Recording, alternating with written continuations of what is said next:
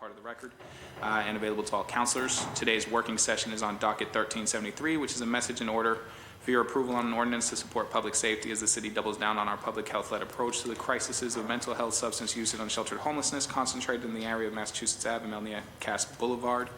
The matter was sponsored by Mayor Michelle Wu and was referred to the committee on August 30th of 2023. The proposal before us would prohibit camp or camp materials on any public property, including sidewalks, streets, schools, or public parks, unless authorized during a period when the shelter is not available. The proposal authorizes the Mayor's Office of Housing, working with the Boston Police Department and Inspectional Services Department, to promulgate any additional regulations needed relating to the time, place, and manner for camping. The proposal also contains provisions relating to the offer of shelter, storage of property, notice, and penalties. According to the Mayor's transmittal letter, this proposed ordinance is one part of a multiple-prong approach. But what we have before us today is the ordinance on banning tents or camping. I gave the rundown earlier, but I'll give it again. The hearing has already been held, so this is a working session, which means we will be going through the language of the docket to make that the most simple, and everybody should have a packet with the docket before them. To make that very simple, what we'll do is we'll go section by section. Each section we'll take a quick look around, see if anybody has something to add to it or something they want to flag. Those changes can also be proposed by the administration. If there's something that you saw that you would like to change in this version, you can flag that as well. Unless something is universally approved, in other words, everybody says that's a great idea, no change is going to be made final during this hearing. What we will do is we'll take in all the edits and then we'll try to create a document that works in time for a Wednesday vote.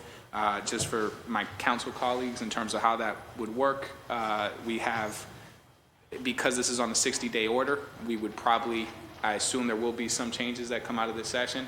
We would send it up as a, for vote as an amended version. If that amended version were to pass, that's the end of it. If that amended version does not pass, then we would have to then do a second vote on the original docket as it's currently written. And then if both fail or that second vote passes, that's the end of it there. And so we'll go through all of this. I don't think there's much of an opening except that I ask for folks who are doing openings, one thing I want you to flag, because we're going to go through what is 1, 2, 3, about 4 pages, though not all of it of equal importance in terms of where I think a lot of focus will be on questions. I do want folks to sort of center where their concerns might be, so I can sort of asterisk around that and get to those issues as we get through them. But I am going to try to take issues in order of how, so that we're not popcorning everywhere. We're taking it in order of how it comes. I am going to try in this session to have it be a little bit more free-flowing so that we're not hemmed up by, you know, you, now it's your turn, so folks can answer more freely and sort of be more productive. If that doesn't work out in a way that feels orderly or productive, then I'm probably going to squib it back to, okay, wait till you're called on. But my hope is that this is more free-flowing as I prefer my working sessions to be. I'm going to give folks an opportunity for an opening. I'm going to start with order of arrival. So Councilor Murphy was here first. Councilor Murphy, the floor is yours. Thank you, Chair, and thank you to the administration who's here. I'm looking forward to this working session. We're here again after more violence, more reports of children in the area, but no answers on when we're going to put a stop to this, to bring a modicum of public health and public safety to this neighborhood that has suffered for far too long.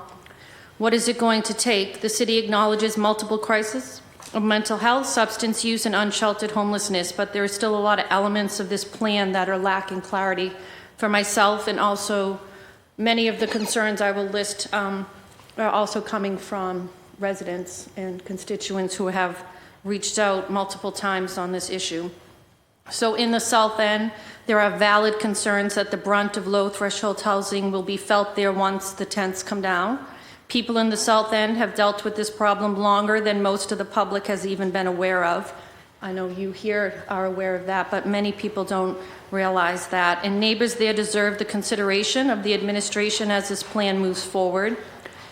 Also, I have some concerns around the first responders. They've been doing heroic work at Mass and Cass, so I do want to thank, I know the police are here, but also EMS and fire who have been doing amazing work there. But with additional security measures are we taking to ensure that our police officers, our firefighters, and our EMS personnel will have their own health and safety safeguarded during this process? And what about their legal well-being also? Do we have the proper indemnification safeguards in place is a question I hope gets answered today. I think there are a lot of questions that have been answered but also unanswered, and I think we have waited far too long to take concrete action. But I think there needs to be some additional clarity provided here. I'm not confident that this will be executed strategically despite how long it's been taken to put into action. So I'm hoping that this working session today can narrow down some of the language to address the concerns that I have and that many of the constituents who have asked me to speak on their behalf have. So thank you, Chair. Thank you, Councilor Murphy. Councilor Flynn. Thank you, Mr. Chair, and thank you to the panel for being here and for the work that they are doing. Particularly, I want to say thank you to the first responders, the police, the fire, and the EMS that have done a terrific job under very, very difficult circumstances.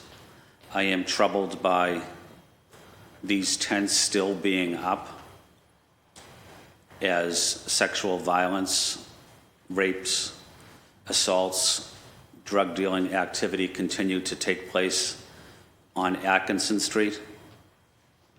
The tents need to come down. Whether the Boston City Council supports this ordinance or not, I do understand that having a policy in place will also ensure that those that are taking down the tents abide by certain guidelines, and I think that is helpful, especially to the police in ensuring that we know exactly what the policy will be when the tents are taken down and that everybody follows the guidelines. But I also want to make sure that we acknowledge the incredible role the police are playing under these difficult circumstances. Again, I'm disappointed that these tents are still up as violence continues to take place in and around this area. I represent most of the South End along with Councilor Baker and Councilor Tanya Fernandez-Anderson. And I believe this is a public health and public safety emergency. I wish the Public Health Commission would have taken this up and declared it a public health emergency, a public health crisis. Maybe the state will take it up as a public health crisis because it certainly is, in my opinion. Thank you, Mr. Chair. Thank you. Councilor Mejia.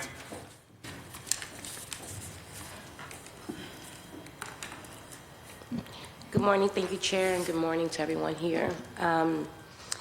I am intrigued by the number of different tools that we have been trying to deploy to address Mass and Cass. As I said before, this is a moment where we are struggling between two very different opposing views in terms of what is going to be the right way to handle the situation. I'm still a little bit unclear about why our police officers haven't been able to utilize all their tools to help address some of the violence that is happening there.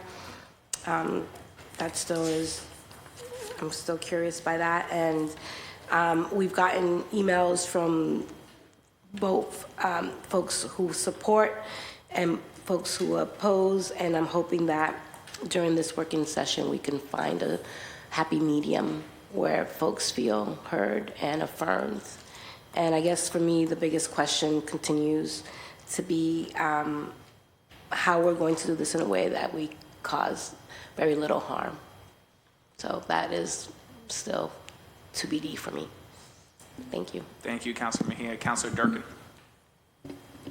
I'm really happy to be here and happy to talk about this ordinance and excited to see representatives of city leadership here.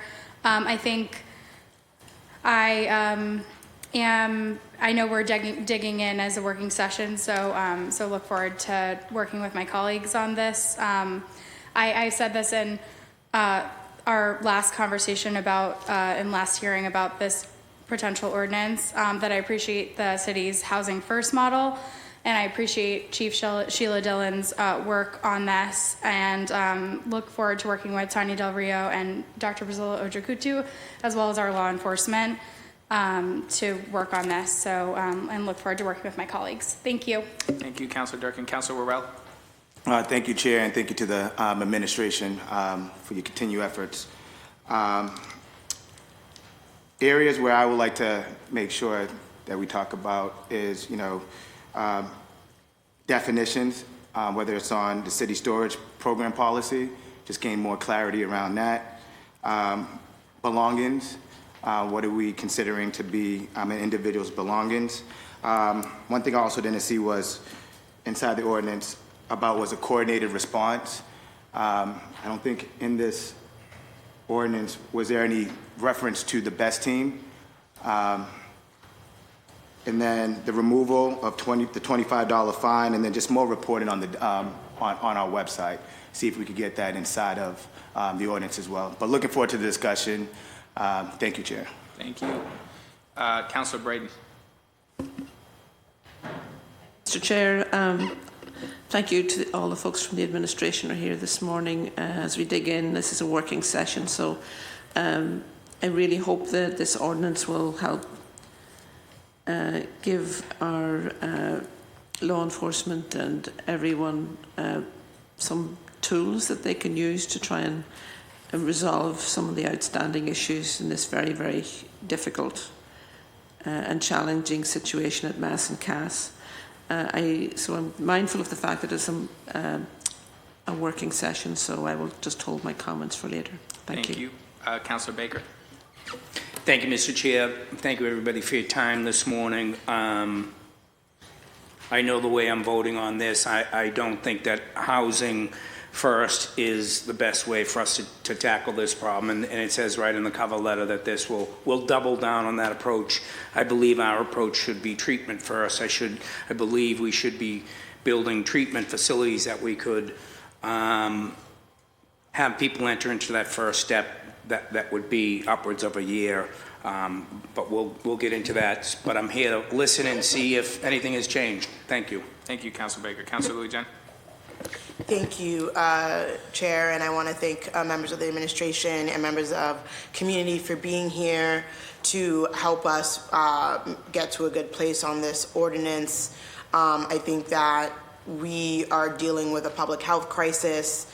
And it has been one that has been very difficult, as we talked about during the last hearing that we had on this. But I do believe that continuing to allow for tents and tent structures aren't really the solution. The solution really has to be in preventing harm to those who are down there, and I think that ensuring that folks have access to shelter. It was good to hear last time that we think that it's roughly about 80 people that we're talking about. There have been some good questions about tent structures in other parts of the city that I think will be important for us to delve into. We also talked about last time the importance of plain language for folks to be able to understand what the ordinance really means. So that's sort of what I'm interested in looking at. How do we ensure that language is made plain to those who are down there so that they know of their rights and what's available?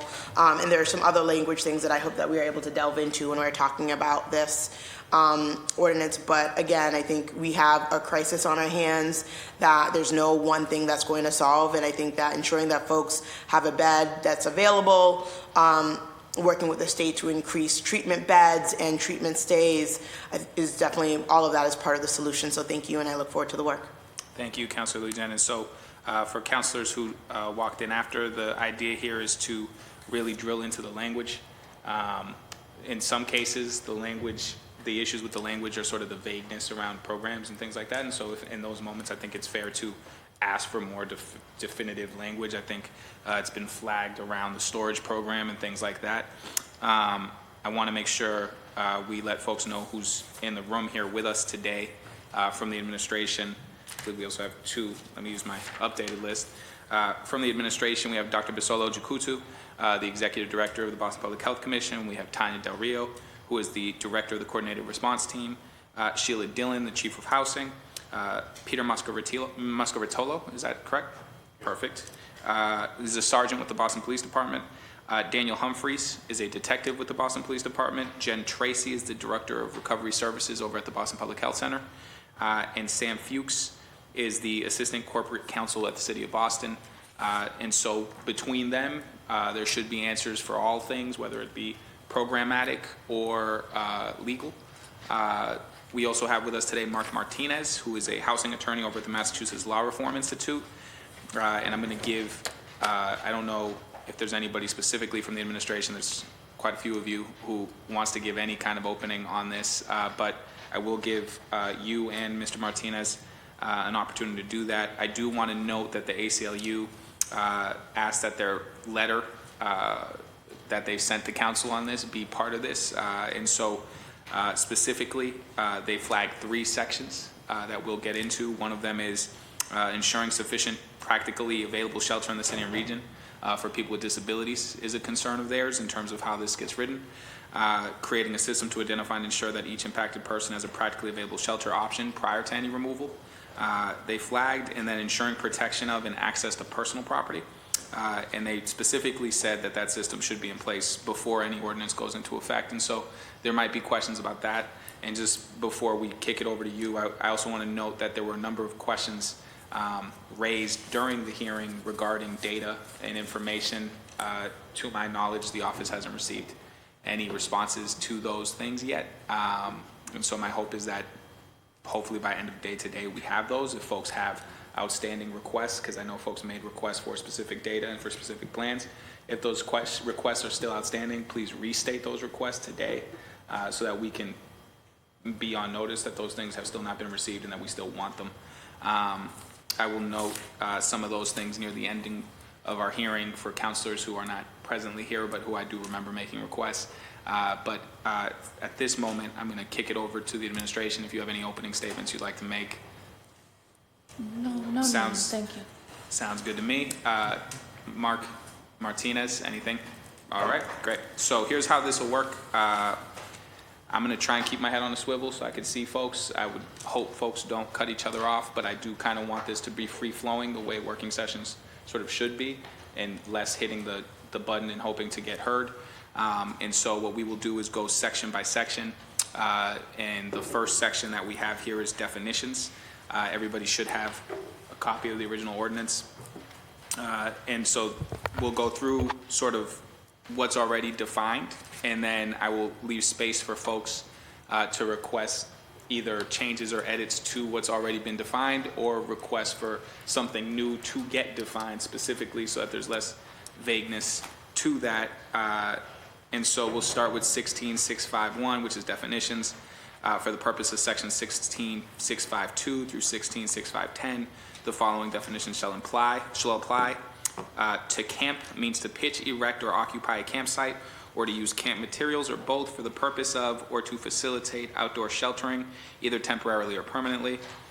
Campsite means any place where a tent, tarp, or other temporary structure is established for the purpose of maintaining an outdoor shelter. Camp materials means items used to establish or facilitate occupancy of a campsite, including tents, tarps, or other temporary structures, as well as large furniture, stoves, and other cooking instruments. City storage program policy, yep.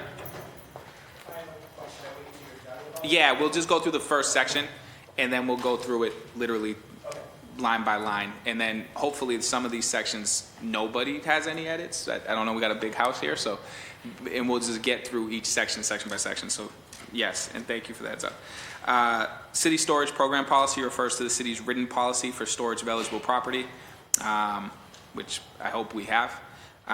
Emergency shelter space means a city authorized location providing temporary shelter, alternative sleeping space practically available to persons experiencing homelessness. Emergency shelter space shall be at a shelter, housing accommodation, or alternative sleeping space that maintains policies and procedures for accommodations under the Americans with Disabilities Act. And then finally, period when shelter is unavailable means a length of time in which there is no emergency shelter space available to individuals experiencing homelessness in Boston. And so, Mark, since you were the first one out the gate, just if there's specific questions or statements or things that you would like to address in the definitions. Yeah. Yeah.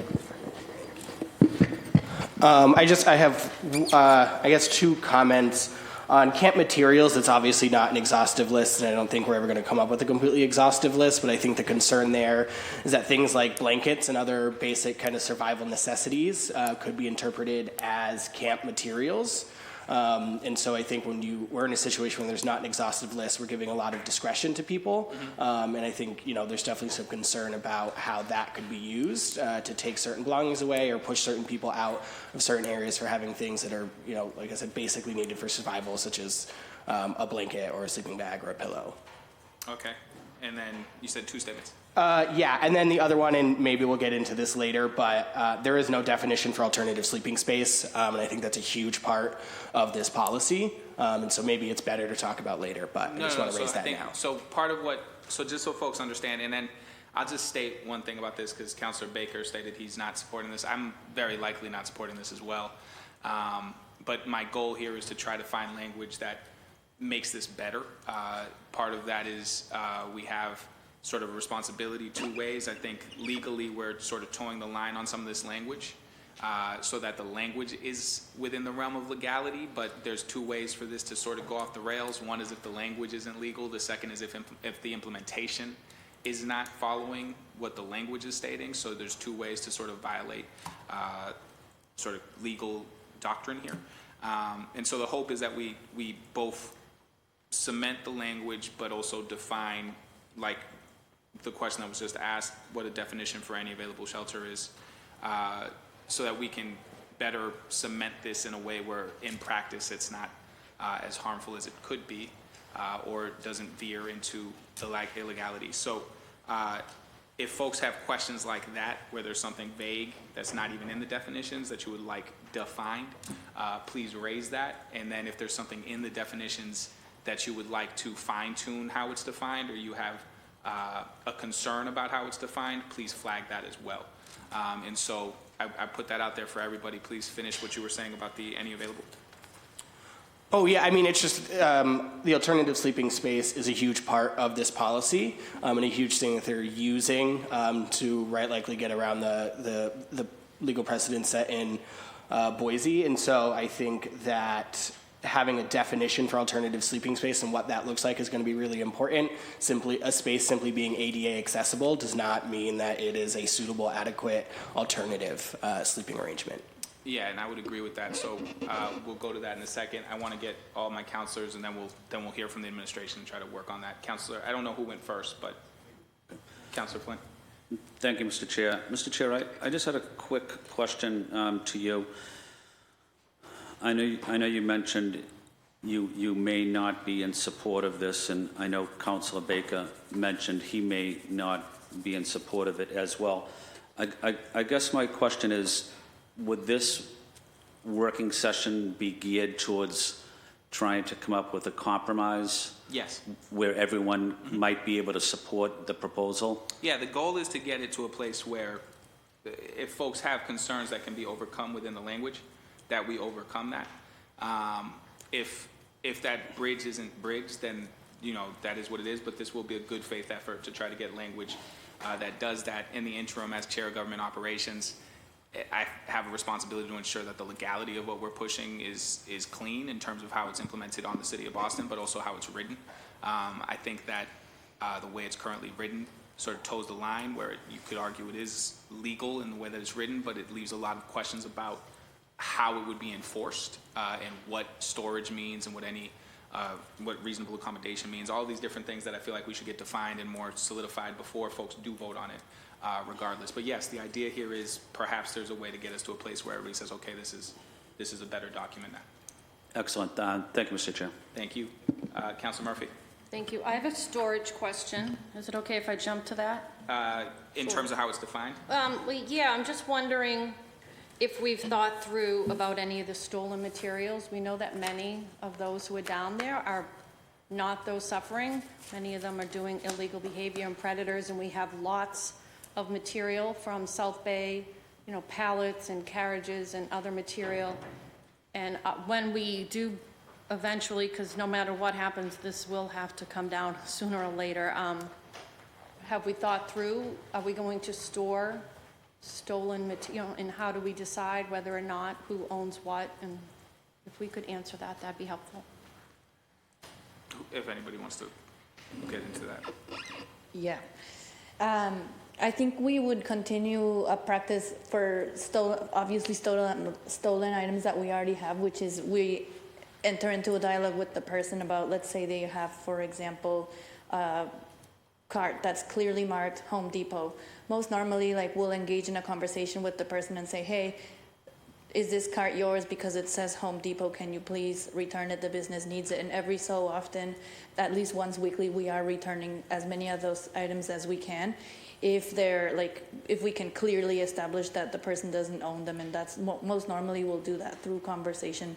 As far as what goes into storage, there is in the policy, I'll let Jen talk about it a little more, a list of eligible and non-eligible items.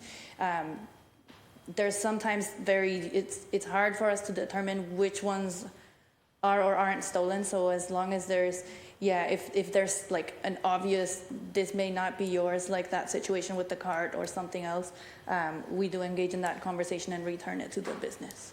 Right, because one of the conversations we've had here for a while on the council is the burden this has caused our businesses and the millions of dollars they're spending to replace items, broken windows, but also physical belongings to their companies. So it'd be good to make sure that language is clear. Thank you. Thank you. Councilor Mejia? Thank you. In the definitions section, I'm just curious if someone could just help me understand the period when shelter is unavailable. Means a length of time in which there is no emergency shelter space available to individuals experiencing homelessness. So then what? So the way the ordinance is written is that when there's no shelter space available, there's no enforcement happening. So the only time when there is enforcement happening is when we can, in fact, offer shelter, which is, most of the time. And how are we going to measure that? How are we going to hold ourselves accountable to that? What does that look like in terms of enforcement and accountability and communication? Are we talking, how are we determining whether there is or isn't space available? So there is a daily census that is shared, and that's how we can tell if there's space or not available. And how often? What does the space look like? Daily. I know, but what's the percentage? How many beds do you have? What's the availability factor? So if I could, Councillor, the way that we're approaching this is that when the ordinance goes into effect, we will have a bed for the folks that are staying in tents. We feel very, very confident about that. And then going forward, as the weeks and months go on, we will have a morning census every single day about bed availability.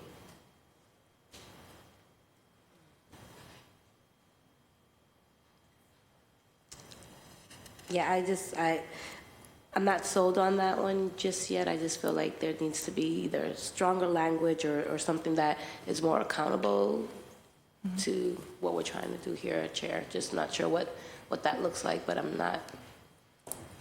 So what I would say on my end, where I think I shared this during the hearing, I'm aware there's already a system for sort of a daily, this is where our availability is, but I'm also getting reports from our shelters that they're well overbooked. I mean, we're in a situation right now where the state is considering removing the right to shelter law, where that's an open discussion. Right to shelter law, which Councilor Louis Jem pointed out, but which is also the case is for families.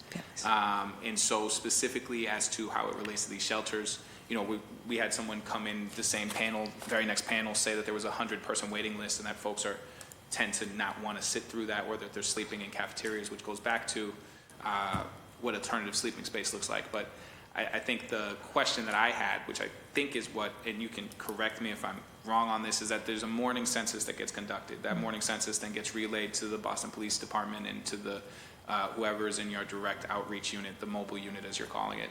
How is that being updated in real time? In other words, if there's allegedly 70 beds available in the morning, but then you have another 100-person long list of people waiting for those spaces, does that mean we still have available shelter technically, or does that mean that we are, for all intents and purposes, we don't have available shelter? I think it's very difficult for me to square away, and maybe somebody here can clear up some of this, because I'm sure I'm not the only one, what the complications with what the state is experiencing when it comes to shelter, because they're using inns and hotels and things of that nature, but I'm assuming they're also trying to use some of the shelter space, whatever is available.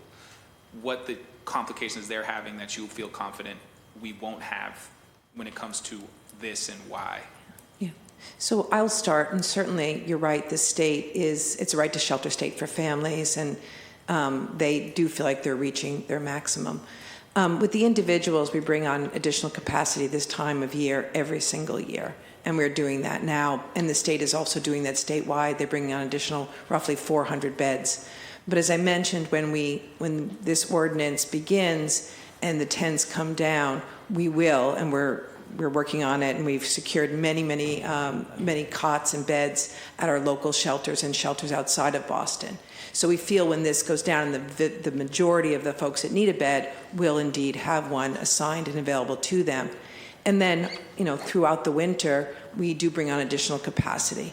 And I can't think of an instance where someone didn't want to come in out of the elements and they were not accommodated in Boston. And I've been doing this for many years. Thank you. I think that still gets to the question about how we're updating that list in real time. Sure. So every morning, you're right, every single morning, we will have a set aside of beds when the ordinance goes into effect. So those will actually have a registry against these are available and who is coming into them. After the tents come down and the folks are housed or they are assigned a shelter, then every morning there will be a census taken at the shelters about what they have available. And that availability will be widely communicated so that people that are out in the field throughout Boston will have those vacant beds, and it will be kept updated in real time. And who's gonna, to that point, sort of two questions. Sure. I might have misheard you, but are we essentially setting aside specifically beds for this population? Is that what's happening? Yes. Okay, so the shelters will have a set-aside space for whatever you census or hypothesize is the number of beds needed moving forward, or is that simply just for the beginning of the implementation? It will be for the beginning, but my intent is to have them set aside for about 30 days, and by that time, everyone will be offered a shelter or to return home. I mean, that is also a problem solving at the every interaction we're trying to problem solve. There's also many people that are in MassCAS that already have been assigned a shelter bed, a low threshold bed, or have been recently housed but are coming back to the area. So all of those strategies will be deployed. And so is it the administration's assumption that there's sort of going to only be this one-time surge at the very beginning, and then the encampments will sort of be done as we know them, and we won't have to do this? Is that encampments are unlike other cities? Boston will have an encampment here and there, a tent here and there, and we will be working with the police and outreach workers and Tanya's team to make sure that all of those encampments get approached. But it will be 2 here, 3 there, 4 there, unlike the surge that we need to do now. Yeah, the reason I stated is just, it sounds to me, and then I'll kick it back around, but it sounds to me like the administration is coming at this from the standpoint that once this ordinance goes into effect, if this ordinance goes into effect and there's an immediate sort of dispersion of those tents and camps, that somehow that problem won't flare up in the same way again. Otherwise, you would create sort of a more permanent structure here than just a one-time surge in housing. I might be incorrect. No, that's correct. We've got to deal with this, this immediate, but we do anticipate that we will see tents. There might still be scattered, but that the size of the issue will not be what it is right now again. That's correct. Okay. I just want to add that our shelters, the emergency shelters. One sec, I don't know why it's not. It usually turns right on. There you go. Yeah. I just want to add that our emergency shelters here in Boston, the 112 men's shelter and the Woods Mullen women's shelter, we never turn people away. That's our policy. So we always, make room, find space. That space may, involve beds, cots. There are some people who like to sleep in other sort of circumstances, but I think the point is that we are going to make space for those people who need it, and we will do so on an ongoing basis and be referring people as needed to the spaces that are available. Do those shelters have ban lists? Yes, yes, And they so do. what happens with those individuals? Right, so we're going to do our best under this policy to look at who's, been banned, why, and sort out how we can find space for them elsewhere. Just because someone is banned in one place doesn't mean that they're banned elsewhere. And we will be making space for people irrespective of what has happened in the past. We will delve into it, on a case-by-case basis.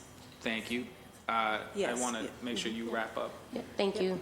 Thank you, Chair. I just have one more clarity question that I want to just, understanding the way shelters work, it's usually you have to be outside during a particular time period, so I'm not sure if that rule applies to this particular segment of the population. Like if you're living in shelter, from 9 to 5, you have to be out or doing some sort of activity.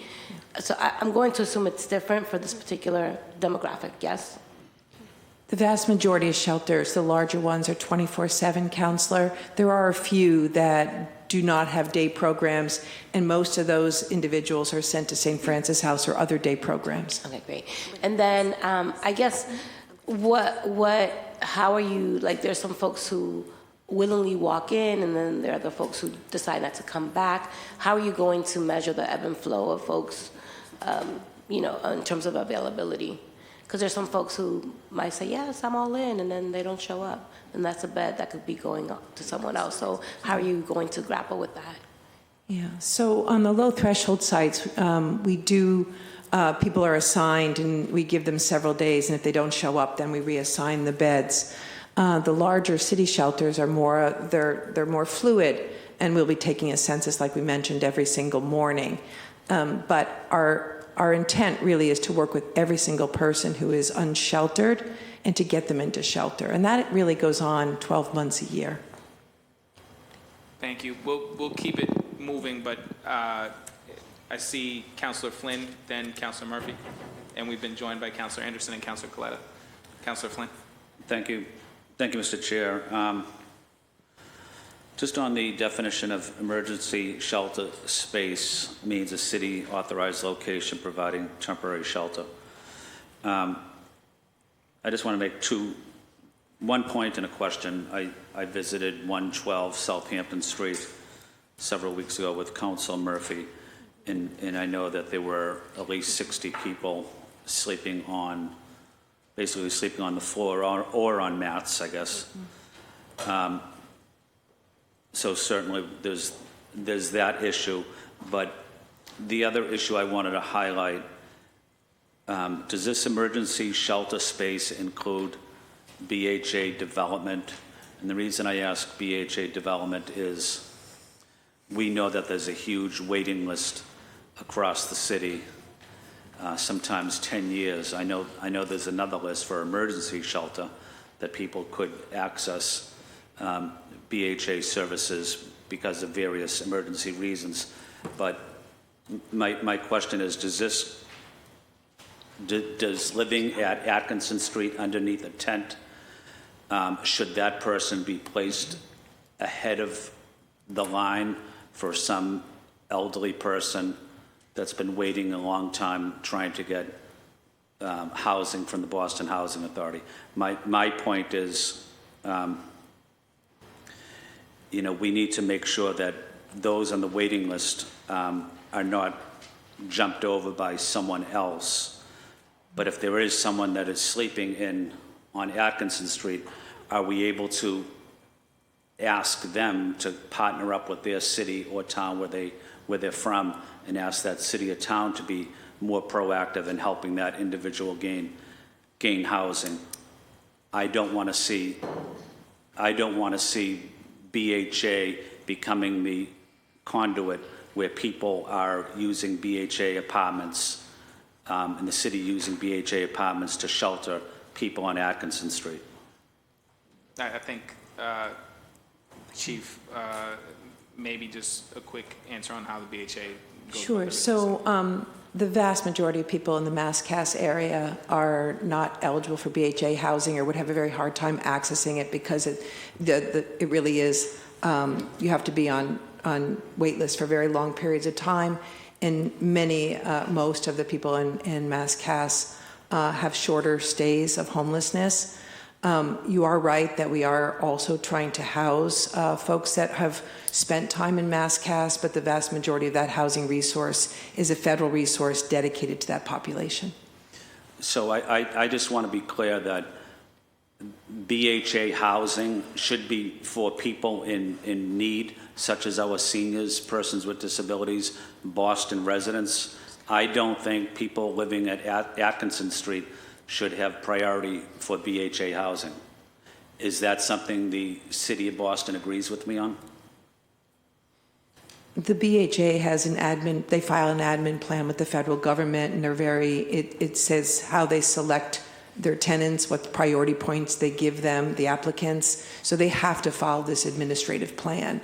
I think we could certainly get that information for you. We can't certainly discriminate because someone spent time on MassCAS, but they're following an admin plan that is not focused on MassCAS necessarily.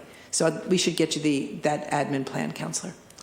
Thank you, Sheila. And I maybe I just should speak for myself, but as a district city councilor, I get calls all the time from residents, many seniors, trying to get into BHA housing. They're on the waiting list, and probably my fellow district councilors probably received the same calls as well. But I want to make sure that that waiting list is respected, and that people living on Atkinson Street do not jump ahead because of this emergency crisis that we're facing.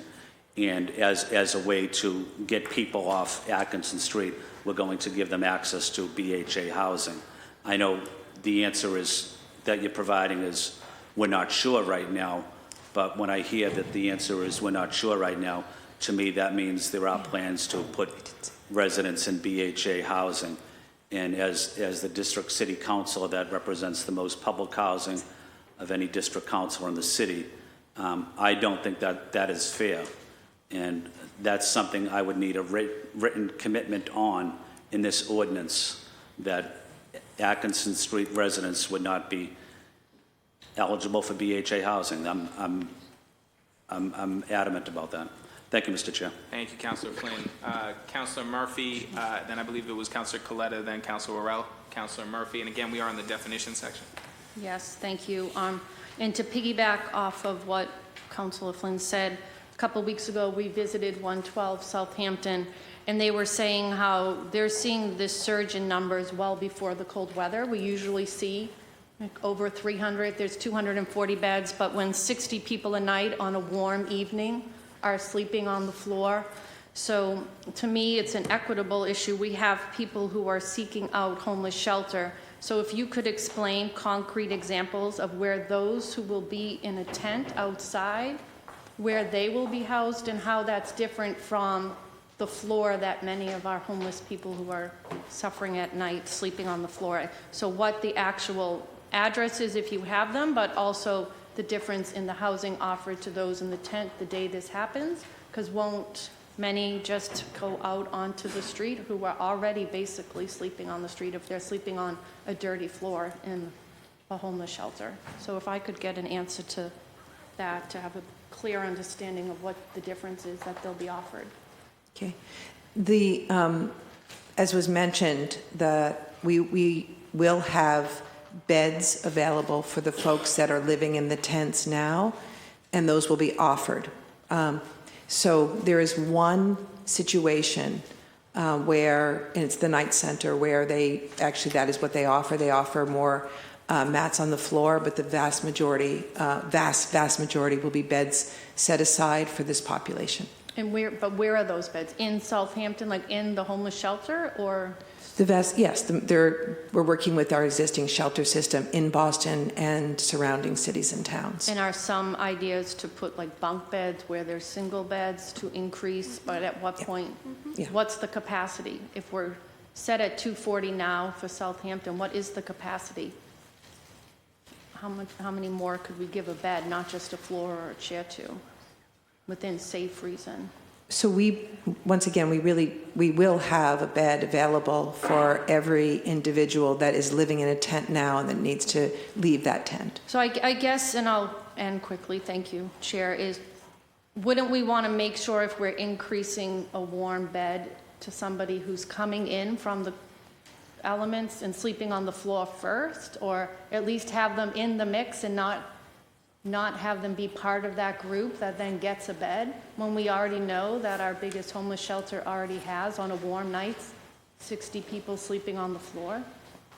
So like, where do you get in the line of who gets the bed that night? So we're reserving, as I mentioned, we are reserving beds to take down tents. It's important that we take down the tents. Well, it absolutely is important, but to tie, yeah, I agree that it's important, but just making, I mean, yeah. If I can ask a clarifying question. Yeah, please. Are you essentially asking, since we have 60 people sleeping on the floor at the shelter right now, are you essentially asking if we're prioritizing beds for them, like actual beds to sleep in, since we currently have 60 people on the floor and we're adding more people in there, or are we creating? This is a question I also have. When we say beds available, are we talking about actual beds? Because Right. if you have 60 people sleeping on a floor right now, and then you tear down these tents and offer them the ability to go sleep on that same floor, that I think is what your question is essentially, is are you adding beds already when we have 60 people already sleeping on the floor? And this is before the cold weather. Before- That and number before 60 this will gets implemented. increase to hundreds I once think, it's yeah, I cold. think We are adding beds, and we're also working very, very hard to house people that are currently in shelter and that have a housing resource. We're also trying very hard, we're engaging people in the Mass-Cass area, but throughout Boston, to see if they want to return to communities of origin, and making sure that they want to do that, and they've got a safe place to be if they do choose that option. So it really is problem solving across Do we have a percentage of success rate of people going back to their home or town? I don't have that with me, Counselor. do we keep that data? We can see if we have something like that. That'd be good to know if that's actually something that's worth pursuing. I was going to say we do have data on the family reunification initiative that just started. I'll say about 40% of the people that we do locate connect back to family in different ways. Not always. So not necessarily living. go back to Right. live with them, but they're at least But engaging it's in not that a conversation. It wouldn't fit this ordinance of offering a bed to them, in a sense. No, it's legally. separate Right, it's initiative, yeah. separate, so they may connect or know they're safe, but it doesn't mean they go move back home with mom or, In some cases, Cons. not in all cases. okay, a number on that would be good to know, if there's a percentage there. Thank you. Thank you, Councilor Murphy. I will just go to Councilor Coletta, Councilor Worrell, and then I have some questions about the definitions myself, and we'll jump into that. But Councilor Coletta? Thank you so much, Chair. And my question is not necessarily around any of the definitions, but it was brought up. It has to do with the daily census that we're going to be relying heavily on. And it seems like having this system be airtight and making sure that people who are in this space have having access to it and that it's updated in real time seems like it's going to be extremely important to getting folks off the street, out of the cold, and into the beds that you're talking about. So I'm just wondering if you could speak more on that. Who is going to be overseeing it? Do we have the capability to staff it 24/7, especially on holidays? So I was just wondering what that looks like, especially the technological infrastructure. I know it's very specific, but it's going to be very important that it is updated in real time. And so what have your conversations look like with Do It in case there's a fault in the system? Anybody that can just provide details on the daily census and access to it.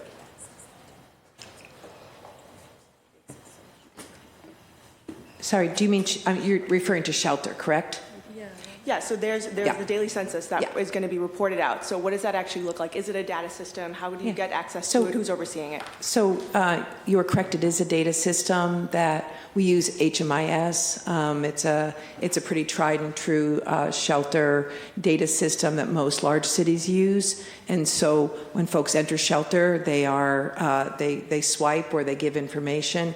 And pretty much every morning we know how many shelter beds were used and how many would be available. And there's staff 24/7 in shelter, so that would be available, yes. Okay, great. So no matter what, on weekends, holidays, there's going to be updates to the system regardless of what day or time it is? Yes, we collect it 7 days a week. Okay, Yes. thank you. That's my question. Thank you, Chair. Thank you. Councilor Rowe? Thank you, Chair. And one of the definitions that I would like to see added to this is coordinated response. I know it sounds like we can't do it now when we engage individuals down there, but when it comes to the removal of tents, we don't speak to how do we engage the individuals. Like if it's, like I would like to make sure that we're continue to take a public health approach, a public safety approach as well, by making sure that, it's not just our police officers, engaging the individuals when we're removing the tent. So coordinated response is a definition I would like to have inside of there that's made up of, the best team, the community outreach workers, or social workers to be part of that definition also of the removal of tents. Thank you. And just so folks follow along, we are going to go section by section. There's a section that's titled removal.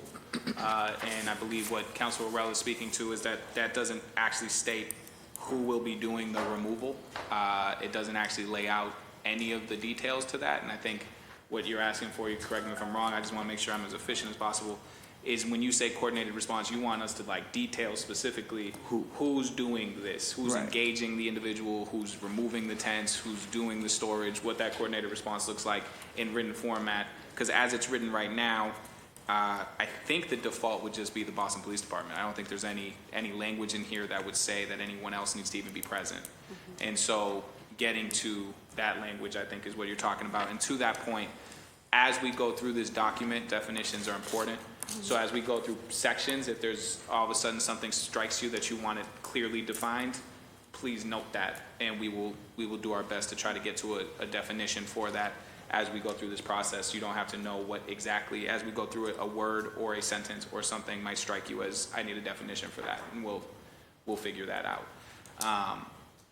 I don't know if there's any, in terms of the coordinated response question, do we have, because you guys have made mention of the mobile unit, and so what agencies or who's involved in that coordinated response? We're currently ensuring that the first touch point is always an outreach worker, which can mean a bunch of things. It can mean a recovery services worker staffed by the Boston Public Health Commission. It could mean a Pine Street worker through our collaboration with them. There's other outreach partners that we work with, like St. Anthony Shrine, et cetera, depending on what area of the city we're at. We always are getting the first touch point and the first information about what's happening from an outreach worker that's had that conversation and made the offer of services. So that wouldn't change. And so it sounds like the goal here, just so that I'm clear on it, is that an outreach worker, which we'll probably have to define that, but an outreach worker is the first point of contact, offering services, offering shelter with any individual before the Boston Police Department even gets involved, or simultaneously with the police officers. So, and it also depends who finds the encampment. So sometimes the first person to see it might be an officer. Most of the time it'll be a 311 report. So we get the information from multiple spaces, but always we dispatch outreach once the person is located. Does that make sense? Yeah, it sounds like there might be instances where the Boston Police Department is first point of contact and not an outreach worker. Yeah, if they see it first. Yeah, and I think the question, just to be clear, is your request is a hope that if we codify this, that it be codified that the first point of contact is always an outreach worker. Right. Or the outreach worker is there prior to the removal of the tents. So I think that makes sense. So because the outreach worker is sometimes not the first person on scene. I think that second part, though, gives us the leeway to do that, as long as they're there before the removal of the tent. Yes. Right. That's right. So if whoever lays eyes on it first would tell our team, our team would dispatch an outreach worker. Right. And I think that second part that you prior. said, where you tie, I think there's a way to do it where you tie the removal of the tent to having an outreach worker present at that time, rather than then first point of contact based on what you're talking about might be untenable, but not tearing down the tent until an outreach worker is there is within the realm of doing. Perfect. Yeah, that's perfect. So I think we can word that all out and deal with that when we get to that section, but thank you. Anything else? That's it for now. Councilor Louis Jen, I saw your light go on, and then I saw both of you, and so I'll go to you. Thank you. I just wanted to point out a concern that actually isn't a concern because I worked it out, but I just wanted to share it in the definition section. Period when shelter is unavailable is defined as means a length of time in which there is no emergency shelter space available to individuals experiencing homelessness. In Boston, for me, and in the prior section, you have emergency shelter space defined, and I think practically is very important because practically it covers those, maybe there's a shelter or a bed available, but someone has experienced trauma in that shelter, and that's not a practically available bed. And so that's why it's important to have practically there. And so I was going to advocate for that when the period when shelter is unavailable means a length of time in which there is no emergency shelter available to individuals experiencing homelessness in Boston, that we add practically there, but we don't need it. I will say that I like the idea of defining what practically available means, which isn't defined. Well, that's possible, but I'm just saying that embedded in this period when shelter is unavailable, because that is defined as including practical availability, we don't need it again in that section.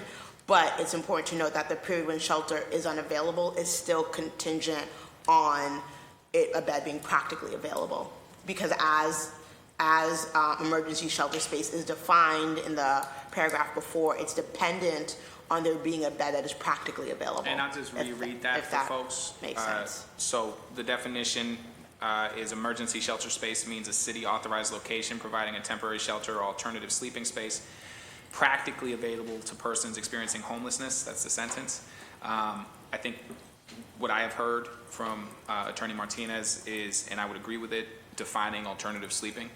And then that sentence goes on to say, the second sentence says, emergency shelter space shall be at a shelter, housing accommodation, or alternative sleeping space. There's that word, that term, that maintains policies and procedures for accommodations under the Americans with Disabilities Act. So that's how it's currently defined in this draft. There is no definition of practically, so that is the definition for what the city is defining emergency shelter space as. I think two things jump out to me. Can I just finish my thought? Yep, go ahead. Okay. So I just want the agreement from administration that my reading there is correct. That period when shelter is unavailable means like the time in which there is no emergency shelter space is available, but because emergency shelter space is dependent on it being practically available, that like a period when shelter is unavailable takes that into account. So the second sentence says period when shelter is unavailable, and then it says means a length of time in which there is no emergency shelter space available to individuals experiencing homelessness in Boston. And that would define emergency shelter space as the definition that we just read, that's right above it. Yes. Thank you. Thanks, Sam. Thank you. All right. Thank you. That's just all I wanted confirmation of. Thank you. Thank you. Thank you.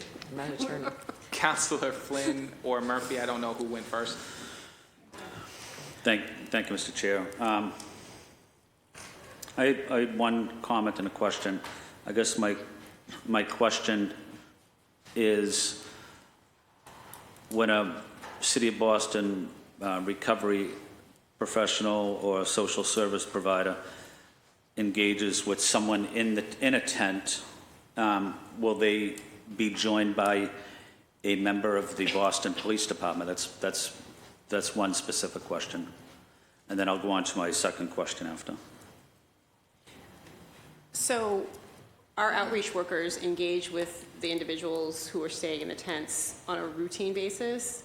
And the goal would be, if this ordinance is passed, that we would be looking at a co-response system where BPD would then be involved in regards to, removal of the tent and engaging with the person who's living or staying in the tent. Is that clear? It is effectively a co-response, but our outreach workers are definitely involved, as will BPD. Are the outreach teams still engaged with people living in the tents on Atkinson Street?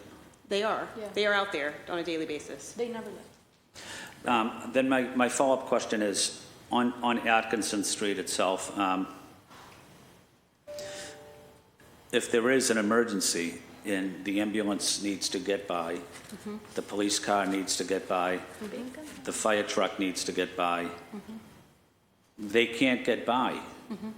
That's why I've been advocating for a state of public emergency we had a camp on the other side of the Charles River in Cambridge that went up on fire.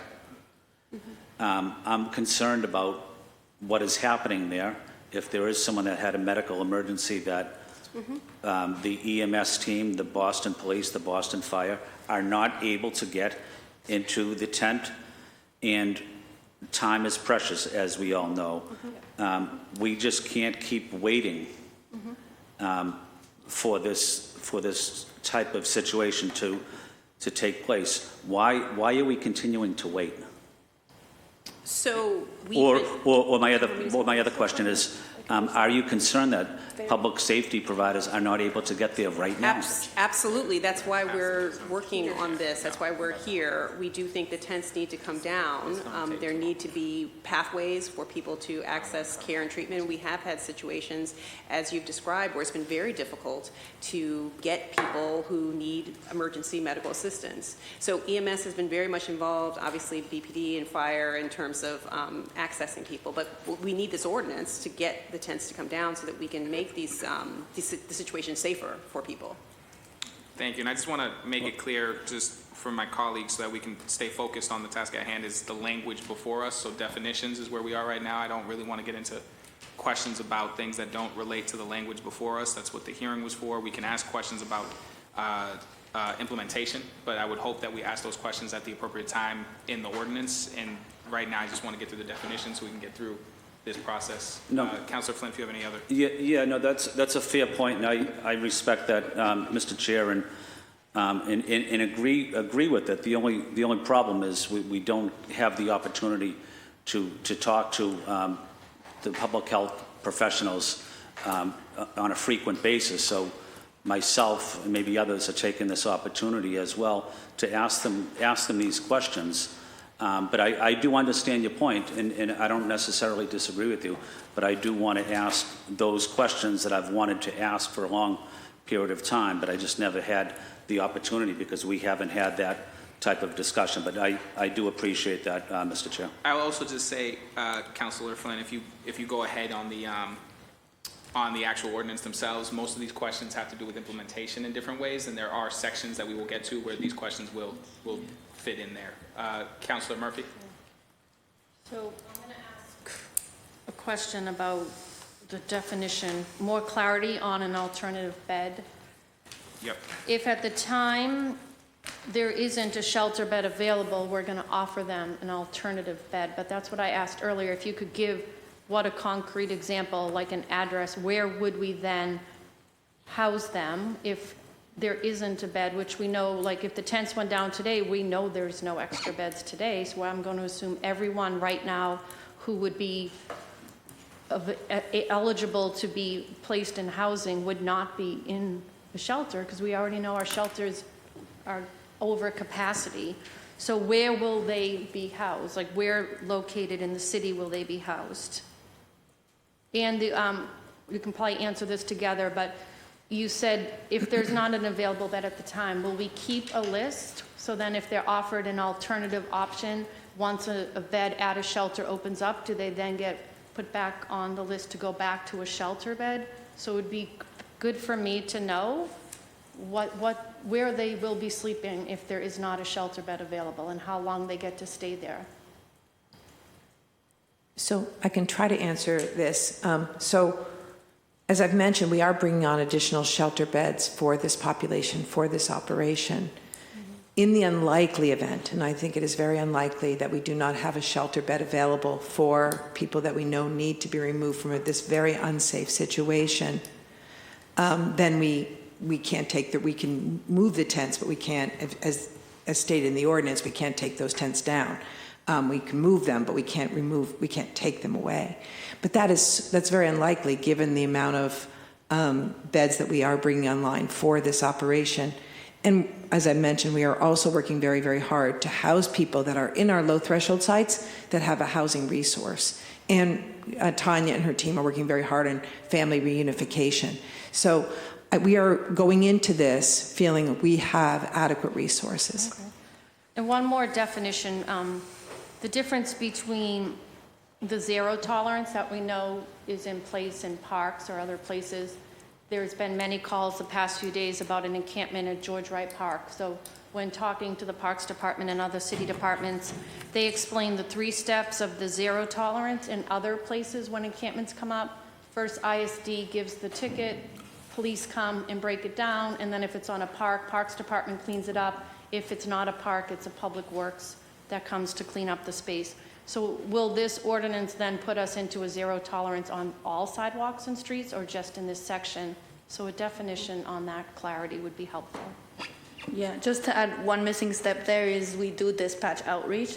And then the answer to your question is, yes, this ordinance would replace the existing encampment protocol citywide, but would keep those same steps. We would still dispatch outreach and try to resolve the encampment as quick as we can. So every encampment will have the same rules instead of there being different rules in different places? Yes, Counselor. Currently, we have different rules for parks, Right. schools. Yeah, this would bring the same rules everywhere. Okay, thank you. Thank you.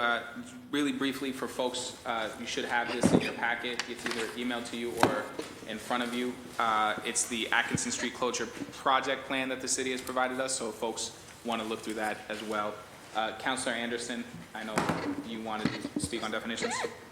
Thank you, Mr. Chair. No, I don't want to speak on definitions. Just trying to follow. Thank you to the administration and everybody else who's here. This is extremely important to me, and I want to be engaged. I know that I'm the one who proposed this working session initially, so I'm asking, Mr. Chair, if you allow me to sit in that extra seat there.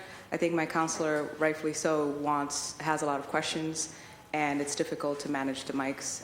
If I can sit there to have the microphone. Yeah, it's fine. Okay, thank you.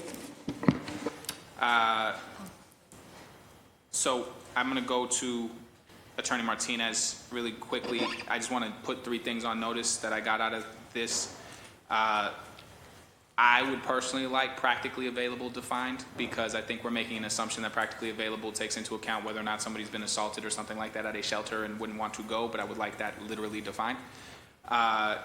2, alternative sleeping space was raised. That's come up now a couple different times. I also had questions about what qualifies as an alternative sleeping space. I'd like to see that defined. So Attorney Martinez, if you have suggested language there, that would be interesting to hear so that we can get through that. And then I think this is probably a section for Attorney Fuchs. This is probably your time to shine when we're talking about definitions. And then the third one is coordinated response, which I think we can table that, parking lot that, till we get to the actual process, and then we can, once we decide how we look at the question of removal and things of that nature, we can then come back to coordinated response. But I want to go to you, Attorney Martinez, if there's anything that you want to add beyond that, but if you can sort of offer your 2 cents on what you think alternative sleeping space should look like since you first flagged it, and then if you have anything to add to coordinated response or practically available as well. Yeah, am I able to get a copy of that plan that you just talked about? I don't. Yes. Perfect. Thank you. Thank you. That'll be good. I mean, I don't have I don't have suggested language on those things right now that you just mentioned. You know, I'm happy to think about it. Do you have baselines, what you think that should mean? Yeah, I mean, I don't think it can mean a mat on the floor, right? I don't think that is an adequate alternative sleeping space. I certainly wouldn't call that adequate, so I think there needs to be some more language. I think we can also, and maybe it's a better topic for later in the conversation. I think, you know, an important part of this conversation, as we all know, is it's not just like rules and procedures that are keeping people out of congregate shelter, right? There are safety issues. There are lots of reasons that people are already choosing not to use congregate shelter. And so maybe that is a point of conversation for a little bit later. But yeah, I just want to raise that as we're thinking of a definition for all of this, and as we're thinking of a definition of an adequate sleeping space, what is adequate for different people based on a whole host of different identities, I think is a really important thing to consider. And then the one last thing that I want to raise that hasn't been talked about is in the definition of period where shelter is unavailable, a length of time is a really amorphous term. I don't know what that means. I don't know if that means on a day-to-day basis it's going to change whether or not people can have encampments minute to minute, hour to hour. I don't know if it means that the city, and again, maybe there's a part of this language later, maybe it fits in better there, but right, this could presumably mean that the city says that this period of when shelter is unavailable has to last for a week before encampments are allowed back, right? Like, I think that that's a really amorphous time. really amorphous term that we really have to nail down if we want this policy to be meaningful. I would agree with that. Quick question that segues perfectly into one of the questions I had off of definitions. Has there been a moment in the last 90 days where shelter has been unavailable?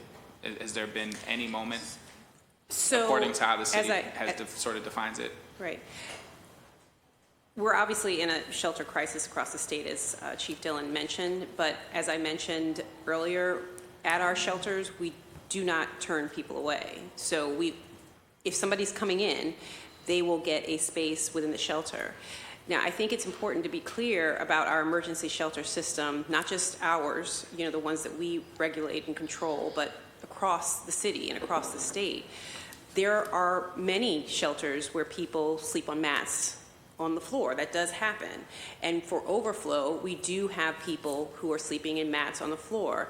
We also do have some people who are sleeping in chairs. Some people actually, as I know, and I know this for a fact, have requested that they prefer to sleep in a chair. That may be the lesser, frequent case, but it does happen. Our plan in the context of our shelters is to look at overflow space. We're working on a lot of these things and to think about how we can make sure that there is adequate space available. Ideally, we would like to have bed space for everyone. However, we do have people who are sleeping on mats on the floor within our emergency shelter system, both within Boston, within the city-run shelters, and beyond.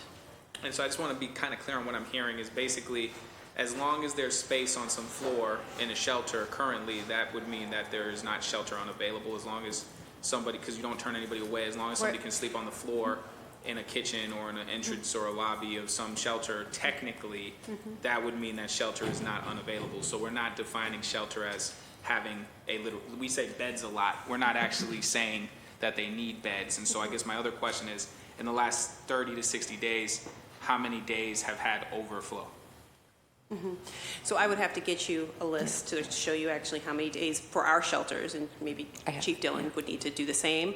But I would add that what we are trying to provide in emergency shelter is a roof over somebody's head in a situation of really inclement weather, and food, and a shower, and a safe space. What's occurring out in the tents is not safe at all. I mean, in the middle of winter, we've had to dig people out of tents that have collapsed on them. So we're trying to provide an alternative, and we're, I think, doing what we can to do so. So that's why we think it's important to mention that people are allowed in, and that is our policy, that we don't turn anyone away. So I guess the question then is, when you say alternatives, now that we're talking about definitions, you just brought up shelters that have a place for somebody to shower, toiletries, the ability to eat. Are all of those things that would have to be required for a place to be a suitable alternative shelter? Or are we saying that you can put somebody in a gymnasium and then say, hey, there's no showers here, but we found an alternative sleeping space for you? Because you just mentioned a hot meal, a shower. I would say all of those things, to me, are required for a living space. And so are we saying, if we put that in the definition for an alternative sleeping space, must have access to showers and the ability for them to take showers and do what they have to do that way, the ability for them to have food provided to them, would that be a suitable alternative space definition, that it has to have those things? Or are there going to be situations where we're not putting people in places where they can shower or have the promise of a hot meal? So the way that I would answer that is to say that we're doing our best to provide as many of the services that we can offer as possible. For example, in the 727 space, we are offering people a bed, a place to stay, hot meals, and we are offering them showers that we would accompany them to take them to places where they can get a shower. So they would have to transport somewhere that isn't where they are. That is correct. Okay, so there's a lot of moving people around. But in terms of, and I just want to note, because we've heard so much testimony to it, and I just don't want to be silent to it, a number of people have talked about being sexually assaulted in these shelters. A number of people have talked about having their possessions stolen in these shelters. A number of people have talked about being assaulted in these shelters. I'm not going to do the whole like it's safer in a shelter than it is on the street, because for many people that's not actually their lived experience. And so I think one of the things that came out of this to me from the hearing, this is separate and apart, but I just feel like it needs to be said, is we have to I haven't seen a single hearing since I've been here for 4 years on the safety of shelters. And yet it's a recurring theme that people are encompassing or are experiencing really terrible things at shelters, and there's no seeming oversight of that.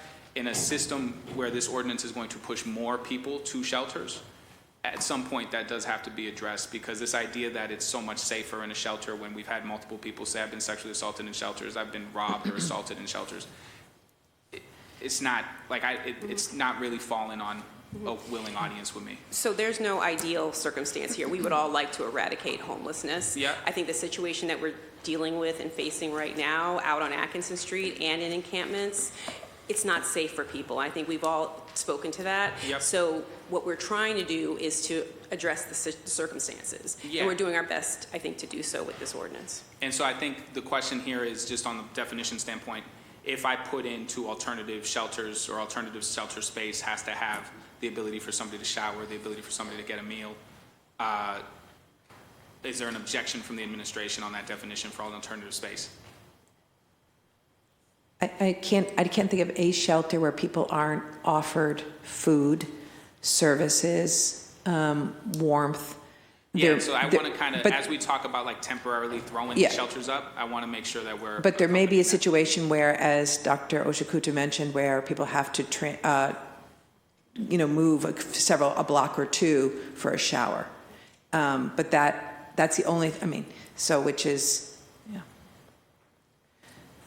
I would note that any new language has not been vetted fully by the legal Yeah. department. Yeah. And I wouldn't feel comfortable providing a legal opinion on the fly at this moment in time. So it would be something that the department would have to. Yeah, and here's what I will just say to the administration, because I'm sure Neil is somewhere over here. If we're going to do edits, and I know that the administration is very adamant that they'd like this to get voted on Wednesday, if we're going to push for a vote on Wednesday, I can't be held up because the legal department can't get through on legal analysis. Otherwise, we'll just have to wait, and I would prefer not to do that. So the ball's sort of in your court about how quickly you can get that legal definition and all of those things done, and I'll try to get you this not at midnight on Tuesday. Right, but we'll do what we can to get this out to you as quickly as possible. But if the administration has a timeline that they're trying to set on this, and then the roadblock is that I have to wait for the administration's corporation council to clear it, then I see those as sort of at odds. But noted.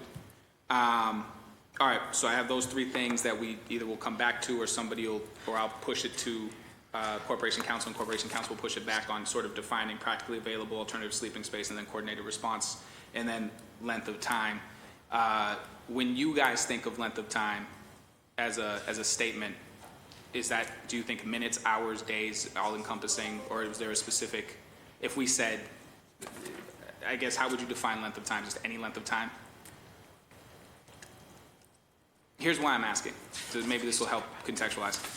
It says when shelter is unavailable would be, I guess theoretically, when you're allowed to have a tent outside. Are we saying that can change hour by hour, or minute by minute, or day by day? In other words, if we come to the conclusion that a period of shelter is unavailable at 12, but then it's not unavailable at 2, but then it's back unavailable at 4, how are we defining when tents are okay, basically, under that? Like, how long does a shelter have to be unavailable for somebody to be able to put a tent up?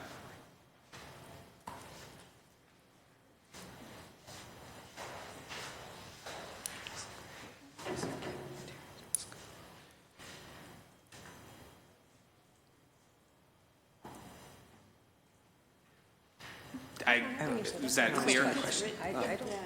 So basically, I guess this is for the corporation council. This is essentially trying to get around Boise, which essentially states that you have to have shelter available if you're going to essentially criminalize homelessness.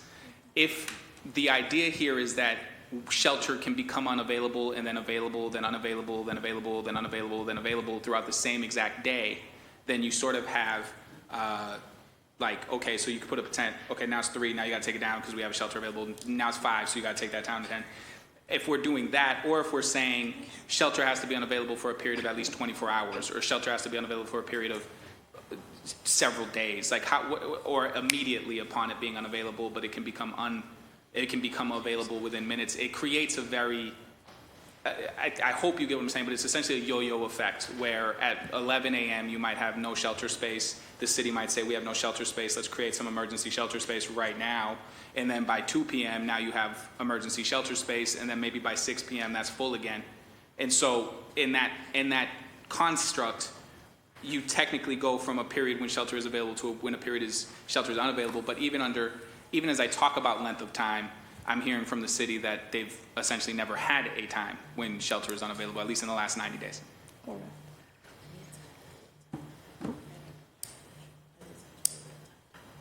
So you think real time? I think it's just, I think this is like Yeah, I don't know if the language addresses the concern, but in practice, the way this, like the spirit, the way this is envisioned is if there's going to be an enforcement action, the city's checking first to see if there is shelter available. Once there is, correct, then they can conduct enforcement, and if there's not, then they cannot. And actually, this is helpful. I'm glad you said that. In places where legal language, and you are not a lawyer, it's better for me if you just speak what the spirit of it is, and then we can make the language match the spirit. If that makes it easier for folks. And so that's helpful to me because it tells me that that's how you're foreseeing it, the enforcement. That's what I was trying to figure out. I'm going to move on from this section unless we got anybody else. I see two folks, Councilor Mejia and Councilor Murphy. I'm going to give you, we're still on definitions, then we're going to go to unlawful camping. But Thank you, Chair.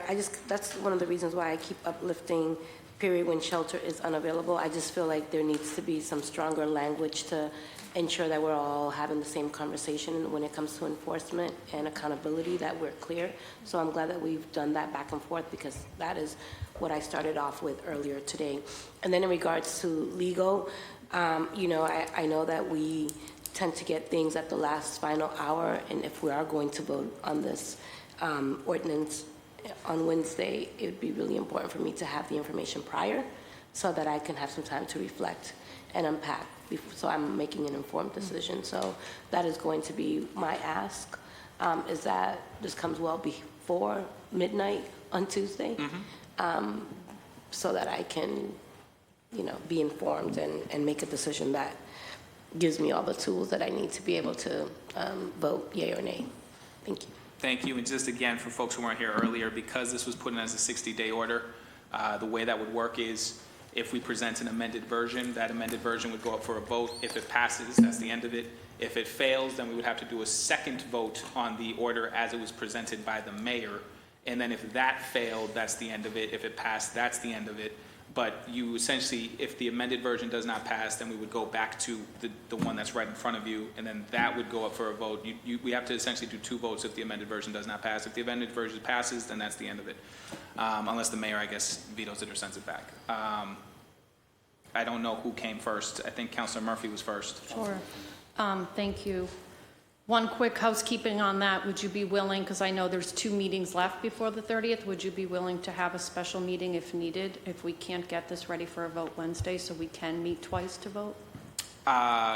Just a thought. I know that came up during redistricting and others when we're in budget season. I think that's within the power of the council president. My hope is that we wouldn't need to, I think we would do both of them at the same meeting.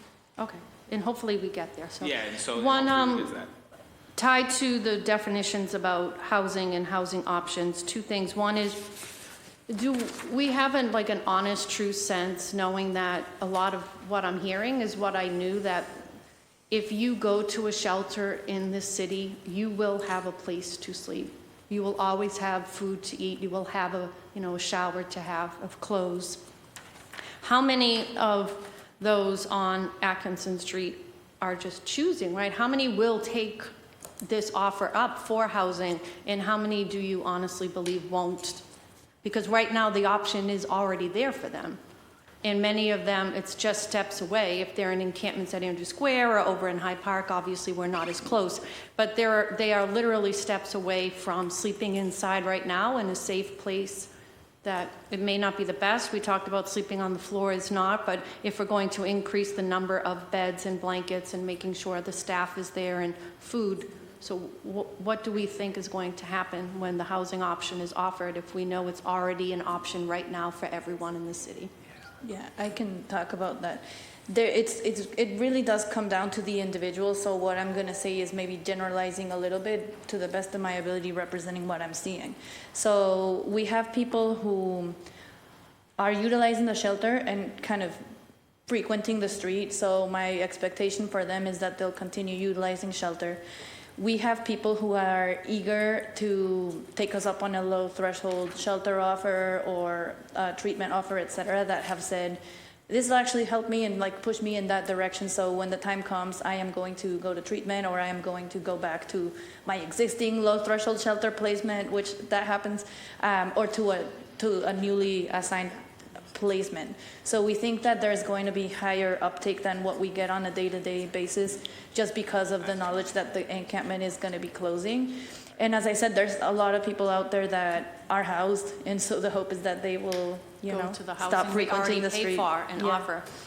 And quickly, this came in as a question from someone, so I'm not sure, but is the intent, there's a belief that the intent is to use the Kramer building for a safe sleeping shelter instead of the engagement center, which they feel is more ideally suited and is not difficult to control. Could you answer that? Because that might be, I know I've asked a couple times, do we have specific addresses? And I haven't heard yet, like where is the Kramer building located, and is that something we're going to use first?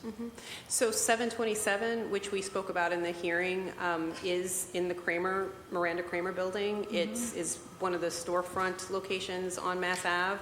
And we previously were utilizing that for office space. We currently are basically mobilizing the space to create a new safe sleeping space for 30 individuals. So it will be another space for people to utilize.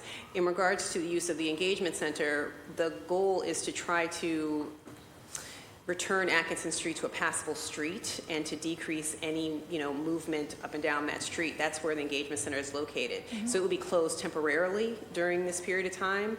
And so we're not using that space for that purpose, for the purpose of people sleeping. We are utilizing 727 as an How many alternative. people use the engagement center a day who don't live in the encampment? Like, that's going to shut off services to those who go to this area for those supports, because I know we built and support and fund the engagement center for good reasons, because it offers services that, because not everyone suffering is sleeping in a tent, on blocking, the EMS from coming. I mean, they get several calls a day to that, homeless shelter, and they can't get their ambulance up the street. So the EC will be temporarily closed. We don't anticipate that this is not, it's going to be a space utilized for the purposes that we, established the space in the first place.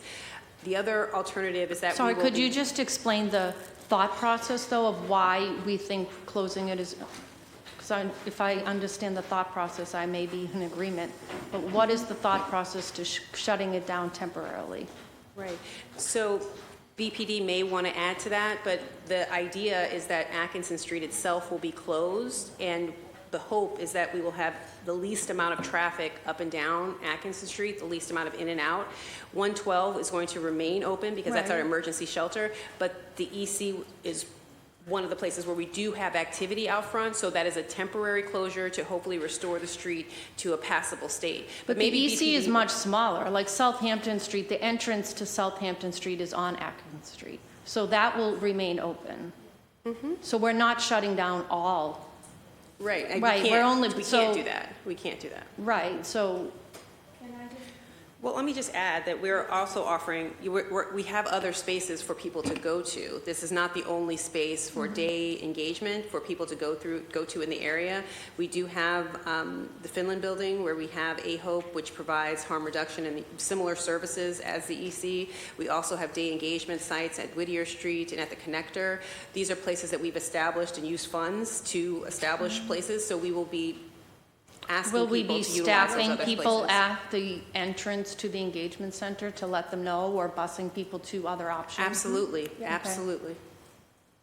Thank you, Chair. Thank you, Councilor Murphy. I think Councilor Fernandez-Anderson was first, and then Councilor Flynn, Councilor Anderson. Thank you. And then I will be moving from definitions.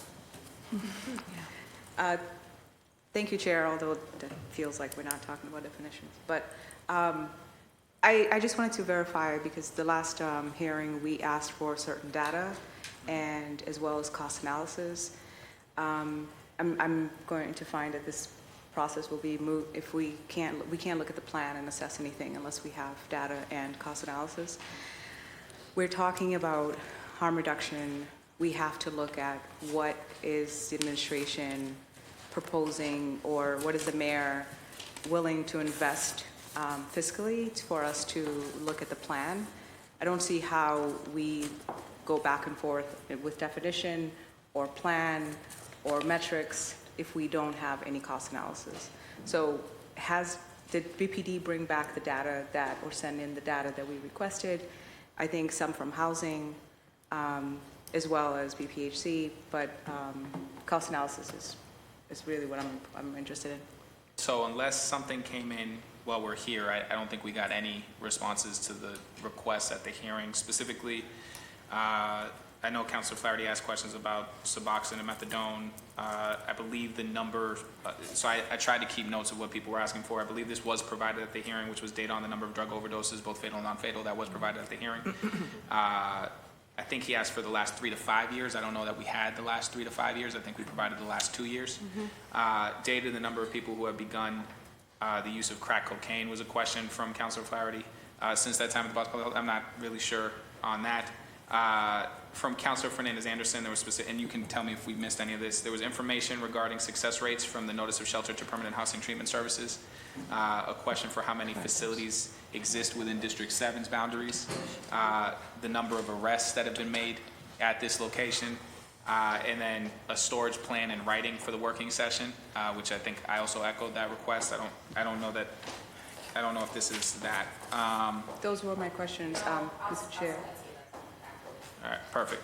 And then no costs. Several people asked for costs. I haven't been provided any costs. Then cost and timeline to the plan as well. Can you define timeline to the plan, just as you want it? You mean timeline to implementation?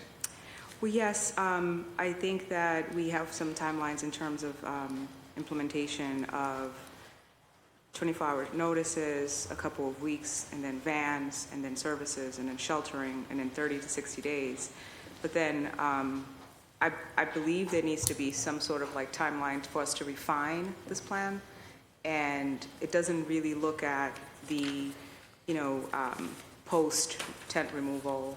It doesn't really, so I guess I'm thinking that if we're going into phases, say phase 1 is notification and information and education, then removal, phase 2, or whatever you're calling it, the different phases. So here it says intensive exit planning, disbursement, and I see here in dispersion of monitoring 30 to 60 days, but overall I think we can discuss that here. I'm not saying that it prevents us from doing that, but as long as we're ready to answer these questions. And of course, again, cost analysis, because how do we know what we're talking about if we don't know how much money we got to spend on it, to invest in this problem? So these were already standing questions from the last hearing. I don't know if this is as simple as somebody just hitting send on some documents, but basically the cost analysis thing I think is really pertinent, and then some of these data questions and timeline questions in terms of the plan or implementation of the plan. And I would just state as chair, my concern is there's sort of 2 ways for this to become illegal. One of them is that the language itself is illegal. The second way is that the implementation of it is illegal in terms of how it's conducted. And it's really hard to know that that won't be the case when we don't have plans before us on that implementation. So we are finalizing answers and we'll get it to you today. That's Perfect. what we've been told. And then, and what I will do is, if actually it'd be helpful if whoever sends that just CCs the entire council, but we will make sure that it also goes out to the entire council if it just gets to me or my committee. Thank you. And you're not done, I don't think, right? I guess the question is then, once we get that, how do we continue amendments if we are getting information post? Directly to my office. So we will do that directly to my office.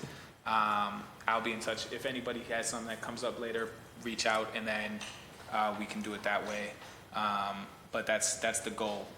And always for folks, just in terms of just a process, if there's an amendment that doesn't make it even into the amended versions on the floor on the day of a vote, you can offer up an amendment, and then we vote on it. And if 7 people say yes to that amendment, then it becomes it becomes part of the language. It's as amended. So there's two different ways to do that. You could contact me before it's on the floor. If we have to do it on the floor, that's how we could do it on the floor. I would, not on you, Mr. Chair, but I would push back a little on getting that information today in this working session, only because if we're going to do something, we always know how much it's going to cost us. And that number and that cost analysis is somewhere. Mm-hmm. Does anybody here have an answer for cost analysis right now, or like even at cost estimation? Nobody? We can't say that we are being intentional in an issue that is increasingly impacting our most vulnerable population. And then in that, there are categories. Now it's increasingly more black and brown. And so it's almost like we're regressing in this issue. We can't talk about being intentional in addressing this issue without understanding exactly how much we're going to spend. I believe that this administration is fully competent to know exactly what it's going to cost them. And I'm asking for transparency. And I don't think it's the people on this panel, but I think it's for IGR to deliver that information, internal government relations to deliver that information ASAP to this working session in order for us to understand if we're being intentional, so we can understand what these shelters will get. If we're defining shelter, we can't define that without understanding money. If we're defining increasing officers, we can't do that without understanding money. If we're talking about vans and resources and caseworkers, we're not going to be able to talk about metrics because we will not know how many caseworkers, how many clinicians, or the budget of increasing that capacity. So in order for us to properly address this plan, we have to talk about harm reduction, and harm reduction involves a whole lot that's not on the table right now. In order for us to do that, we have to look at the money that the administration is talking about spending. That comes from the higher up. I'm not directing this question to anyone that's sitting here, not even legal, but the financial department or our finance department or IGR to deliver that information within the next half hour, because you have it. Let's understand exactly how intentional Boston is being about addressing this issue. Thank you, Mr. Chair. Thank you, and I would say that the cost analysis is important, so if we can get that during this hearing, that would be great, just so that we can go through that, even if it's a cost estimate. Councillor Flynn, and then we'll go to the next segment, though this has been wide-ranging. Thank you, Mr. Chair.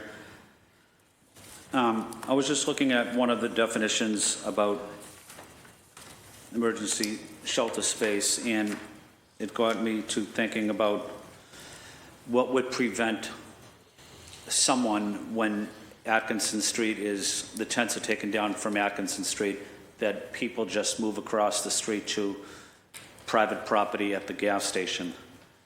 Is that a concern that anyone has, that gas station could just be a place where camps are set up? And it seems like it's private property. What role would the city government have on that gas station, McDonald's area? Yeah, it sounds like a BPD question. Sure. Yes, sir. As it relates to private property, the property owner could order the person to leave. They would be trespassing at that point, and it would go into criminal enforcement.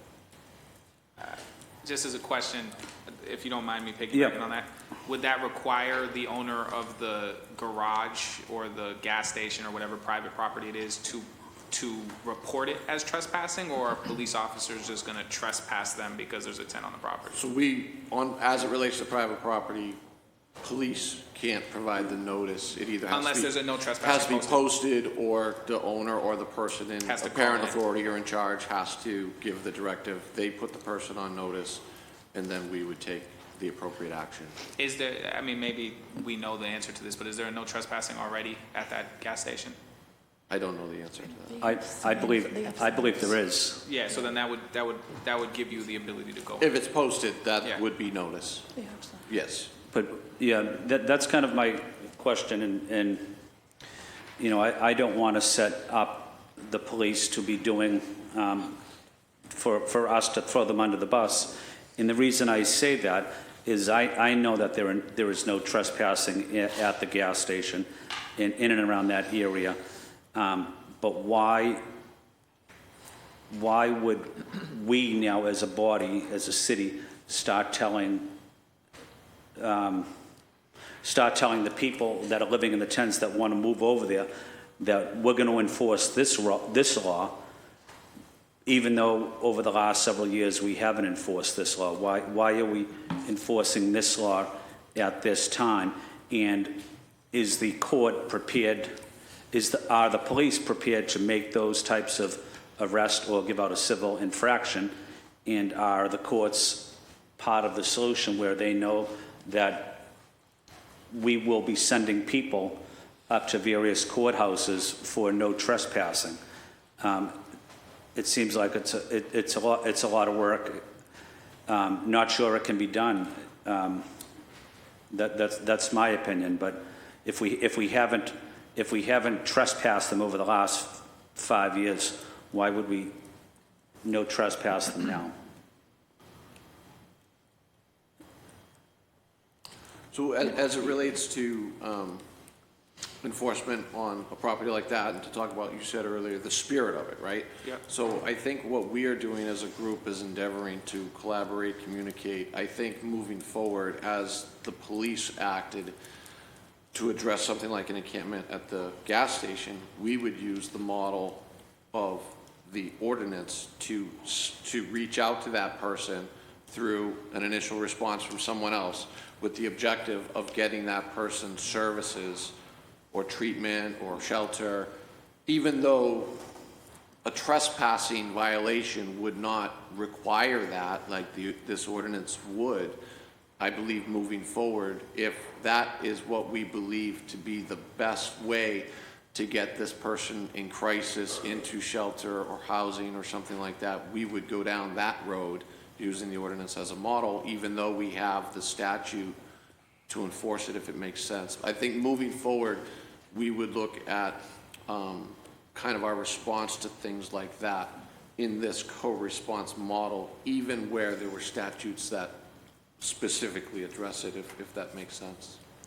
And if I may add to answer your question about why we haven't in 5 years, just to clarify, currently we have in place regulations about no tents for parks and schools, but not for other public property. So we're using the city policy, the encampment protocol, which doesn't provide the clarity needed as far as police's authority and their role in it. So that's why we need the ordinance, because we need that full clarity for them in spaces that are not schools and parks. Thank you. Do we have any families living on Atkinson Street? With children, no. We have people who are related, like parents and adult parents and their adult children, people who are partners, etc., but no children living there, no. If we saw one, the staff is directed to call it into BPD immediately. Dr. Ojakutu, are you aware of any children living there? No, I'm not. Can I just, there was over last week a child present, which was called in, and DCF has taken custody, but no child is living there, and we wouldn't let that happen. How long was that child there? Probably about one night. As soon as staff laid eyes on the child, it was called in. The child was staying over there one night? They were in a car with their parents, is my understanding. But they weren't seen overnight. They were spotted in the morning, unfortunately. Do we know that for a fact? That's the best information I have. Could I get more information on that? Yeah, I guess. Now? Well, not necessarily right now. If someone does have the answer, they can provide it now.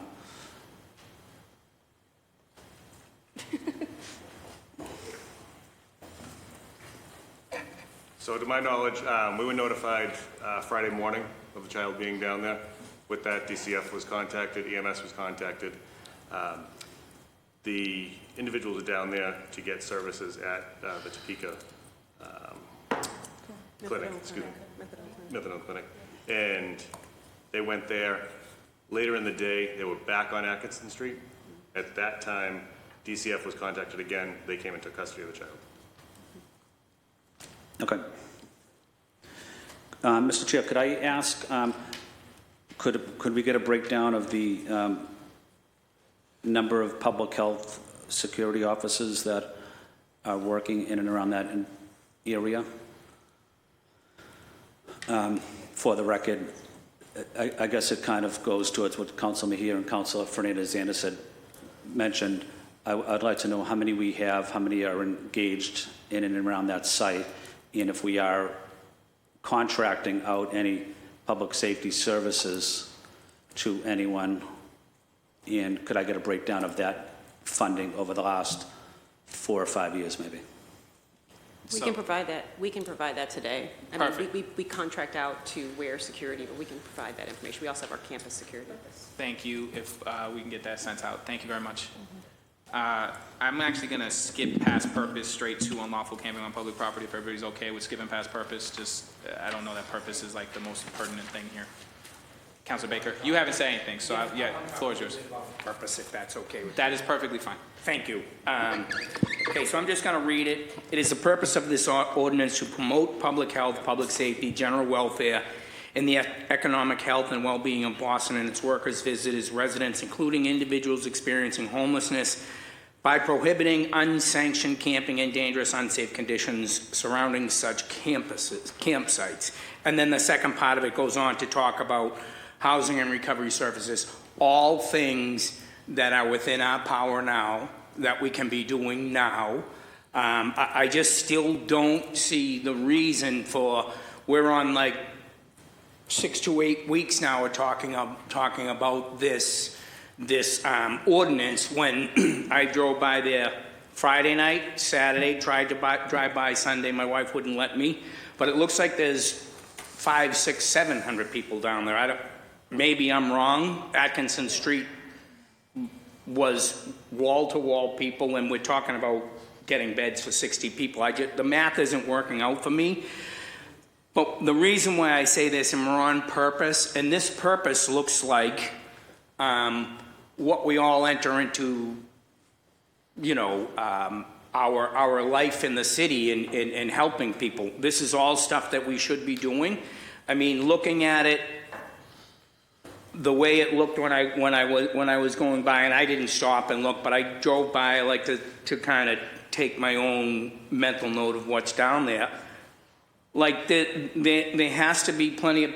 We know who everybody is, so if it were a measured approach that went in there, and if we had the systems in place, if we had long-term beds, when we had the opportunity to spend money on repurposing city and state buildings and Suffolk County buildings, when we had that opportunity, we spent it all on low-threshold housing.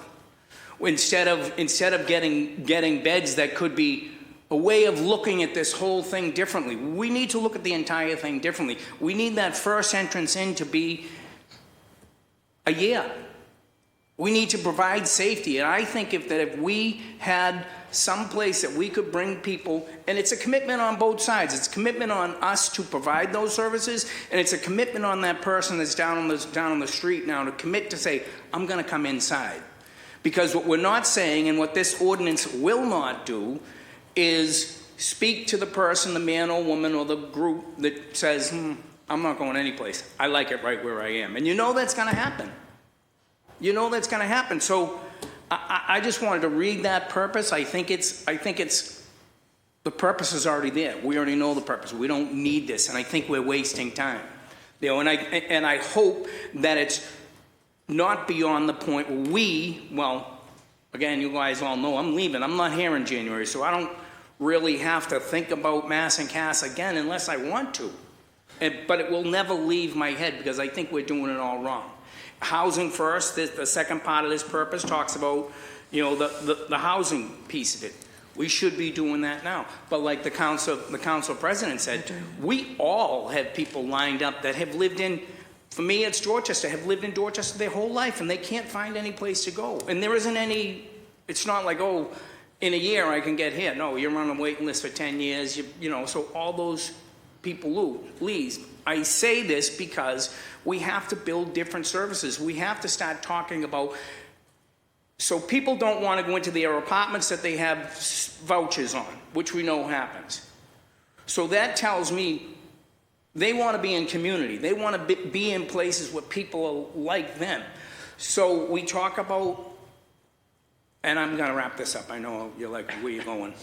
Long Island. Long Island's years away. Everything is years away. But if we don't start doing it now, thinking about it differently, having places, Nashua Street could be hundreds of beds repurposed, leased to DPH, where we could go and say to that person that's down there, we have a spot for you for at least 6 months if you sign on to that program. You don't have to look over your shoulder. You can take a shower. You'll be fed. And we're going to work on you because we have a captive audience, because you've made the commitment to stay here with us. And I think short of that, this all feels like an exercise like we're on this big giant treadmill. And I would like to say, on the last point, I would like to see, and you don't have to answer this, I don't have to see this, but put it in the back of your head, those however many people that went into, and again, roundhouses in my district, so who went in there first, however many were there, what are they doing now 3 years later, those first people, and where are they going to be in 5 years? You know, those are the sorts of things that we're gonna need to know. I just don't. I think the housing first model is a model that's going to cost a ton for the city of Boston. Again, we all agree the Fed should play a bigger role in here, but without changing dramatically the way we're thinking about this, about offering long-term services for people to come in off the street where they'll be supported 24 hours a day. They'll have food, they'll have shelter. And within that time, if they make the commitment, we'll reunite you with your family. We'll maybe get you, not maybe, we'll get you into housing someplace. You have 6, 8 months, a year in where you're sober. And again, I deal with it from the point was a lot of people that aren't down there are looking for these houses, and we're building huge things to just take care of this population. And I'm just having a hard time with it. Treatment first. I believe it's treatment first, not housing first. Switch it. And then whatever ordinance you want in front of me, I'll sign off it. But I don't think the purpose of it's in the purpose. We already have that purpose. We don't need this ordinance. Support the police. There's probably 150 people down there on that street right now that should be arrested and put away because they're down there preying on the people that are down there. Thank you for letting me.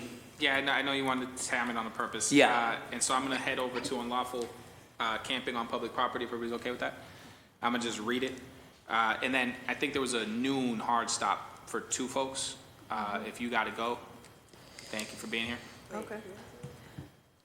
I hate to leave the rest of you all here. Wait, who has to, Let me just. they'll survive. No. I'm going to stay a little bit longer, and then I'll just. All right. Yeah. If you guys got to go, though, just grab your stuff and go. I thank you for your time. Unlawful camping on public property. This section is 1 paragraph. It says it is unlawful for any person to camp or maintain a campsite or camp materials in or on any public property or in the public right-of-way, including but not limited to any street, sidewalk, school, or public park, unless specifically authorized during a period when shelter is unavailable. I'm going to use chair privilege and just say that 2 things jump out to me on this. One is camp materials, which is very vague. Back to whether or not that's a blanket on a sidewalk. Is a blanket on a sidewalk camping materials? How are we defining camping materials beyond just means, items used to establish or facilitate occupancy of a campsite?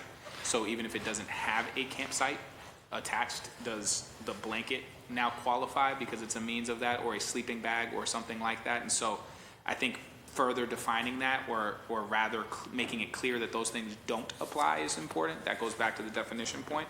The second thing that I would note is sort of what Councilor Flynn was talking about, but in a different way.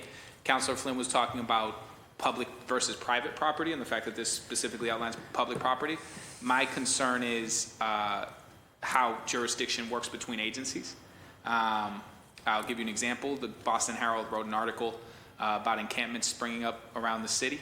And I would note that this is bigger than Atkinson, because when we're talking about just the 30 on Atkinson, I don't know if that takes into account the folks living in George Wright Playground right over there in the Stony Brook Reservation, or if that's taking into account these other encampments. And so that's just a bigger stream that, but in a situation like DCR, where we have a encampment, I've actually seen it, I've walked by it, it's in the Stony Brook Reservation, it's adjoining the George Wright Golf Course, it's well-sized. An encampment like that falls under state property, and I guess the question would be, are we asking the state to try to enforce this on state property, or are we going to have a situation where individuals are able to create encampments on DCR land or on Massport land or in different areas where we can't actually do anything based on this ordinance? This ordinance wouldn't be binding to state land or to Massport land or to any of those areas. And in some cases, I'm not even talking about hypotheticals, they already exist. And so the question is, what's the plan on jurisdiction there? That might be a BPD question, but that's also sort of for a you all question, because now it's out of our purview in some ways. So those two things, does the administration have any issue with sort of defining camp materials more specifically? One, and then two, just a general question on that jurisdiction point, because I think that's a factor here when we're talking about public property, and public property is not all city property. So on the first point on camp materials is, I think, back to the spirit, I don't think the spirit of this was to outlaw sleeping bags or tent, or it's the apparatuses to make a tent. Is that the idea? So I think, again, this is going to be one of those things regarding language that I want to provide a robust and comprehensive answer to your question, and I'll provide you a written answer by the end of the day. Yeah, I think, so let me just give you a heads up so you can bring it back. I think if we are defining it simply as materials that can be used to make an encampment, but that's, I would hesitate there even on that, because you could try to make an argument that a blanket is a cover or something of that nature. But I think that what you're trying to get to is defining an encampment specifically, not necessarily things that homeless individuals might be using to sleep outside. It's two different things. And to be clear, this doesn't literally, this actually just talks about tents and encampments more so than it talks about homelessness individually. So this isn't about getting someone who might be sleeping at your train station, but rather someone who's pitching a tent on public property, right? That's the idea, of creating a shelter space. And so I think making the language more reflective of that sort of specificity, I think is sort of important to make sure that it doesn't get interpreted or is open to interpretation in ways that are not in the spirit of how you are trying to craft this. To that second point on jurisdiction, I see you have your light on, so I'm hopeful BPD might have some answers on that. Yes, sir. So under the penalties for violations section, it says that so under a DCR situation within the jurisdictions of the city at where this ordinance would have effect, the state police would be empowered to enforce this ordinance on their property. Have we had any conversation with the state police as to whether or not they have any interest in enforcing this? I can say as it relates to the off-highway vehicle enforcement ordinance, which is obviously different than this, there was a specific circumstance where they wanted to enforce the ordinance but could not because they were not specifically listed as being able to enforce it. Here's the question for that. Is the state police or Massport going to be a part of your daily briefings on how much shelter is available? Are they going to be calling outreach workers? Are they going to be doing any of those things? Because technically they're an entirely different branch and they don't have to do any of those things. And so when we say that a Boston police officer is going to have an outreach worker, is going to know whether or not there's a shelter available, is going to offer them a ride to a shelter, are we saying that in DCR land, you can enforce the part where we say you could tear it down, but you don't got to do anything else because they're not part of that? Are they? I noticed they're not here, and the administration provided who they thought was suitable for this, and so I don't see anybody from the state police here. I don't see anybody from Massport here. I could tell you, or MBTA police here, and I can tell you that the MBTA's relationship with the city of Boston, at least as it pertains to even shoveling sidewalks that belong to them, is awful. But in terms of this, I think this is a legitimate concern of mine when we already have encampments in these places. I want to... Yep, there you go. Thank you. We already coordinate on a pretty, I would say, pretty frequent basis with DCR, MBTA police, and all of the different jurisdictional places, like entities where we have jurisdictional issues on encampment support. So the way it normally plays out, again, I don't want to touch the language question but the way it plays out in practice is we will dispatch outreach no matter who the jurisdiction is. Where the jurisdictional issue comes into place is who cleans up the remaining debris. So let's see, we provided outreach, person accepts shelter, and they leave some stuff behind, or they didn't want to take it. So it is on that property owner to clean it up, and that's kind of how we divide up the work. I guess to that question, two questions. And then enforcement hardly ever happens, but if it were to happen, it would fall depending on state or city. So two separate questions to that. When the encampment is on a place like next to the George Wright Golf Course and the Stony Brook Reservation, is the city actively engaging with that? Yes. Okay, that's one. Two, and I think you know what I mean. I think you're answering. Outreach workers are going and talking to folks and trying to get them into shelter spaces. Is that? And in the meantime, we'll be letting DCR know, like, hey, here's an encampment here, or state police, MBTA police, here's an encampment here. So we'll let them know how the outreach goes so that they know whether they need to provide a cleanup or enforcement or not. And would it be incumbent on the Massport or the MBTA Transit Police or the state police notifying you of a tear down or whatever they're trying to do in order for you to have involvement? Or is this a situation where there's daily phone calls and daily roundtables and daily communication in advance? Or is this a situation where, as the counselor of District 5, there can be a state-led tear down of that encampment, and then you guys are finding out about it at the same time as the folks there are finding out about it? Or is there some kind of coordination that happens beforehand? Because basically, we can't legally tie their hands. There's no actual way for me to mandate that the state police call you. There's no way for me to, so you know how we were talking about coordinated responses earlier, Councilor Worrell brought that up? There's no way to mandate that Massport conduct a coordinated response or that the state police or the transit police, we're essentially relying on good faith. Yeah, I can certainly imagine a scenario where we don't get notified if it's kind of their land and they resolve it on their own and we wouldn't be notified. I think that's possible. Okay, and so I'm going to go to other questions and sort of think through that. I don't know if Councilor Coletta was first or Councilor Flynn was first. Councilor Coletta, they're pointing at you. So go ahead. Thank you, Chair, and thank you to my colleagues. This was my question. I had brought this up last hearing, and so I do appreciate the Chair's highlighting of it as well. I do think that we need to define and outline what the state or Massport's role is going to be within the coordinated response to Councilor Worrell's point earlier, because I do know that there has been some issues. I think, Tanya, you just outlined it.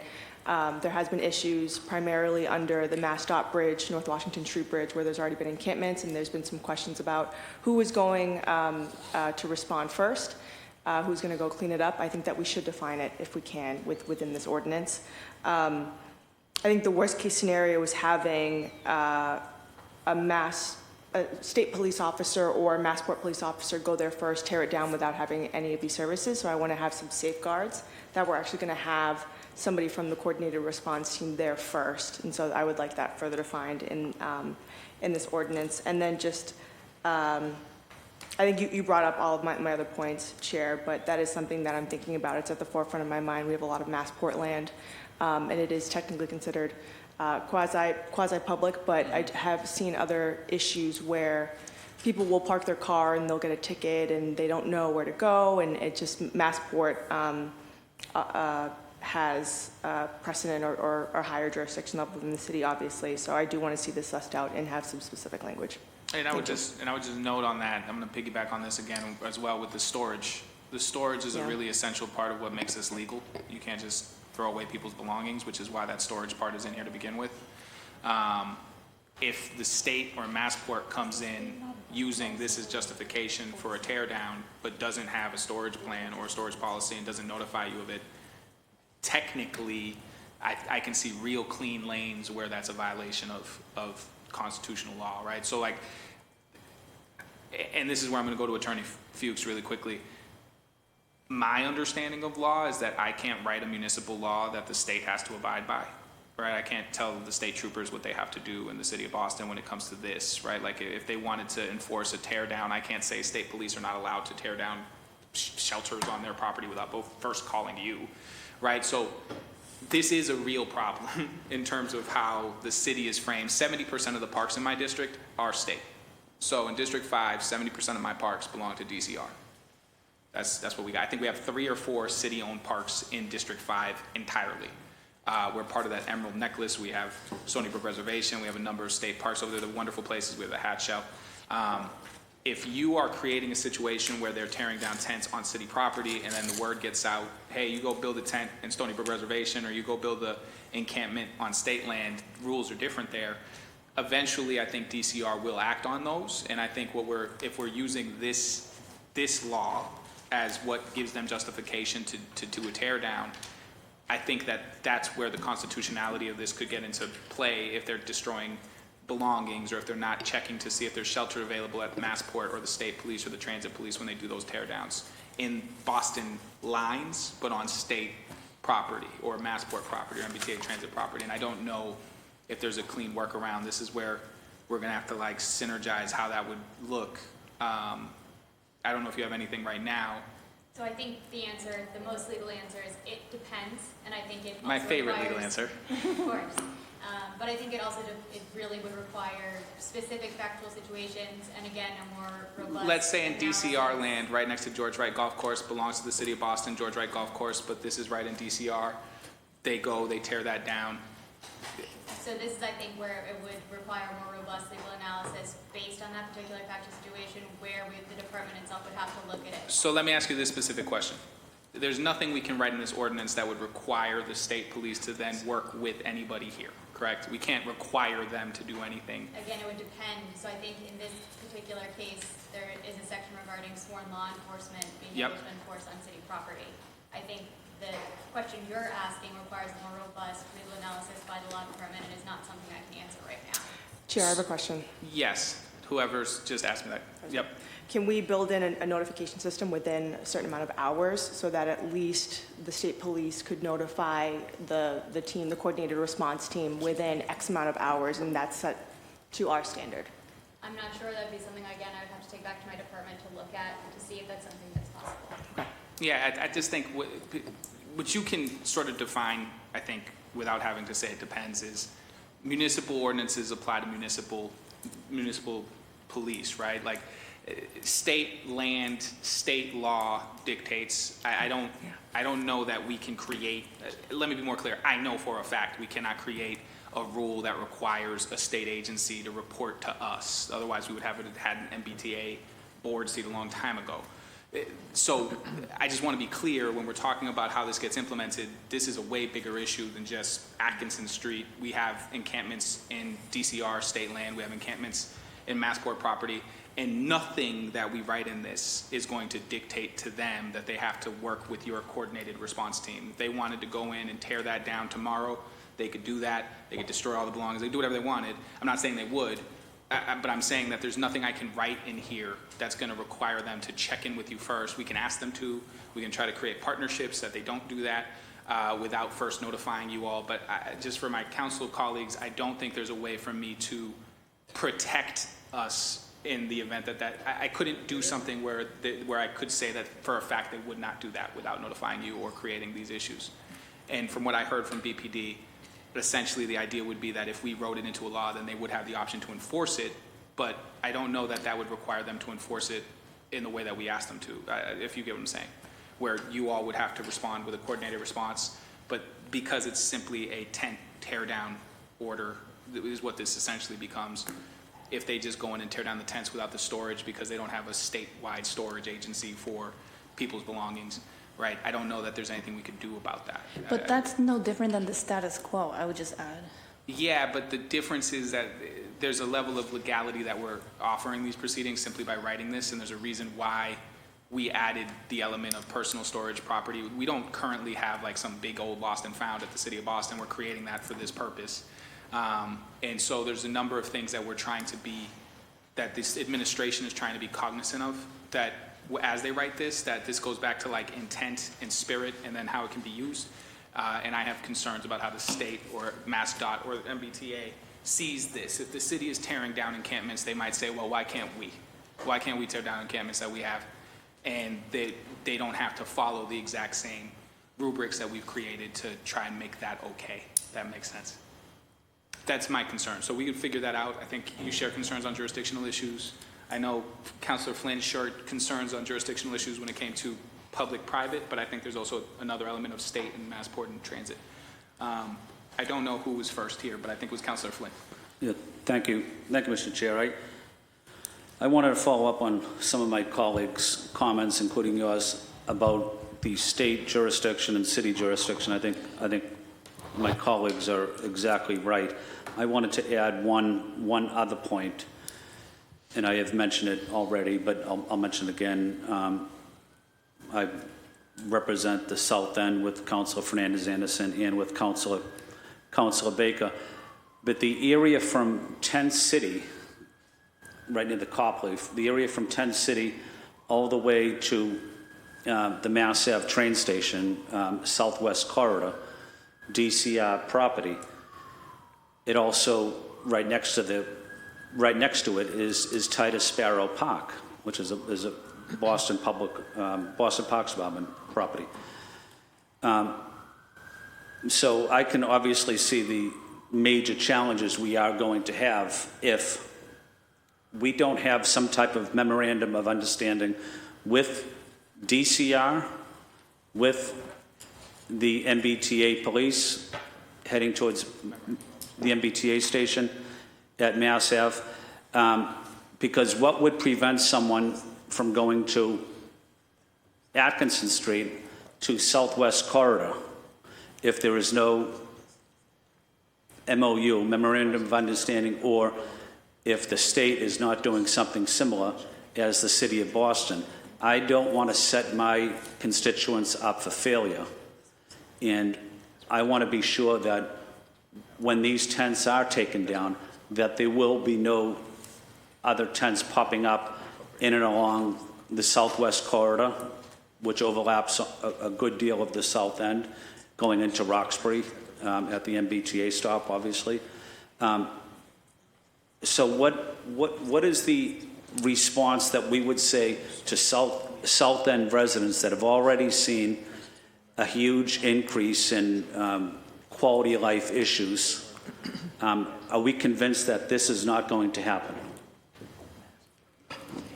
I can say, Counselor, that in my role, we see encampments pop up citywide everywhere in the city, and we are and will continue coordinating with DCR, MBTA police, and all of the different entities that see these issues pop up. So yeah, we're going to continue citywide outreach and increase it based on this. What is the state response, whether it's MBTA police, whether it's DCR? What is traditionally the state response when a tent pops up? How do they take that tent down? Most frequently, they hear about it from us because we're hearing about it from a resident elected official like yourself or others.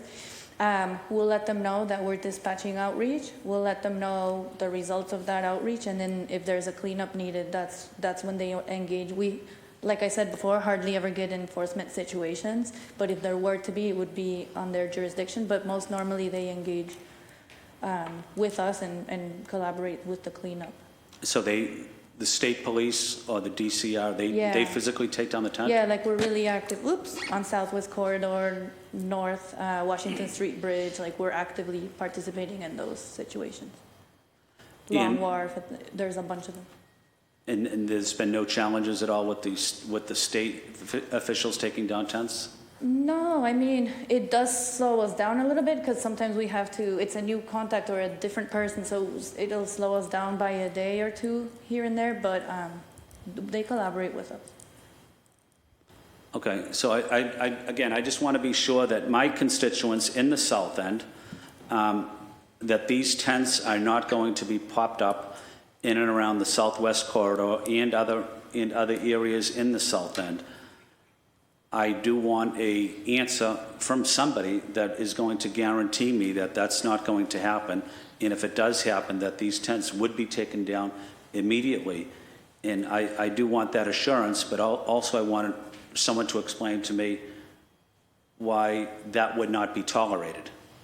Because my constituents elect me to advocate for them on their quality of life. I can't support something knowing it's going to add to their frustration, add to their problems.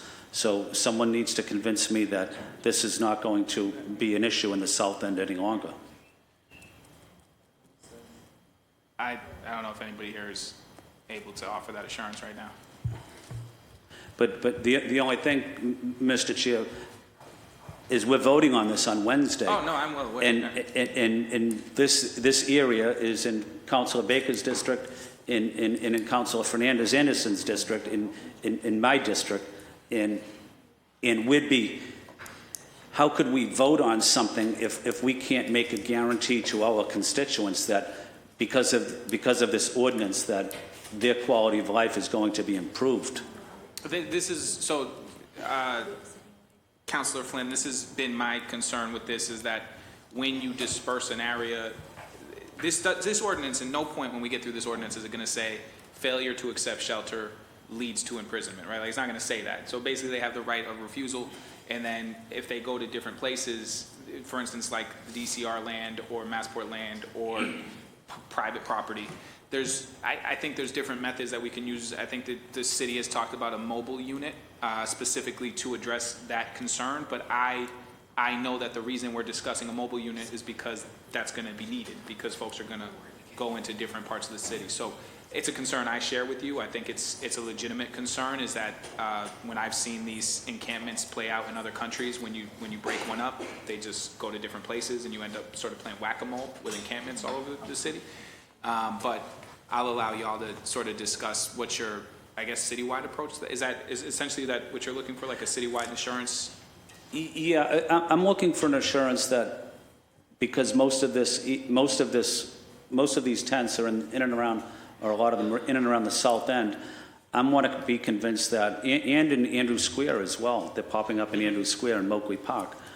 I want to be assured that if I support this, that these tents will come down, whether they're on city property, whether they're on state property, whether they're on private property, and you just can't put up a tent just because you feel like putting up a tent.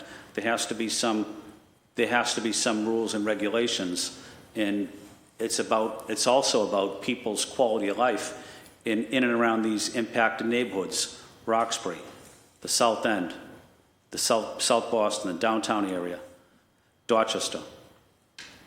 So I guess the question is, are you all able to make a commitment that if an encampment springs up on state land in these neighborhoods or on private property within these neighborhoods, that you can still tear down those tents or Massport or MBTA land? Is that something that you're able to make a commitment to, or is that dependent on whether or not Massport or the state police or DCR determine that they're gonna, or it's dependent on a bunch of things.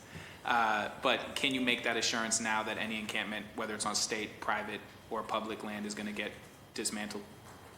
So I can say that we'll continue to provide the outreach for those areas, and then for enforcement, I'll let you talk, Deputy, but I think we're in coordination, right? Sure. Yes. So the Boston Police Department will use this ordinance citywide. There are areas where there are exclusive jurisdictions where we cannot enforce it. There are places that we will take a closer look at that might be in the south end where we have more of a joint, we're not the primary. Shared, if you will. Right. So we would clearly use this there. Our conversations, and we believe that the best approach to this is the co-response. We will make every effort to do that wherever it is. Sometimes that co-response might be a best team clinician that's assigned to us. That's the reality of it. I think where we're going with this on the front end, we are going to focus a lot of time and energy to ensure that co-response is taking place. And then the conversations about the south end, I can tell you, I speak with Captain Sweeney from District 4. We have moved some resources around over there. We've started to get some feedback from community members. That's been very positive. We've responded to a lot of their concerns and added resources and patrols, and we're going to continue to do that. I think we're going to, as an agency and working as a partner agency to the other agencies, stay flexible and respond to what we're seeing on the ground. But this ordinance, I can assure you, sir, we will apply it everywhere that we encounter it in the city. We will use it in every neighborhood. Counselor, are you? Yeah, I just wanted to make a quick response. Yes. Thank you, Deputy. Appreciate that response. One final comment on that is those impacted areas, neighborhoods, I should say, in and around Mass and Cass, because it's so close to so many neighborhoods, Roxbury, Dorchester, the South End, South Boston. Are we able to enhance public safety services in those neighborhoods to deal with the impact of quality of life issues, public safety challenges and concerns? But I want to make sure that those neighborhoods that are feeling the brunt of this public health, public safety emergency crisis are also getting the resources and services that they need and deserve. Yes, sir, I can tell you we are drafting the plans to we can scale up, scale down, in those neighborhoods that are impacted. Those will be our priorities. Fortunately for us, we're going to have a recruit class graduating with an additional 130 officers in the near term that will significantly assist us in our deployment decisions. But yes, I can assure you that we are taking that very seriously, and we are going to deploy our personnel in conjunction with our partners in the city to address any type of movement of the problem. Thank you. The C6 jurisdiction, which covers Atkinson Street, obviously is in my neighborhood, and Captain Boyle, along with Captain Sweeney, the South End, they do a tremendous job. I am concerned, and people will think I'm sounding like a broken record. I am concerned we don't have enough police in the city. Our resources are stretched thin. Our police officers are working mandatory overtime, and I don't want to set our police officers up for failure, working a 15-hour shift and then asking a police officer, oh, by the way, an hour before you sign out, go tear down this tent. I think it's unfair also for our police officers to place them in that situation. Thank you, Mr. Chair. Thank you. Counselor Anderson. Thank you. Thank you, Mr. Chair. I want to touch on 3 points and basically break down what I mean by timeline, and then hopefully get into that in the interest of sticking to topic, but I'm going to go a little bit, I guess, beyond. Sorry, Mr. Chair. So I think that prevention looks like a robust, campaign where we're educating, and I took some notes here, sorry, to increase awareness about, risk opioids and addiction and everything else, and harm reduction as we know it today. And then while we're outreaching and educating, then that we are also investing money in getting people to really understand where the resources are, right? And then intervention, I think, looks like mental health obviously being a prevention tactic as well. But then intervention, I think, looks like what we're talking about here, and then treatment, right? So if we're doing that, we're going to look at a map. And I do this for my constituents only so that we can all feel like we're making progress within this. And I wanted to talk before Dr. Jakutu left. And so our map really, it's looking at the person as a whole person, right? We talk about wraparound and a holistic perspective. And in that map, then we're talking about going into different phases in terms of community engagement education, then shelter, then access to treatment and housing. But from housing, we're looking at community partnerships so that they can have that sense of community that Councilor Baker was talking about. Where do they go? I work for Department of Mental Health, and my clients there would actually, on purpose, go to Mass and Cass to hang out. And because that's where their friends are and, the likeness of their interest. And so then on the other side, you have treatment.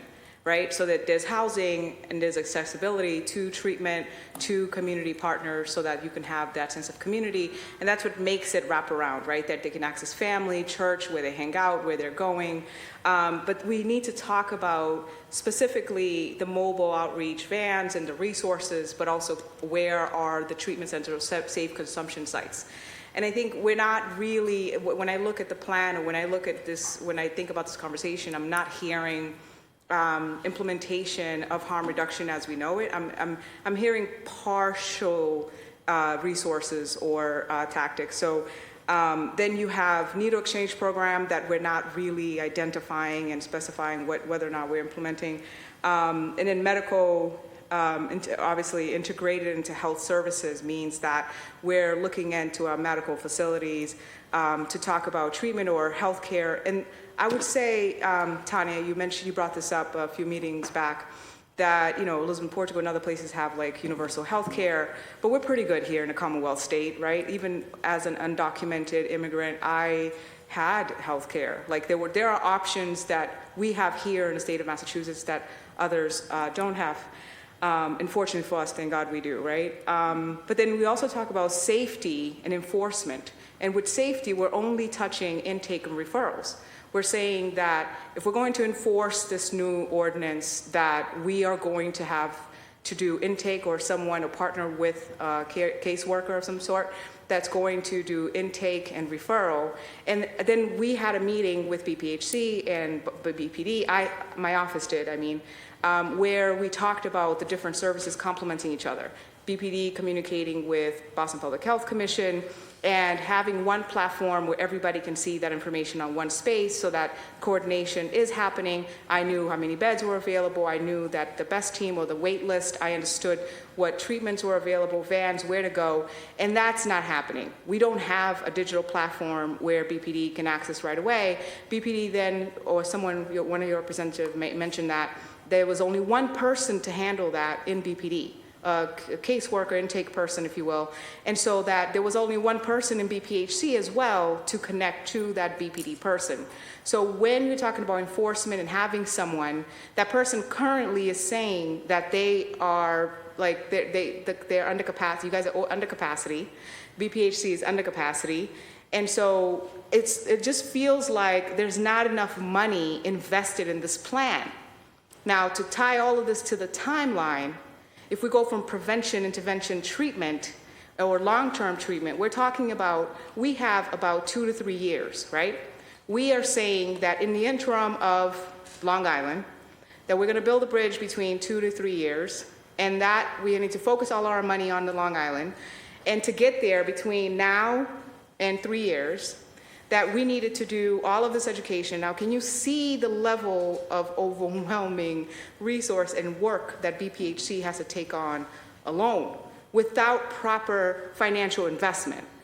And I think that it just feels like we're spinning wheel, like, Councilor Baker was saying, I don't agree with no housing first. I don't agree with my colleague on his ideas about how to execute this. But it seems like you guys are overwhelmed. BPD, not about more officers, but rather that you need more caseworkers to connect to BPHC. That BPHC alone needs more Tanyas, not just one, or Tanya needs to be in charge of little mini Tanyas. Either way, there's just not enough capacity and money being invested in this. And so the timeline is today, 24 hours, vans, removal. Then within a month, hopefully, shelter treatment, temporary shelter, housing, permanent housing, long-term treatment, 30-day bed, 45 or 90. And then all the way, now we're going into February, still cold. Now we're talking about from February to 2025 or 2026 to wait for a thing. Meanwhile, BMC is talking about building in the Shattuck and adding homes that nobody wants in Roxbury. Nobody wants this in D7, but I've said quality treatment centers, not 800 beds, for crying out loud. Roxbury is getting the brunt of everything. D7 is getting the brunt of everything, right? How do we get from all of this timeline, can we see that visually? Can we see how BPD is collaborating? Can we see the digital platform that they're coordinating services? Can we talk about how many caseworkers, how many Boston police officers, how many security, how many outreach, Nation of Islam people, MGH vans, the Nubian Square Task Force, what are their resources? And then can we talk about the calendar or the schedule where if it's not a kiosk, it's a center where everybody's checking in. Yes, I was there 9 to 5. Yes, I was there 5 to 11 p.m. Can we look at that plan? Because the problem is coordination. And not that BPHC is doing a bad job or that the police officers, well, you guys do a good job, but you guys need to get out of your cars more, whatever it is. I've heard BPD talking about, oh, it's BPHC's fault. We need more resources. We need more caseworkers on site. And then I've heard BPHC, not the people here, but some people say, hey, the cops need to get out of their cars. They need to walk the beats. They need to put more influence, more reinforcement. So if we already have this problem, and I hear Councilor Flynn loud and clear that he's saying, look, I can't vote for this thing unless I understand that you're going to reassure me that my constituents are going to be safe because you're going to, by way of harm reduction, reinforce the tent removals in every single tent built today and future, past, today, and future, and that you are also going to not criminalize the people that you're going to do that with because you're going to do proper coordination with BPHC. We're going to do that for the next 2 to 3 years, and we're going to do that with certain development, with certain facility or infrastructure that we're going to build, and we know exactly how much money we have in order to do that. And this is why it's going to work, because we've looked at the cost analysis and we've made sense out of it, and we know it's actually doable. I think this is why everyone is feeling like, where are we going? Where's the plan? Where's the timeline? And it's not on BPHC. I'm sorry, I have to say that. Because I worked in this field, and not because I just worked in this field, but because I've thoroughly researched their plan and everything that they do. And they've done an amazing job. But how are we now coordinating? It's nobody's fault, it's not my fault, it's not nobody's fault. Because then we have to partner that with policy change, right? It doesn't end today. We have a responsibility today to partner with you and create and workshop. That's why we're here, and workshop that plan. But we also have a responsibility in the future to continue to file policies that are going to continue to work on this thing. So I guess that's not a question, but things for everybody to think, for us to think about in terms of, can we lay this out visually? Nobody at home is capturing all of this. Nobody at home. We work for the people. They pay tax. They hold up our checks. It is what it is. Nobody at home is taking full notes and following or feeling like this is fully comprehensive. So if we can reset and look at these things, the timeline, the budget, the services, the meaning is all important. But I can't blame anybody for getting lost. I had to draw like a little stick figure and do a little map just so that I can put all of this together. Imagine what the constituents are feeling. Imagine the people that we're servicing. Yes, sir. Imagine the people that we're servicing. If it's difficult for the people implementing it, how difficult is it for the most vulnerable waiting for the service? Thank you, Mr. Chair. Thank you, Councilor Anderson. I think there were several sort of statements, questions in there. I want to give you all an opportunity to respond to that before I go on to the next thing, because I don't see anybody else on this particular issue. So I want to get through this. Just before you answer, we've been here since 10 a.m. I'm going to give you all sort of an option, which is I would like to be done by 2. However, if folks want to go off for an hour of lunch from 1 to 2, we can come back. But I think if we power through, we can be done by then. Just so that folks know, we have 1, 2, 3, 4, 5, 6 sections left. Some of these are where actual feedback, I think, is going to be happening, and some of these are probably going to be a lot quicker. And so I'll just leave that out there, and we'll, at 1 o'clock, I'll reassess with everybody about how they're feeling about whether we want to just push through it, get it done, or if we want to leave, come back. But Mr. Chair, in the interest of answering the questions that I had in there, buried in there, did we get a budget yet? I don't know that we have, but Doctor, if you want to, I know your light was on, you wanted to respond. I just want to give everybody a sense of what's happening moving forward. In terms of Councilor Fernandez Anderson's questions, okay. So I appreciate everything that you said. We have a system that is broken for a lot of people. There are many different points at which we need to do additional work. But I do think that at this point, we need to do something to adjust what's happening particularly on Atkinson Street, but then just in general in terms of bringing down the tents. We've done our best to put in systems that will meet the needs of people, that will focus on harm reduction, that will focus on referrals to treatment through the PATHS program. And, you know, we've looked at our shelter system, and we're working on our shelter system. It's not perfect, as you well know, as everybody has pointed out. So I think we're going through a process, you know, and this is time for some transformation, and we're bringing it to a point where we're starting that process.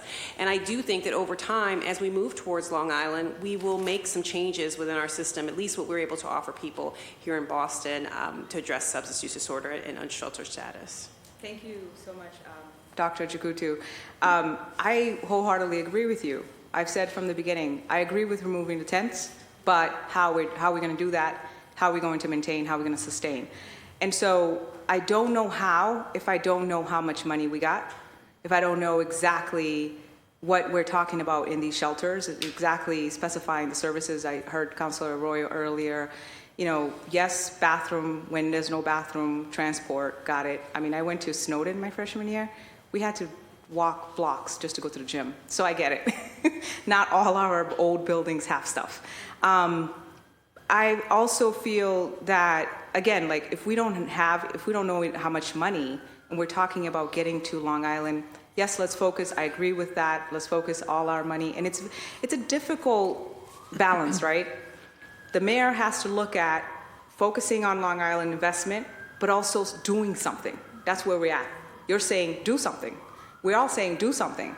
But then the stuff in the minutia, like the stuff in the middle, we're like, okay, how and how much and where and who, that's what we're talking about, right? And so, yes, do something, we're past that. Where, okay, how much? What are we working with?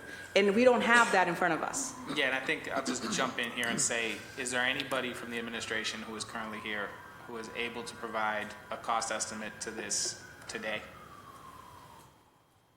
Have you in any of your discussions about this plan where you're trying to put together a storage facility and somebody whose job it is to pick these goods up and all of these different things that we're asking people to do, has cost ever been discussed? Yes. Okay, so it has been discussed, but nobody can provide me an estimate of what they think this will cost today, is what we're saying? You guys made all these plans, talked about how much it might cost, but nobody can tell me what that cost is. If I could, we're all working within our budgets, and there's multiple departments involved. So we probably just need to compile that information. I'm working on some additional shelter beds. We're working on BPHC is working on storage, so we probably need to compile. So when you say multiple budgets, just so that I can sort of keep track, housing, BPHC, is BPD throwing money into this? Is that BPD? Is there any, like parks, is there any other department that wouldn't normally be in my purview of departments that might be throwing money into this that isn't? Yeah, parks cleaning. I'm assuming, right? Parks, Public Works, yeah. ISD. BPS. ISD, right? Yeah, I don't know that ISD is involved, but maybe.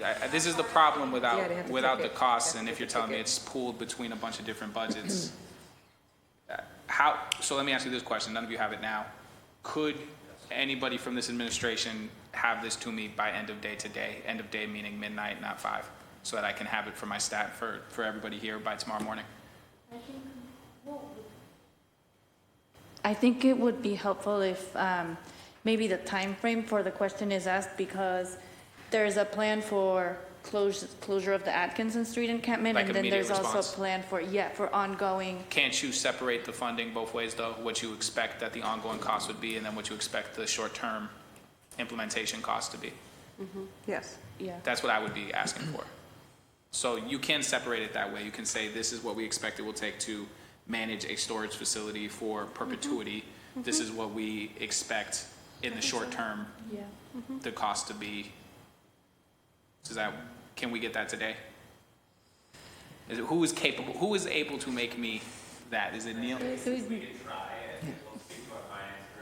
I just assume somebody has talked about this. It's very difficult for me when we have. Mostly existing. Yeah, no, I assume you're not spending money you don't have, but the problem is I don't know how much money you're spending. No. And so that's the. It's not specific to, sorry, Mr. Chair, it's not specific to programs or contracts. So if we're talking about contracting for services in BPHC, sure, we can go extract the the funds, but we can't break it down specific to this temporary thing that we're going to do. That was not part, like, right? So now we're adding a thing. We are, and I'm just saying that we have to support our departments in ensuring that that's our part, right? That's our job, is supporting their departments, making sure that they have enough funds to execute. And if we're talking harm reduction, if we're talking holistic and wraparound, then why aren't we talking about how much they need in order to do that? Because then we're just talking. We're not going to do Yeah, anything. and my concern, separate but connected to that, is I then have to make a cost-benefit analysis about whether or not this is the best use of that money, as opposed to other ways that you could use that money within all of these departments, right? Which is why I think we had the hearing, and then I'm sure there'll be separate conversations, but it's helpful to have an actual number there to know that this is an adequate use of those funds. I want to move on, though, and Yep, and then we'll go to the next. This is the final thing on this section. Sure. Councilor Murphy. Thank you. Two things. One, I did just want to say I appreciate the district councilors who talked about the state-owned land. D1 has a lot of Massport. The Southwest Corridor, we know Clifford Park. We've had hearings here in that area. Also, many calls recently in your district chair about the Stony Brook, and definitely getting conflicting stories about, is it something we even deal with? Is it somebody else's concern? But D3, the district I live in, I mean, for a long time now, we had the homeless man enter the school that morning. There's been encampments under the bridge over Morrissey. We have a lot of state-owned land in D3. The parks, many of our parks also. I mean, just this morning, there was a dead body. I don't know if it was connected directly, but on Carson Beach, a woman found naked on the beach could have been from the tent over in Moakley or in another encampment. We know that there's definitely issues there. One question I would have going forward also is who would be the state police contact, and is there a policy? I know the state takes this very seriously, and Massport must also. Have you already looked at what is written as their policy? And if you could share that with us so we know what the state and Massport is already doing when a shelter or a campment is put onto their property. But for the legal term of unlawful camping on public property, we've been focusing a lot on the second two parts of that sentence where it says it's unlawful for any person to camp or maintain a campsite or camp material. So we talked a lot about maintaining a campsite and what does that mean in camp materials. But, and I agree, people are very creative, right? We have pallets, we have tarps, we have lots of different structures that people use to shelter themselves while sleeping outside. But for me, I would really like to know what it means when you say camp. And I'm assuming it's like the verb of sleeping outside, but you don't need to shelter yourself. You can sleep outside without putting a tarp over yourself. You can sleep outside without having to bring a structure. So does that mean we will be then moving people who are camping outside? So I think I understand. So your question is essentially, you can camp without a tent or a shelter, and so is camping the same as someone who's sleeping in a doorway or something of that nature? Is that Right, essentially- and we know that there's already, so what will this ordinance do to those who are camping? I think I think the question really is for y'all to define camping. Like, are you talking about specifically a tent, tarp, pallet structure? Are you talking about camping that requires a structure? Or are you talking about the idea of camping because people can do what they call roughing it, right? Sleep outside on You know, many people like sleep under the slide in Clifford Park, or they sleep under the over, you know, it's a fair ramp. So to make sure we have it clear what a camp is so that there aren't people being moved along or who choose to sleep, say, outside in the common. They're not under maybe structure, they may be sleeping on a bench, but would they then be forced to move? So that would be helpful.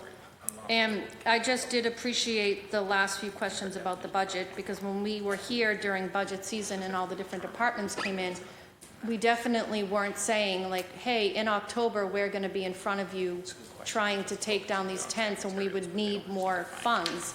So we are going to obviously only spend what each department has, but it must be coming from something else, because everything is always expected to be spent for something. So is there a breakdown of what these different departments will have to take away from? Because there are many departments, right? ISD is definitely part of this. If it's pest control, they're the first step of the zero tolerance, right? The ISD goes out and gives the ticket before the police come. So there's many departments that will then be using funds that were already earmarked or allocated for other things that are necessary. So is it an assumption that we're going to have to be asking for more money to be spent? So a breakdown of the departments and what they will be taking away from is important to me. Thank you. Yeah, thank you. I will just note that to camp, I see that you guys, it is the first definition actually, which is how you define it as means to pitch, erect, or occupy a campsite, or to use camp materials or both for the purpose of, or to facilitate outdoor sheltering either temporarily or permanently. Right, but where it's kind of vague, like could you agree. say a slide in a park is your camp tent, right? Because you're using a structure, it may already be there. I think the question is, so to her point, I think pitch and erect are very clear. I think the word occupy, it creates some variance there where you can occupy a space that's sheltered but encamped The doorway, yeah. But it's not erecting of a tent or tarp, or you're using natural shelter, if you will, natural embankments. I think the only issue that I have there is, so pitch and erect is very clear to me. Occupy a campsite, and then It requires it to be a campsite. and then I see the second definition actually deals with that. So let me just make sure that that's cleaner. Campsite says means any place where a tent, tarp, or other temporary structure, so it removes permanent structures, is established for the purpose of maintaining an outdoor shelter. I think that actually together works actually, because you just have to go to the very next definition and it clears it up. That actually, at least that clears it up for me, because campsite is specific to temporary. Yes, and so just to kind of translate that into how it happens in practice is if someone's just sleeping somewhere, not really blocking the right of way or not establishing a temporary or permanent structure, then our team doesn't respond to that because people are allowed to use the public way. So if they're sleeping or doing anything like that, we don't come in until it's establishing an encampment. So I can't speak on the language, but on how it works in practice, that's what our team does.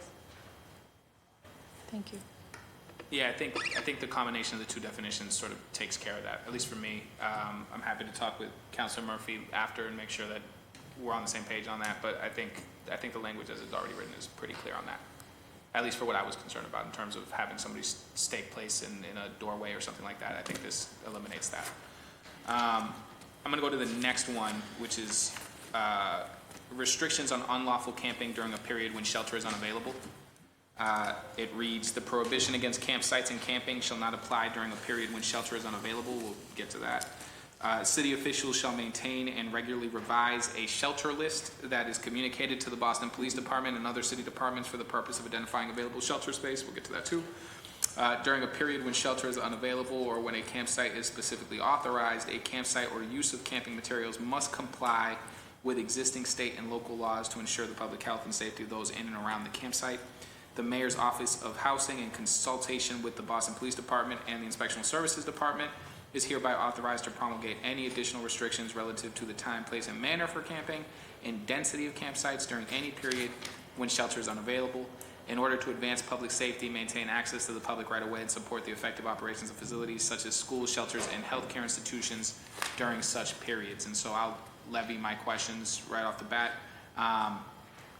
It says shall not apply during a period when shelter is unavailable, which to me sounds like the administration or the city would have to declare it a period of time when shelter is not available. Like there has to be some official declaration. Is that it's not a, like, otherwise how would anybody, like the prohibition against campsites and camping shall not apply during the period when shelter is unavailable. How is that going to be publicly noticed at all? So if you're an individual trying to pitch a tent and you don't think shelter is available, right, and shelter turns out is unavailable, are we just telling them, like, I guess this is where we get into this whole definition of whether shelter is unavailable or not. It sounds like the city has never declared a time when shelter is unavailable. Is that accurate? That's the best of my knowledge, no. Yeah, so basically there's never been a moment in time that we can think of where the city has said that shelter is unavailable, which essentially makes it a moot point because it's the city's position that shelter is always available. Is that? Oh, I think one could imagine, right, a situation where shelter's not available. What can you describe what that would look like? Because it clearly isn't sleeping on a floor 100 deep. It's something else. What would that look like? Natural disaster? Well, yes, exactly. Like, for example, we had a power outage at Woods Mullen, the female shelter, this past week, and we had to close and evacuate the shelter. So we had to move women to places around the city. So shelter at Woods Mullen, which is one of the sites where we, ensure that people have spaces, was no longer available. But that wouldn't have been, none of those women could have then pitched a tent because you would have said shelter is unavailable, or Well, we would have looked for spaces other places of the city. That's what we would do under this policy or in. So basically it sounds like, correct me if I'm wrong, the only way that we get to shelter being unavailable is if literally we're overwhelmed, like something COVID-like where there's literally no spaces in the city that you can find to create alternative shelter. Otherwise, if the possibility exists that the city can create alternative shelter, even if in that moment they haven't created the alternative shelter, that's right. The stance is that shelter is available. That's right.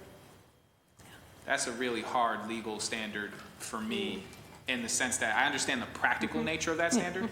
It's a harder standard for me on the legal side of that, where we're essentially telling individuals shelter is always available. Even if it's not available, we can make it available so it's available. But say there is a natural disaster, right? And yeah, which is the only time when we would probably declare this. Our shelters are full.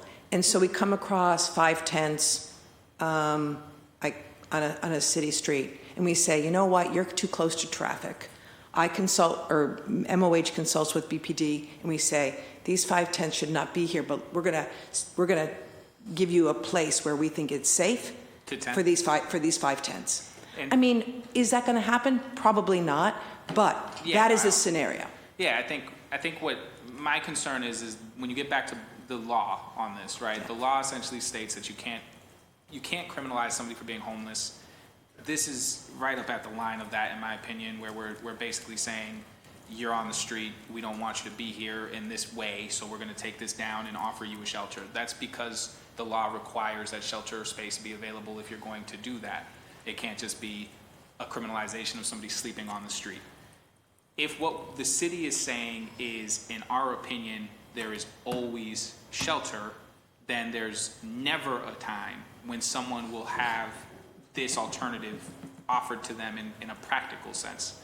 And my concern with this, just from like a practical, how this works way, if what I'm telling somebody is you can't have this tent and sleep in this park because there's a floor with your name on it in this building, and we're going to take all your possessions from you and send it over here, and we still haven't even got to possessions yet and how that works. Are we searching these possessions? Are we asking them to give up their constitutional rights to searches and seizures and all these other things? We haven't even gotten to that part yet. But in terms of like from a practical standpoint as a user, I'm on the street, I have a tent, you come to me, say, hey, we have shelters available to you. But what you mean is you can go sleep on the floor of this place. I have a hard time with that when the city has this standpoint. I'll finish and I'll let you for sure respond to this. My issue is if we have 60, 70, I heard when we had the hearing 100 people overflow. What is an acceptable amount of overflow, first and foremost? Are there caps to what an acceptable amount of overflow is at these shelters? I'm assuming there are due to fire code and things of that nature.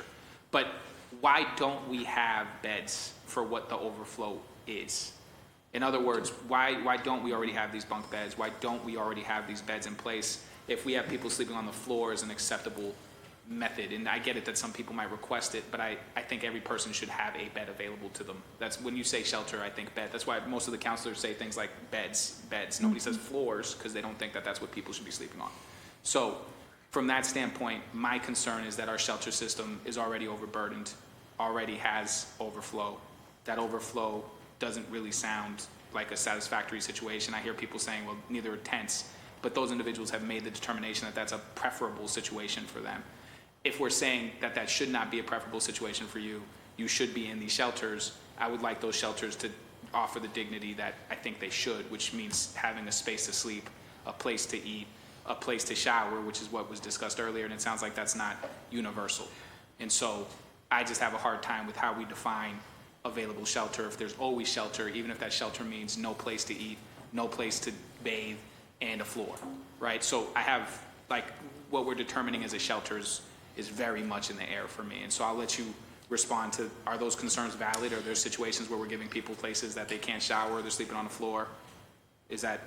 So I can just speak to the shelters that we're running Yep. at this as a city, so 112, the men's shelter and the women's shelter. The majority of people have beds at those shelters. I don't want the narrative to be that everybody's coming in and being on a floor. I mean, it's a minority. I'm looking at the numbers here. Didn't say all. But no, I'm just wanting to be clear here that it's a minority of folks who would be on mats. How do you and that would define really be- minority? So what's the number? So I'm going to give you that data after this. Oh, no, because I'd I'm not love going to it give it right to you. now. I'm So- looking at it right now. So it's. I just, when people say things like it's a minority, and then I look at the numbers later and it's 65 people or 35 people or 45 people out of 200, like if you're gonna say, so then what's the percentage, what's the No, numbers? I can give you those numbers afterwards, but let me just finish my comment. So, and that's both at 112 and at Woods Mullen.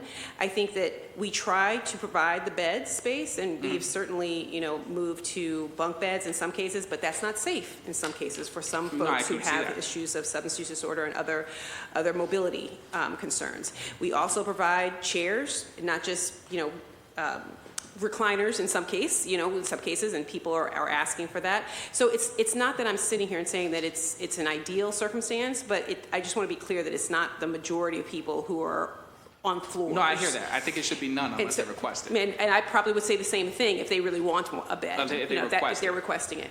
I think Chief Dillon can speak to some of the other shelter locations, but I just wanted to be clear that we have work to do within our shelter system, and I would say that that's the case in every city around the U.S., and it's something that we're continuing to work on. We've made a lot of strides. But I want to be clear that the purpose of this ordinance is to offer people a better and safer place than it is currently the situation on Atkinson Street, which is not a place where people should be Why do spending you the think, night. why do you presume that individuals are tenting in George Wright, in Mass Dot, and all of these other places other than these wonderful, safe shelters that we keep saying that we have, in the sense that you're saying there's such a better alternative? Why do we have folks running all over the city in different encampments to avoid going to these shelters? What is it about these shelters that is not providing folks? Because I keep hearing that they're essentially the land of milk and honey by comparison, and I don't think that that's what the numbers are saying. I mean, you keep telling me that they're safer and better, correct? That's I actually didn't say that. What I said was that they're beds that we're providing to most people. But we're not in to most shelters. people. So most folks get beds, but not all. Most people get beds, but not all. And my preference would be that everybody gets what they would like to, get when they come to the shelter. And so how many people are not experiencing what you think and what I think they should get, which is everybody should have an option for a bed? How many people are we actually talking about? Are we talking about 10, 9, 8? How many people are we talking about? Right. So I think it would be better if I provided you with data, so it's very clear over a course Are you of looking time. at the data? I'm looking at one snapshot one day. So I prefer to do it the way that I What just does that suggested. one day say?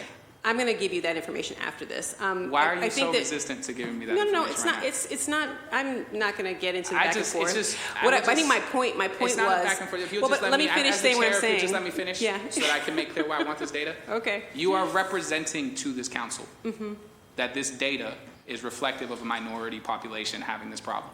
But then you're not telling us what that data actually is. Do you understand why I might have an issue with somebody saying your concern is a minority concern, and then I'm looking at a number, but I'm not going to tell you what that number is? Like, do you understand why that doesn't make any sense to me? So if I could comment or respond, Yeah, I would absolutely. say, I would say, Councilor Arroyo, that I think it's helpful to actually see over a period of time because it's fluctuating.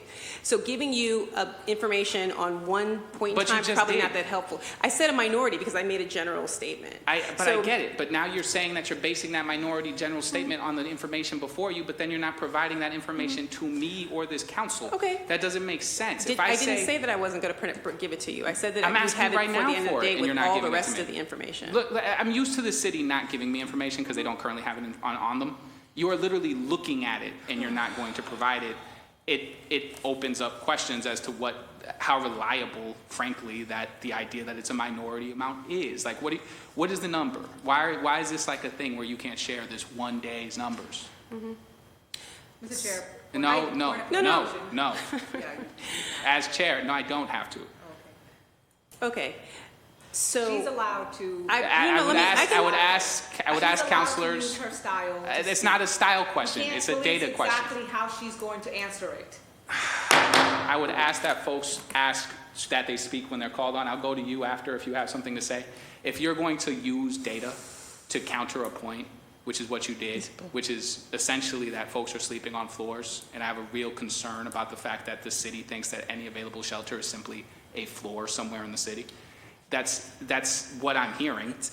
That's a mischaracterization. Okay, so then what does the city see as any available shelter? Does the city see, I just want to be really clear, as an acceptable available shelter, a situation where somebody is sleeping on a floor, not by request, in a facility that doesn't have showers? Is that a acceptable available shelter by the city standard? Has it been at any point an acceptable available shelter by the city standards? Just yes or no. A situation where somebody is sleeping on a floor, not by their request, where there are no shower facilities available. In January, if it's 20 below zero and So we the need answer to is use yes. the lobby, don't put words in my mouth, please. So then is the answer yes? Has it ever been true that somebody has slept on a floor in a facility where there's no shower facilities, not by choice on that floor, and that the city sees that as available shelter? Yes or no? I don't care if it's in January, February, the blizzard of 97. Has the city ever seen it fit that an available shelter as defined in this ordinance is a situation where somebody is sleeping on a floor, not by choice, in a building that does not have showers? Yes or no? Has the city ever done that? If I defined any available shelter as a place that has a bed available to an individual with showers on site, would you be able to do that? I'm just going to say what I said earlier. We've got a very, and I think Dr. Ojakutu is correct, we have a very dangerous situation right now.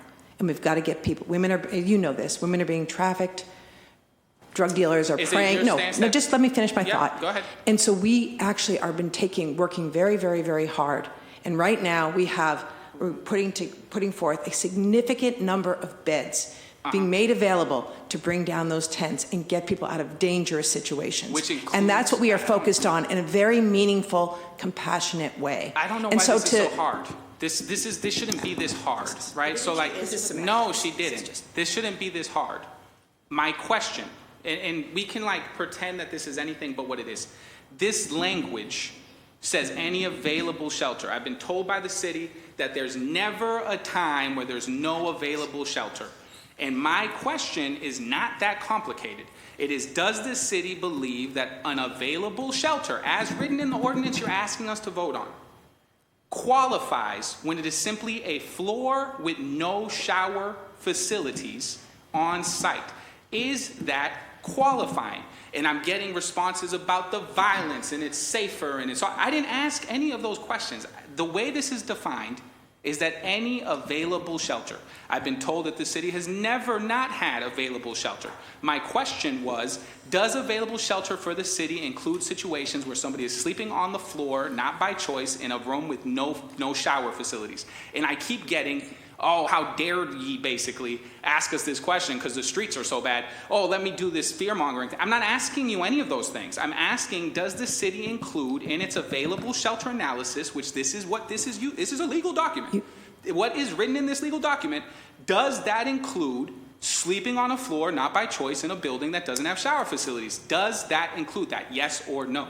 You asked us to speak to the spirit of what we're trying to accomplish, and that's what we're doing. There's a spirit, and then there's the reality. So in the reality, does the city see any available shelter as a place where someone is sleeping on the floor, not by choice, with no shower facilities? And the fact that I can't get a no tells me that the answer is yes.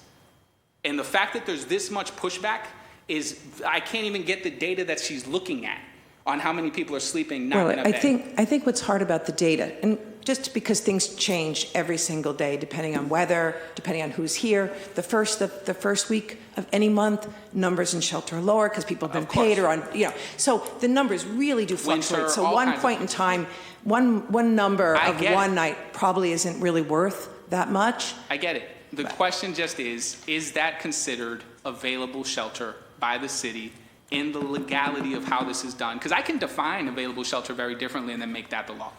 My question is, does the city define available shelter as a place where someone, whether they want to be or not, is sleeping not in a bed and where there are no shower facilities on the premise? Is that considered available shelter as this is written under the law? Yes or no? Yes, it does. Thank you. I don't know why this took that long. Well, because you They were did pushing not back answer. on something that really wasn't that complicated. What I'd like to do is provide everybody here with very clear data, because I that would is, like that too, and that but is we what already and that asked is for what I- data. and Just I to be said, clear, no, I'm Dr. not finished saying what I'm saying. I get it. plan. Can I just want to finish? You're what I'm just saying? talking to a chair who's very frustrated because we asked for, I have a list. I literally have a list of every counselor's requests for data. Ask me how many of these I got back. It's been 2 weeks. You know how many of these we got back? None. So when I have folks sitting here asking about, like, I'd love to get you data later, every time I've heard we're going to get you data later, nobody here's gotten that data. Could we all take a break? Yes, yes. I think what we will do is, I will take a break. I think we should take a break.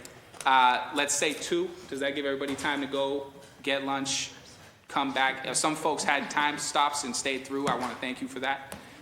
If you can or can't come back, that's fine. There's 3 sections, I think, left that matter: the offer of shelter, the storage of property, and removal. They're relatively major sections. I think other counselors have raised questions about. Before we break out, I do want to give, I see 2 blinking lights literally to my right and my left. I do want to give folks a chance before we break out to speak, actually, and Councilor Murphy as well. And then we will go out and come back at 2. So if folks still want to hold it till 2, or if they want to speak now, the floor is yours. Thank you, Mr. Chair.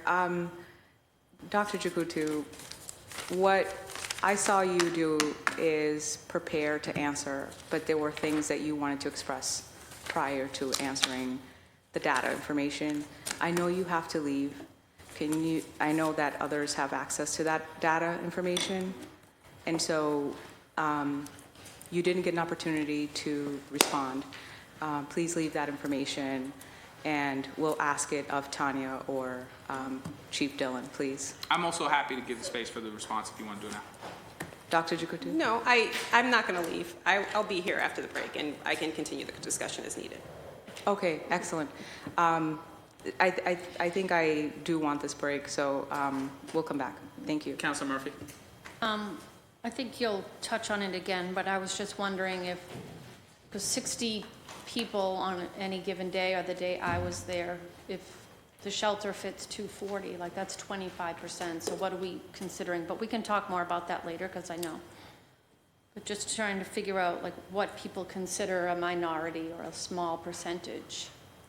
This is what I was trying to get at. I think we can So, revisit but this. I know that we're going to revisit it. Yeah. Yeah. Why don't we work on that? And But just, that was my question. And just to be clear before this break, my concern here is what we're detailing is a humane or better option. If you're going to tear down somebody's community or space where they are living and say that it's great because we're offering them a better option, but that better option is a floor somewhere and no shower, then maybe we need to put safeguards within the language to ensure that that's not what you're talking about. That's what I'm trying to get to. But and we can address that at 2. I think it's better if everybody goes and grabs lunch and comes back. I want to thank everybody who's been here for this day, counselors, folks in the audience as well, to make this really clean for folks. It's 1:17. I'm going to start at exactly 2:05. So that gives folks time to come back. I'll see you then. This working session is currently not adjourned. What are we doing? Recessed. Thank you.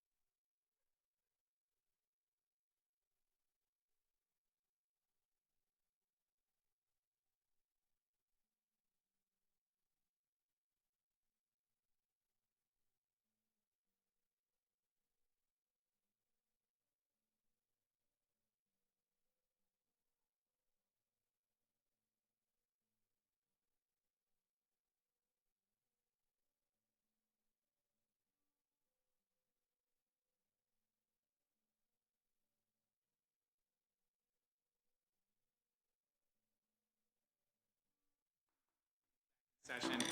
I'll reposition us on the article that we're at. So specifically, we are at 16654. If you are following along, restrictions on unlawful camping during a period when shelter is unavailable.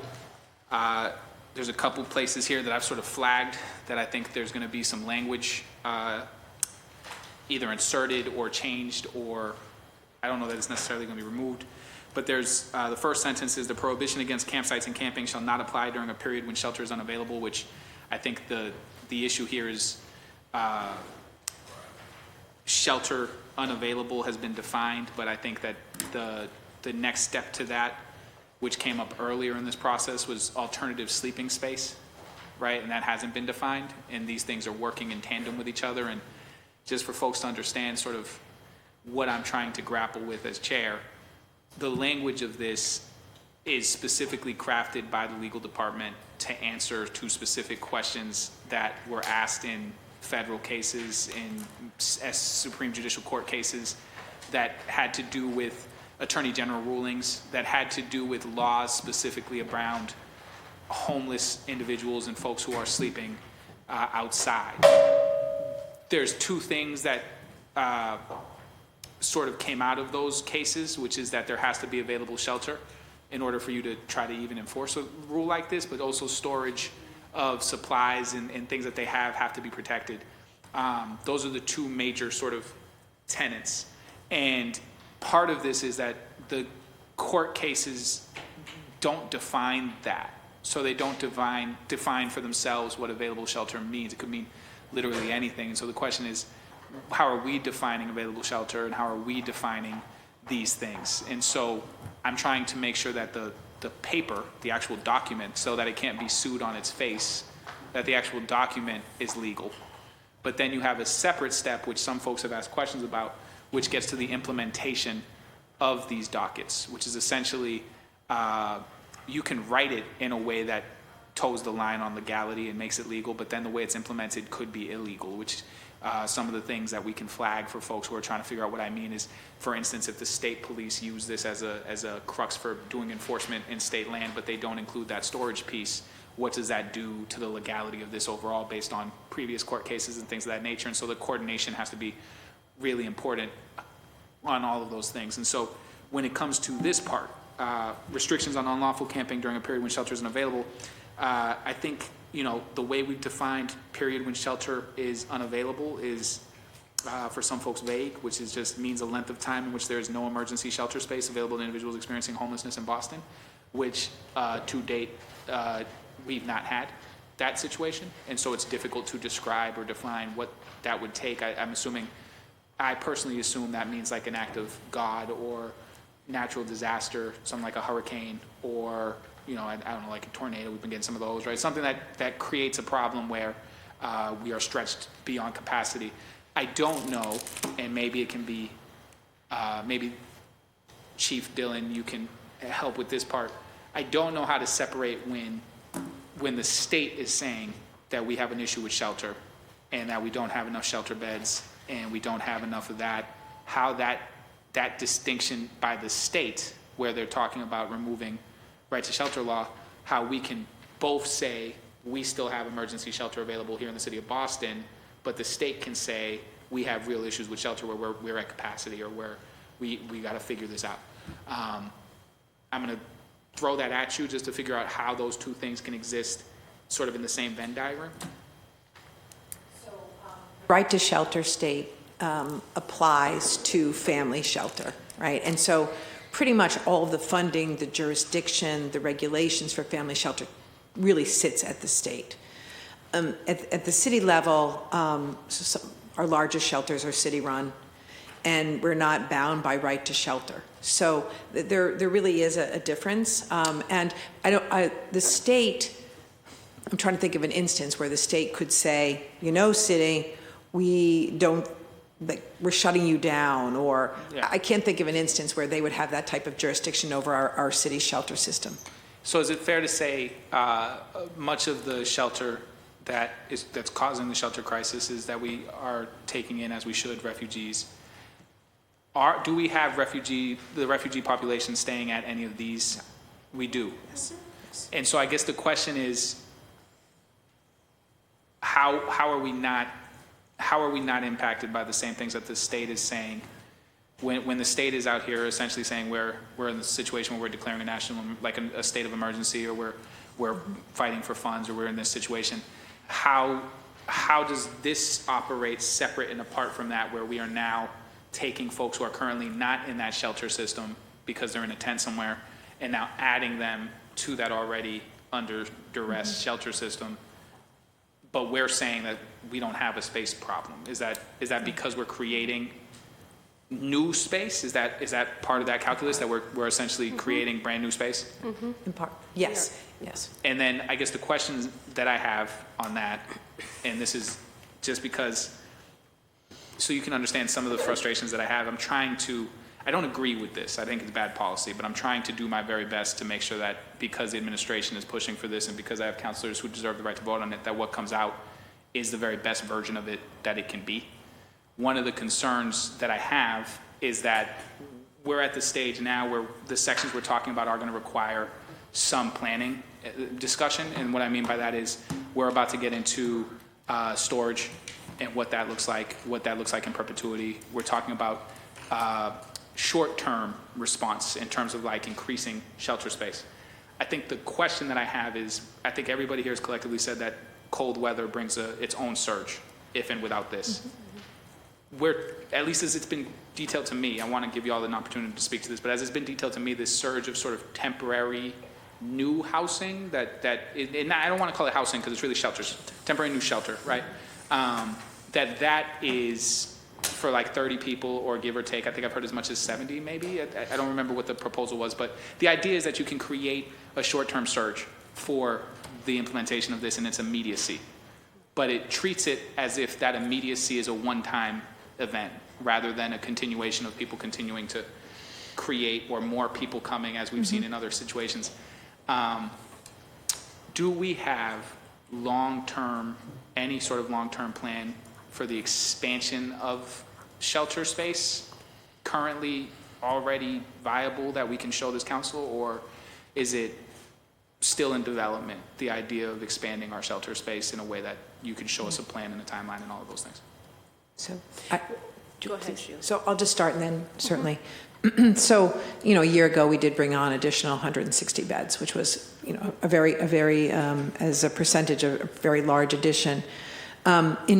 To get ready for taking down the tents, especially in the Mascas area, has been mentioned. We're bringing on the 30 beds. That's important. We've been housing a lot of individuals out of the low threshold sites. Right now, we've got over 20 vacancies there that we're hanging on to for this population, because this is space that they really do best in. We're working with some surrounding cities and towns on buying additional beds. We're working with a downtown shelter that is now not receiving funding to buy another 40 beds there, just for an example, right? And even post Mascas tents coming down, we would keep those resources throughout the winter as we continue to house. So we really are bringing on additional beds for this winter and in response to Mascas. They're not getting taken down after this winter, right? They would just exist as permanent new stock? I think we'll monitor it, right? Part. So April, May, typically, the numbers start really going down. This is a very unusual year, though, because you're right. We have migrant individuals, certainly not the same numbers as we see in families. Evictions are ticking up.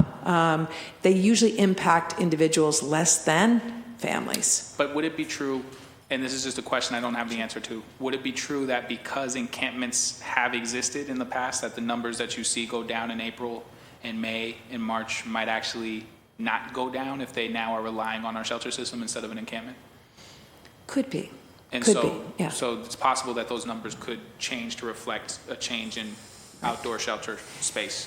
It's there's so many variables associated with our shelter system. It's almost, I hate to say it's hard to predict, but it is. If the federal government make work permits more available, then the individuals will leave. And, if we get another infusion of eviction prevention money, so there's all these things. And we continue to really push the state and the region to bring on additional low threshold shelters in that area. And I support that. I actually am grateful to y'all for that work. One of the questions that I have on this, and then this will be sort of it on this for me. I think it was mentioned earlier that we are reserving spaces for folks that are on mass and CAS in these shelters right now, that we already sort of setting aside those beds. Is that at the detriment of someone else? Is somebody else going to now find that they don't have access to a bed or to a space because we've set aside these beds? Most of these shelters, correct me if I'm wrong, are first come, first served? And so basically these are being set aside as... Some of them are additive, certainly. They didn't exist before, and we're bringing them on new and paying for them anew. And then those are the ones that you're sort of... Right. The ones that we are holding back right now, some beds, is in our low threshold sites because they really, the population, the mass cast really benefits from those more than just the general homeless population. I agree with that. And I would like to see, just in the past, this is an aside and back to the good work that you're doing, those have always been needed at a higher threshold and a higher count than we've ever had. And so if we're able to make those more permanent, that's a beneficial thing. Agree. So essentially, period when shelter is unavailable, I think is a standing thing. City officials shall maintain and regularly revise. Councilor Burrell is no longer here, but he would like this rather than regularly, daily. Regularly doesn't set a time frame. It just says regularly, which could be once a month, bi-monthly, whatever. But I think the idea and the intent and the spirit is to do that daily, so we may as well just say that. City officials shall maintain and daily revise a shelter list that is communicated to the Boston Police Department and other city departments for the purpose of identifying available shelter space. I think that anybody have a problem with sort of the language reflecting more regularity than just the word regular? I think, again, any new language is going to have to go through a full legal analysis from our corporation counsel's office. Certainly. So we'll push that out there. But correct me if I'm wrong in the spirit of it, the intent was to do that. We do count daily now. Yeah. So the intent was to do that daily anyway, I think, right? So, and even hourly, I guess, is what we're being told because it's going to be updated throughout the day. So I wanted to flag that. Then the next paragraph is during the period when shelter is unavailable or when a campsite is specifically authorized, which we'll get into what that means. A campsite or use of camping materials must comply with existing state and local laws to ensure the public health and safety of those in and around the campsite. Then the Mayor's Office of Housing, in consultation with the Boston Police Department and the Inspectional Services Department, is hereby authorized to promulgate any additional restrictions relative to the time, place, and manner for camping and density of campsites during any period when shelter is unavailable in order to advance public safety, maintain access to the public right-of-way, and support the effective operation of facilities such as schools, shelters, and healthcare institutions during such periods.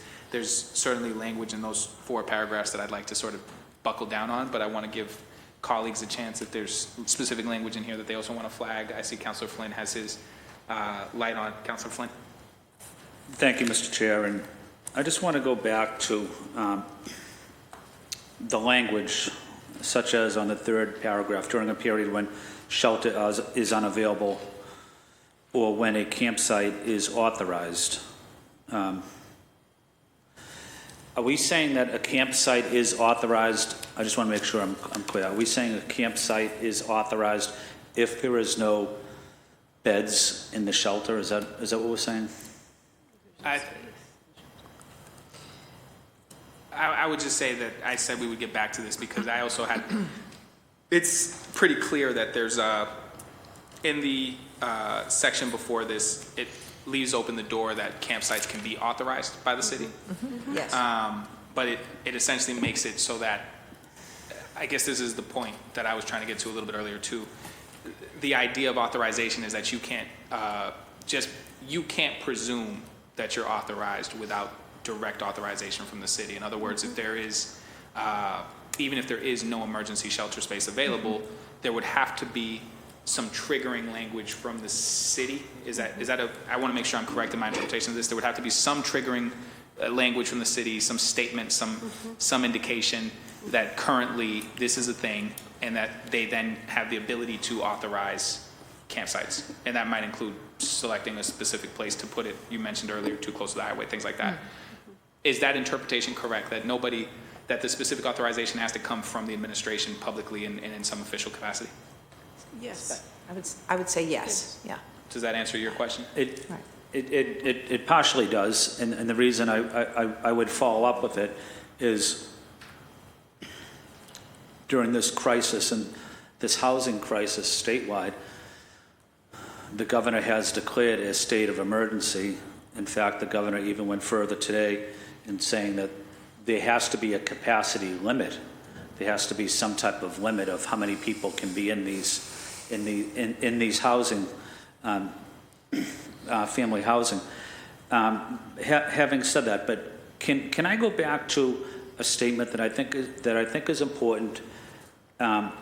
And if there is no housing available at any of these shelters, there would have to be, as you mentioned, Mr. Chair, some type of an announcement that there is no housing, there is no housing available in some of these shelters. So my question would be to public health. Can we go back to my original recommendation that we declare, like Governor Healy did, a state of emergency, a public state of emergency, that everybody would know that when this emergency does take place, that there would be there'd be a liberal interpretation of the laws, so it could provide city officials with more tools. And I say that because I think if we had a state of emergency, a public health emergency, it would give you more leeway to do what you need to do. And it would be clarifying for residents and for the public in knowing exactly what is happening. And a state of emergency, such as what the governor declared, might be beneficial. Can you talk a little about the pros and cons about that? Thank you, Councilor Flynn. So during the first hearing that we had, I tried to be clear about what a public health emergency actually means. In general, what a public health emergency indicates is that there is an imminent health threat that will challenge our capacity, our resources, strain our services across the city. Usually, we are talking about some type of illness, whether it be a new pathogen like COVID-19 or something of that nature. The way that the legal language defines and limits the public health emergency is that it's not meant to be for an extended period of time, because what it does is it actually decreases public engagement in the process. Mm-hmm. That's part of this, is that we were able to do things during COVID without coming back to the table to discuss it. We don't think that that's in the best interest of this particular issue. This particular issue is going to be ongoing, as it has been, as we've seen over years. It's going to evolve. It's going to wax and wane in terms of severity, in terms of what's happening in our city. And we don't think that a public health emergency is actually appropriate or really encompasses what it is that is occurring here. Secondly, I think it's important for us to recognize that it doesn't give us any additional access to resources or any additional leverage to do anything in terms of the tents, in terms of the tarps. It really doesn't allow us any additional leeway to do anything in the city that we aren't already doing. I think that the best mechanism right now is for us to have a way in which we can address the tents, tarp structures, get them down so that we can ensure safety and security across the city, and make sure that people are aware of what's going on, and allow them to have input, buy-in, as we would all like the public to do as we move forward with strategies. So that's the language of a public health emergency. I understand. I understand the words you also highlighted, Doctor, as imminent health threat, mm-hmm. which I think Atkinson Street is. Mm-hmm. I think it's a situation that it is a public health emergency. People living in that environment for a couple of years now is a significant public health emergency. It's a public health emergency, in my opinion, for residents living in and around that area. It's a public safety emergency for so many, including our first responders. When first responders are unable to get their vehicle through Atkinson Street and people refuse to move for them, that is a public health emergency, in my opinion. I think it would give tools to the city of Boston to effectively take down these tents so people could get access to drug treatment programs, so people would not be assaulted in these tents. That's why I've been calling for a public health public safety emergency. And I know as we go forward, we're putting more and more duties upon the Boston Police Department. And I do have a concern about that. And the reason I have a major concern about that, and again, I'm not blaming anybody, I respect everybody here, but the reason I have a major concern about that is we are critically understaffed, and we're asking our police officers to do more and more. And they're working 14, 15, 16 hours a day. It's unfair for us as a city to add more duties to Boston police officers, putting them in a very difficult, stressful situation, public health emergency in my opinion, and we're not supporting them either. So I guess my question is, we're relying on our first responders to play a major role, but what are we doing to increase the numbers in public safety departments, such as the police department and EMS? We're also critically down so many members. What are we doing to support them and their families? Yeah, I think one of the things, Councilor Flynn, is I'm trying to stay within the framework of implementation of this plan, but also the language of this plan, and I'm not sure that the public health emergency language is really reflective of the plan that they're trying to implement or the language before us. I'm not sure if you guys want to provide any comment. Yeah, Mr. Chair, no, I understand that, but just someone that's been a former probation officer for 10 years and someone that lives close to that environment that represents the South End, maybe it doesn't fit a particular legal definition, but I know an emergency when I see an emergency. I've served 25 years in the United States Navy. This is an emergency. And for anyone to say it's not an emergency, I think is not being accurate. That's the only reason I'm saying that. I think it gives the city more opportunities to effectively deal with the situation. I think I've made my point. I'm not going to continue to dwell on it. Thank you, Mr. Chair. Thank you, Councilor Flynn. So on this section, 16654, second sentence, I just want to flag for the administration is likely going to get some revision. Regularly revised will probably change to daily or some version there too. Something that makes it much more specific. Councilor Worrell was not here, but I want to thank him for flagging that. Second thing I want to sort of flag and see if anybody has an issue with is the same sentence refers to a list that is communicated to the Boston Police Department and other city departments for the purpose of identifying available shelter space, but even though it's probably not binding, I think this might be a place where we work in other state agencies as well and just say that list can be provided to other state agencies as well if they're operating within Boston's framework and trying to implement something similar where they're doing tent teardowns or something like that, where we provide them with that list. I don't know if there's any pushback on involving state partners in that list in this ordinance. That's the second sentence there where it says city officials shall maintain, and we're going to change the language on this, but regularly revise a shelter list that is communicated to the Boston Police Department and other city departments. Does anybody have an issue with also adding other states interested parties, other state interested parties, whatever, however we do it to make it a little bit more wide ranging? Is this an it depends situation? I think that it's, again, if there's additional language, it's going to have to go through a full legal review. And so I don't want to speak for the rest of the panel on that. That's what I can say. Fine with me. Are state partners already part of that debrief when you do the daily briefing? Are there state partners on that call?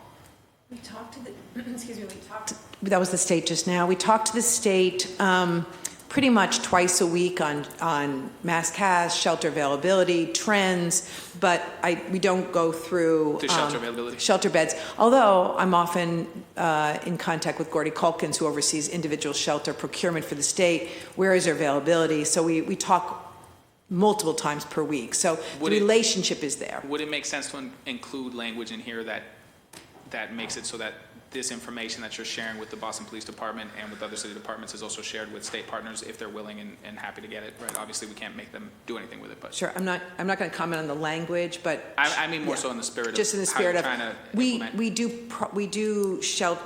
we solve shelter capacity both within the city and outside of the city and looking at surrounding cities and towns. So that muscle is there, yes. Perfect. All right. Anybody have anything else before we move to the next? Councilor Anderson, and then Councilor Murphy, and then I'll wrap with Councilor Flynn. Councilor Anderson, floor is yours. Thank you, Mr. Chair. I guess for the sake of data, just wanted to go through a list of information that I would be helpful for me to piece this plan together. So for, and I guess anyone, in no specific order, but anyone can answer this, how many outreach workers do we anticipate to, and this is all related to 16-65.4. We're talking about restrictions, so I want to understand exactly the numbers, and that would give me better information of what would happen, like better idea of what would happen if in case shelter is not available. So for outreach workers, how many do we anticipate being available currently, or as like right after the ordinance, if the ordinance passes? From BPHC and then from BPD as well, and housing as well. So we're going to have mobile outreach teams, as you know, so I'll just let my colleague Jen Tracy speak to that a little bit. Sure. So for the Boston Public Health Commission, the outreach team that is currently on Atkinson, when Atkinson is closed, will be redeployed to mobile units. We'll have 3 teams of 2 to 4 individuals each. Sorry, is that 9 or 12, like between 9 and 12 people? On a schedule from 7 a.m. to 7 p.m., I can tell you how many outreach workers are employed, but this is 2 shifts. Thank you. So is it 7 a.m. to 3 p.m. and then 3 to like 11? What are we talking? Our current shifts are 6 to 2, and 6 to 2 and to 2 to 11. Or I can check. I can get back to you on that because that's a schedule of coverage.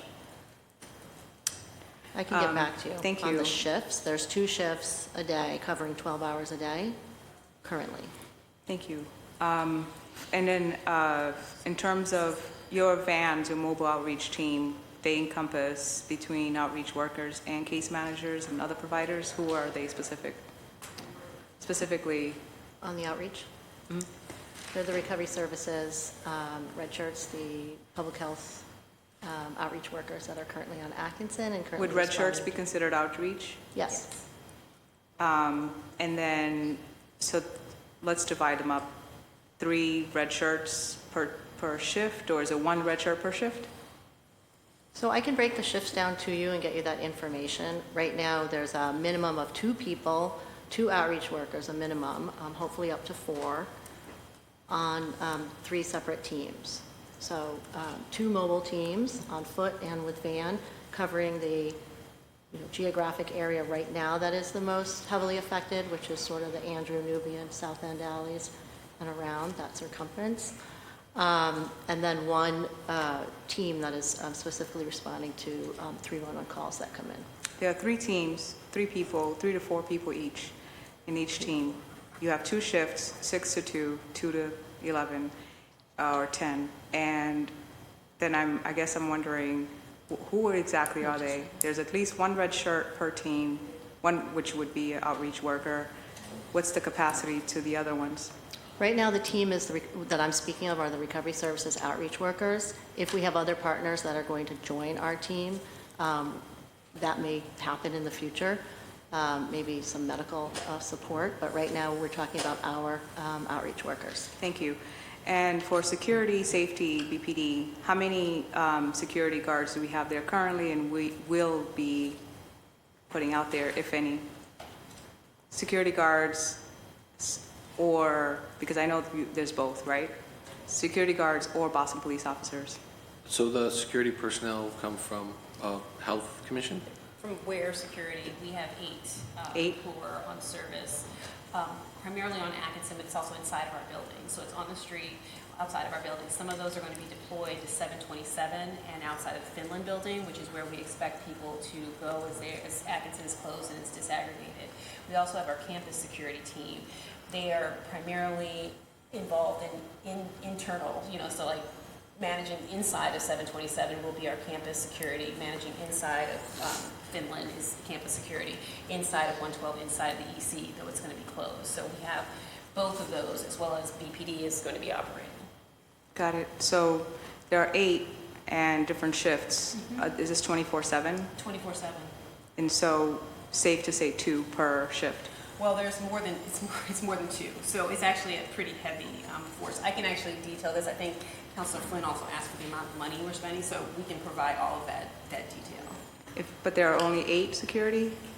At one time. At one time? Yes. We literally- In 3 different locations? In multiple, they will be deployed to multiple different locations if the ordinance is passed. Is it safe to say 8 per shift, per location? It's approximately 8%. 8 per shift? Yes. Distributed between 3 locations? Got it. Thank you so much. And then, sorry, 3 locations. Let me just put that down. Case managers. So do you have a walk-in center for 24-hour, like say I'm out there and this has happened, like someone just ran into me, recognized my face and was like, hey, I need housing. And I was like, cool, let's do this. And I was excited, right? Say someone wants to walk in, is there a walk-in center anywhere 24/7? It's 2 a.m., I decided I want treatment. What do I do? And how would that person know? So we really don't have 24/7. I mean, we Not yet. really don't have 24/7. I wouldn't say that. I mean, they would, okay, so they would go to the ER. They would also be able to access 112, where there are harm reduction techs, people who could offer referrals, as well as connect them with other services. So there is that capacity. It's not the same as what it is during the day. There's no van that we could put out there in the middle of the night, waiting for people to So reach out? mobile outreach will be 24/7. That's the idea, is that we will have mobile teams. It's kind of like a walk-in, right? Right, yeah. It's not exactly the same. Thank you. And then once I connect people to services, how many case managers? What's your capacity? So you mean how many case managers do we have working on the street right now? I'm Or like in through our PATHs program? Or between street and low threshold.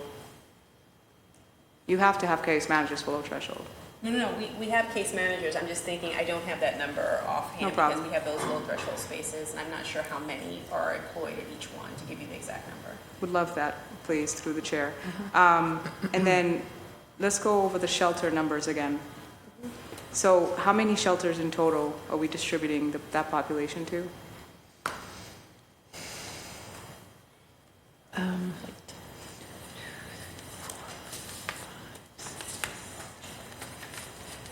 Currently, I am working on or have reserved space at 8 individual shelters. Thank you. And then between those 8 shelters, can you break down how many will go to each and with its location? If you can't do it right now, it's okay. Right. I can get that to you. Please. Okay. And then low threshold, how many will remain after the tents get removed? We're not taking down any more low threshold shelter beds sites. The Roundhouse did come down. We're now at 130-ish, is that right? About 132 beds. We plan on keeping those. Keeping 130 at the Roundhouse? No, without the Roundhouse, there's 132 remaining. Where will they go? So they will stay in place. At the Roundhouse? The low threshold? There's No. 5 sites, 5 different sites. Yeah. Oh, will remain to distribute 130 from the Roundhouse to one of these 8s. Right, so the Roundhouse came down the end of September. And so there were 6 low threshold sites. The Roundhouse came down, and there is now 5 remaining for 100. Then there's 132 beds at those 5 remaining sites. we are going to keep those in place based on need. Are those 5 remaining sites included in the 8 numbers that you gave me? We are counting the vacancies right now at those sites, so as available beds for this initiative. Those 5 low threshold beds, are they included in the 8 shelters that you gave me? Yes. Thank you. Yes. And then for permanent housing, can we get numbers to how fast they move? I know I can go to the dashboard and get numbers of how many we've moved. Thank you. And then for 30-day beds or whatever it is, 45, 90, do we know the availability today? I mean, I know there's a database that you access through the medical system that gives you those beds. But do we know right now what's the availability, if any? I don't know to date this morning's. I do know that right now I've identified 106 beds that I want to make available for treatment. To take down the tents at Mass Cass. I'm working on more. Sorry. Oh, sorry. Oh, detox. I'm so sorry. You're asking for detox. Mine. Okay. All right. We can get you those numbers. Thank you. And then have we identified long-term treatment beds separate from just detox? Separate from detox. So sometimes 90, right? Yeah. So we are working with the state to identify. I know it's all detox, I'm sorry. Right. No, it's fine. I think we can give you this information if that's what your request. Both the short-term ATS beds as well as longer-term beds. Do we have any, thank you. Do you have any safe consumption sites? No, we don't. Do we have any needle exchange programs? Oh, absolutely. We have part of our harm reduction programming is needle exchange. So we have several different programs that we engage in, both the outreach on the street, kit and exchange distribution, as well as programming where we actually exchange and pay people small amounts of money to bring in, used needles. And then we have mobile, needle exchange. It's a sort of a robust program, so there's multiple different aspects to it. Thank you. Mr. Chair, please indulge me. I got 4 more of these. I think this is what you feel like you need before you make a decision, so I want to give you the space to get it. Thank you so much. Thank you. Some of these questions, they're not rhetorical, I promise you. I know the information. It's important that we ask it, even if it sounds like, this is like working session for dummies. It's not, right? No dumb question. I'm asking specifically so that my constituents that are watching, and there are a lot, that can understand the numbers too. I held a listening session right after the last hearing. About 100 people showed up. We had a big discussion. I got a lot of feedback. And so I'm going to do one again probably tomorrow, so before I make a decision. And so can you break down the needle exchange programs? You said by mobile vans and brick and mortar. Sure. So the Boston Public Health Commission has a fixed site on Albany Street, A-Hope, is our comprehensive drug user health program, where there is needle exchange as one of the services, as well as the mobile van, which is in different high-impact neighborhoods. The Care and Reach partnership with... How many vans? There's two separate vans. Specific for needle exchange, is it the same outreach vans that does that? No? We have a partnership with Healthcare for the Homeless and MGH that has the Care and Reach van. And that is not just needle exchange, but also medical care to people on the street and Suboxone initiation and other health response to people who are living on the street. We have our own van that is located in, has routes downtown in Nubian Square and other impact areas as directed. And then outside of the Boston Public Health Commission, Fenway, Victory, and BMC also have syringe exchange drug user health programs. Thank you. And then I guess in terms of students who are on partnerships, BPD, how many caseworkers or folks that you have to work with BPHC? I've only met one, but how many total? So assigned to the street outreach teams, ma'am, we have 8 police officers and 2 supervisors.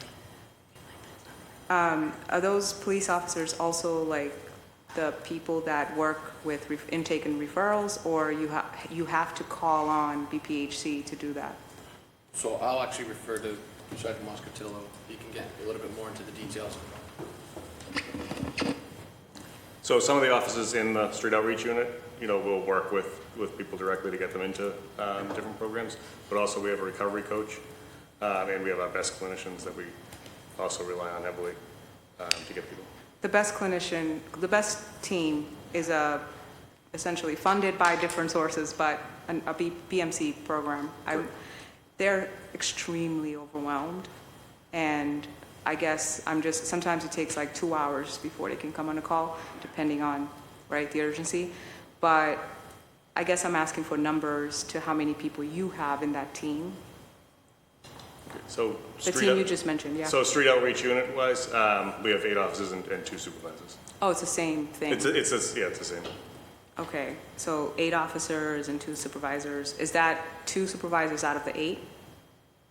No, so it's 10 total. 10 total. And then, so then out of those officers, that's who, those officers are trained specifically to do other things? Is that correct? Yes. What's happening here? And then in terms of metrics, I'll yield my time to come back. There are specific recommendations, and as I said, I think I have a responsibility here to share, like if I think where this is a collective work, then there's specific things that I, put together, and I feel like I want to request of you if you'd be willing to implement them for metrics. Then the last question is, can housing, BPHC, BPD all bring back their budget specific for this plan? Yes. Thank you. I actually Mr. have Chair. one more request of you, Councilor Anderson. If you just don't mind, since we have everybody and you just went through a bunch of numbers and things that you were asking for, what data specifically you are seeking? We already have the budget, I think. We have a number of different things, but if you could just go through the list of those requests so I can write them down, but also so that the administration is aware of what we're asking for. Absolutely.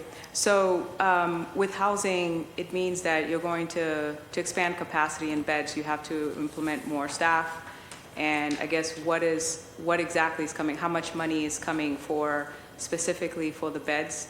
And I guess housing, whatever else you're going to spend on, you're not building anything, right? You're just a service.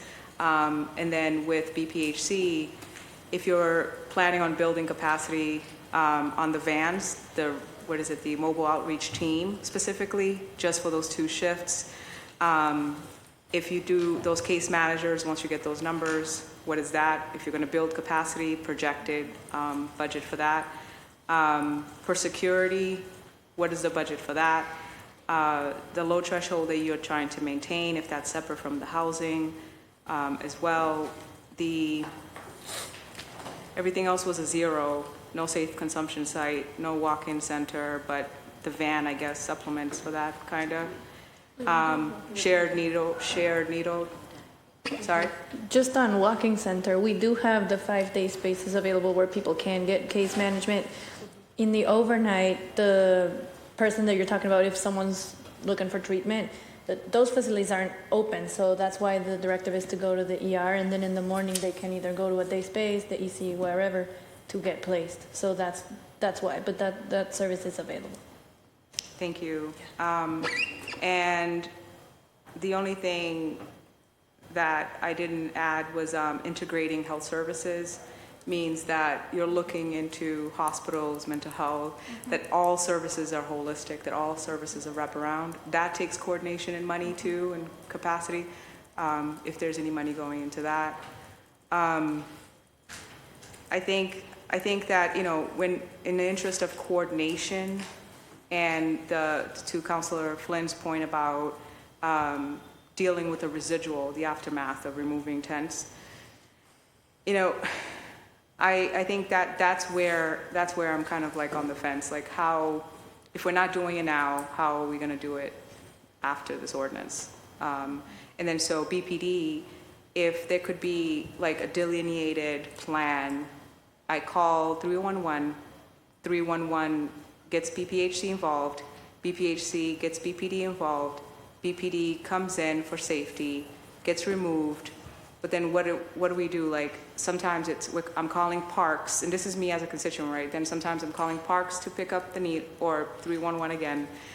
If there's a tent built somewhere in Fenway Park or somewhere in Roxbury, if people are hanging out in Dudley and it's not a tent, but it's like, you know, it's a table, it's like a little house shift, but no tent. Like, what do we do about that? Do we leave that alone? Like, how are we figuring out how we're connecting people to services? And again, if there is no platform, digital platform where everybody can access the service, so we can synergize this, like, right? So we can access service immediately. If BPD has to wait for BPH and BPH doesn't have the person available, or Tanya is already busy, then what is, can I see that? Can I see sort of like the action plan to resolve those issues when you get stuck? So that I don't have to wait. So as a constituent, I don't have to wait for days for it to be resolved. Sure, if this answers your question. So we have actually started the scenario-based conversations amongst each other. I believe that at some point that will probably evolve into some sort of a script, because what we want from the police standpoint is, you know, we're going to have different officers assigned to these mobile things. We can't always maintain the same officers always assigned to the same assignment. So we will have officers that come and go from these assignments. So one of the things that I would agree 100% that would be valuable for them would be that flow. This happens, I do this, I call them, we do that. Does that kind of, so yes. We don't currently have that in place, but I believe we are working towards that. And we have already started amongst ourselves having those, okay, this happens, what then? We've been doing almost like role playing to get to the point where we have a very scripted kind of what do we do when this happens scenario. If that kind of answers your question. If you do that and you role play it and you workshop it and you come up with an action plan, and I know exactly what the steps are. If you know it, that means you're able to put together a toolbox for the business owner or for the constituents. Because then I know exactly what the steps are, and I'm not just ignorantly saying, you're not doing your job. I understand because I can go back and reference this action plan and say, these are the steps that take, and then sometimes these are the issues that they confront. And so it's important in terms of community involvement for us to think in that way so that everyone is referencing the same action plan, and that we're more gracious with each other when things are slowed down or when things are not happening or when tents are not getting removed. So I suggest, once you have that we get some sort of action plan in place where we publish to the community, and we give it to the business owners and people that are out there so that everyone understands what the flow is, right? If I understand the workflow, then I'm like, okay, I know that this sometimes happens. They might be stuck over here in outreach, or they might be stuck over here and waiting for a tent or a best team. And that's nowhere for me to find. That's nowhere for the constituents to find. Yes, ma'am. Do I make sense? Yes. Okay, thank you. Thank you. I thought that was all very incredibly clear. I think part of this gets to that second part that I was telling you all, which is the implementation is a major part. It's not just the legal language, but also how it's implemented. And I think what Councilor Anderson is asking for very eloquently is the actual plans and data that we're trying to say that if we implement this, I think you guys put like a 2-week turnaround on this, that you want to start evicting folks within 2 weeks of passage. And, you know, I think having these plans detailed to this council beforehand would have been nice and would be nice if we can get those plans before we vote on this. I think it was Councilor Murphy, then Councilor Flynn, and then Councilor Louis Jen. Councilor Murphy. Oh, Councilor Durkin. I think it was Flynn and then me and then Murphy. No, it wasn't, but that's... Oh, okay. Sorry, I have a blind spot over here, so... I do too, by the way. So. All right, Murphy, Durkin, Flynn. I got it. That's fine. Councilor I'm Murphy. here, so...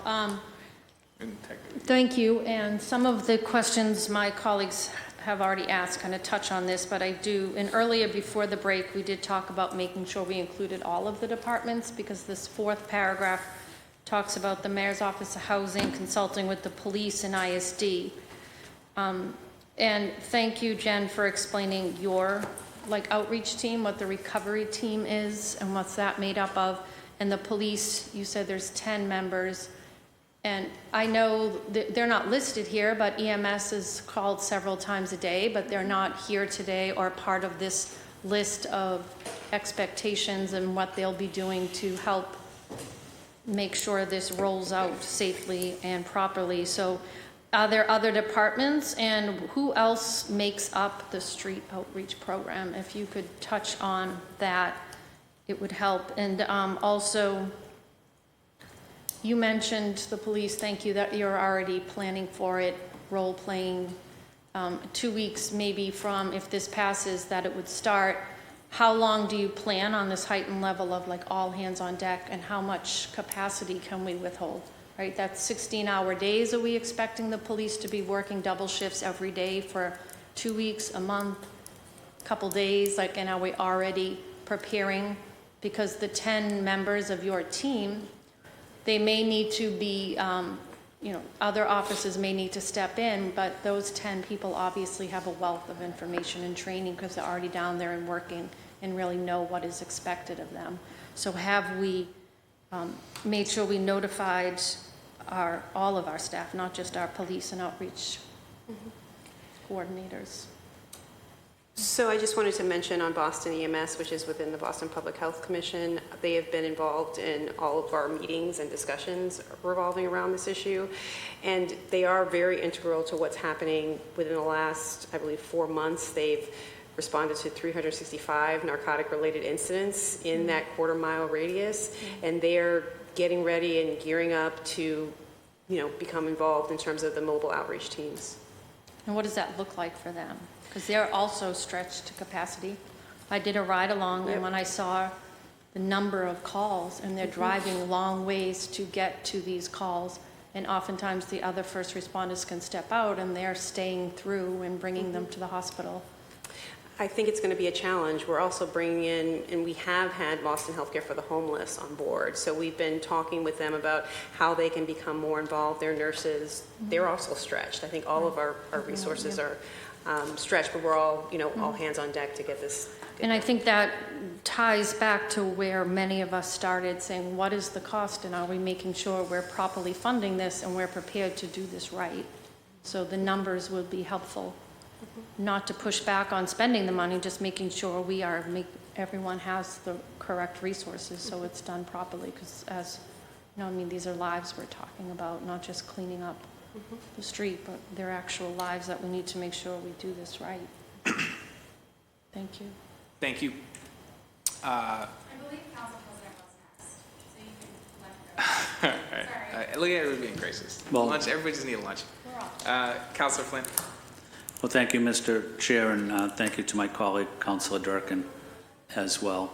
I just wanted to highlight the comments made by Councilor Fernandez-Anderson in the last five hours. I thought the question she asked or the comment she made was the most informative comment I heard in the 5 hours.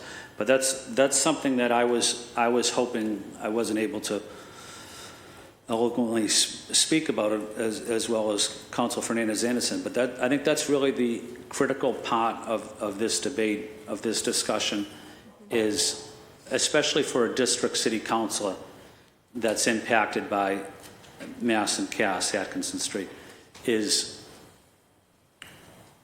when we receive calls from our constituents who are rightfully concerned about tents in and around their neighborhood, what is the process? What do we do as a district city councilor? What do city officials do? What do the police do? What do the recovery specialist professionals do? Public health. Because we couldn't vote for a policy on Wednesday and then start figuring out what the process is on Thursday. Our leverage now is to have this in writing before we vote on it for Wednesday. So I have a copy of it. Basically, it's a memorandum of understanding, or it's a standard operation procedure.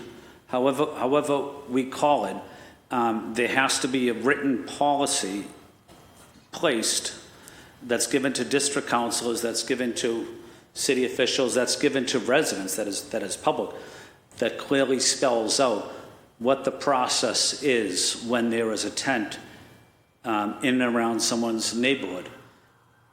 So when there is a tent in Andrews Square, or there's a tent in the South End, or there's a tent in Roxbury, a resident could call up their district councilor or call up the neighborhood services. But calling up the district council exactly knows what the process and steps are needed.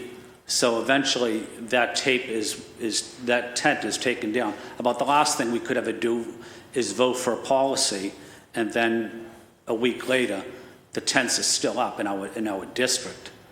We would look ridiculous. So that's where I'm at, is if I know that there is a policy, and the policy is written down, and the policy is going to be taken seriously by dozens of city departments, then I'm inclined to support it. And I think that's a fair request that Councilor Fernandez Anderson asked, and I go on record too of supporting that. But I do want the assurance that we know exactly what takes place when a tent goes up in our district, that we know if we call it 9 o'clock in the morning and we call public health, that the clock is ticking, and by 1 o'clock, that tent is down, that person is in some type of program, is in recovery, is in medical care, but the person is not still underneath the tent. That's where I'm coming from. And if that policy is written down, and if that policy is given to me by Wednesday, I'll support the plan. I'll support the mayor's plan. I think that's a fair request. Thank you, Mr. Chair. Thank you, and I just want to be clear, because I think it's what I heard from both Councilor Anderson and from you, Councilor Flynn, is that you're seeking the answers to sort of these questions about implementation and plans and budget prior to, I'm assuming Wednesday morning wouldn't work for you? Are you asking for it essentially for tomorrow so that you can see this if we're going to go forward on Wednesday? I would say, I'm a reasonable person, I would say Wednesday morning. All right, so as long as we have those things for you by Wednesday morning. Just wherever IGR is. Great, so all those requests came in. I think it's imperative to get those before us, and I agree with Councilor Flynn. One of my major holdups with this is that we're putting the policy before the plan, and that always feels unsettling. And so if we can get the plan before people are voting on this policy, that would eliminate, I think, some of the concerns that some folks have. I want to go to Councilor Durkin. I want to then come to Councilor Louis Jenner if she's back by then. If not, then we'll come back to her when she is here. I also think I saw Attorney Martinez. You hit the button, then it looks like it turned itself off, but I'll go to you after Durkin, Councilor Durkin. Thank you, Chair. Really appreciate my colleagues' questions, and I feel like they were, very detailed, and I appreciate some of the knowledge that we gained from those questions. But I know that I think we're on 1665.4. Is Yes. that correct, Chair? Yes, that is. And I just wanted to respectfully request the Chair that we do go through, because I know we're a little under halfway through this, and it's already, I think, 3:10. So I feel like I'm just wanted to respectfully say this to the Chair and to my colleagues, that I hope that we can move through each sentence, because as I've attended other working sessions, I think it's actually a really helpful thing to go through the language and to see how we would want to modify some of these sentences. But also wanted to share that I do have this Atkins Street closure project plan, which I think is the beginning of what has been requested, at least partially, which is helpful to me personally in thinking through this issue. But want to thank my colleagues. Obviously, I've been, as someone who doesn't represent this area directly, but know that homelessness deeply impacts my district, I really appreciate the opportunity to go through this. So I just wanted to respectfully ask the Chair that we are able to do that if that is something that you think appropriate. Thank you. Thank you. Do you have any language suggestions to date on up until 1664?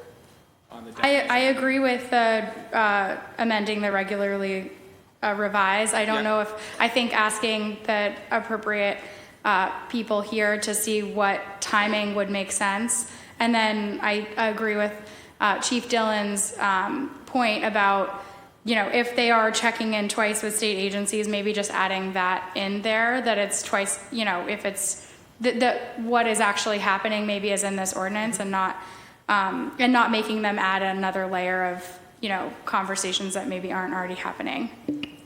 Thank you. Councilor Lujan's not back. We'll reserve her when she comes back. Yes, but I also told Attorney Martinez that he would get a chance. My counselor. Go first if you All want. right, there you go, Counselor. Oh, no. Counselor Anderson. Your constituent has ceded the floor. Thank you. Just a quick response. I think that, that's when we talk about like the structure or the backdrop of city government in these types of structures, whether it be Robert's rules or just the structure in itself, and how we execute our job as city councilors. We are constantly talking about, getting the job done and being intentional, being transparent. And in order for us to reach equity, we are not able to do that if we rush through the process. I think that there are going to be different styles. For example, Councilor Arroyo, like I've never seen, I find you to be one of the most patient councilors, seriously. And then today I was like, what the heck is his problem? And then I was like, oh, okay, it's been a long day and he's been patient with everybody interrupting and going off topic. But still, I think that once we incorporate all of that, then, we then have to be patient with the process, irrespective of the difference between people's styles. And my colleague, Councilor Durkin, can then, if she can explain and elaborate this plan without the questions that I asked, if you can do that, if you can give me the full explanation right now, then I would say, hey, job done. We don't have to ask any more questions.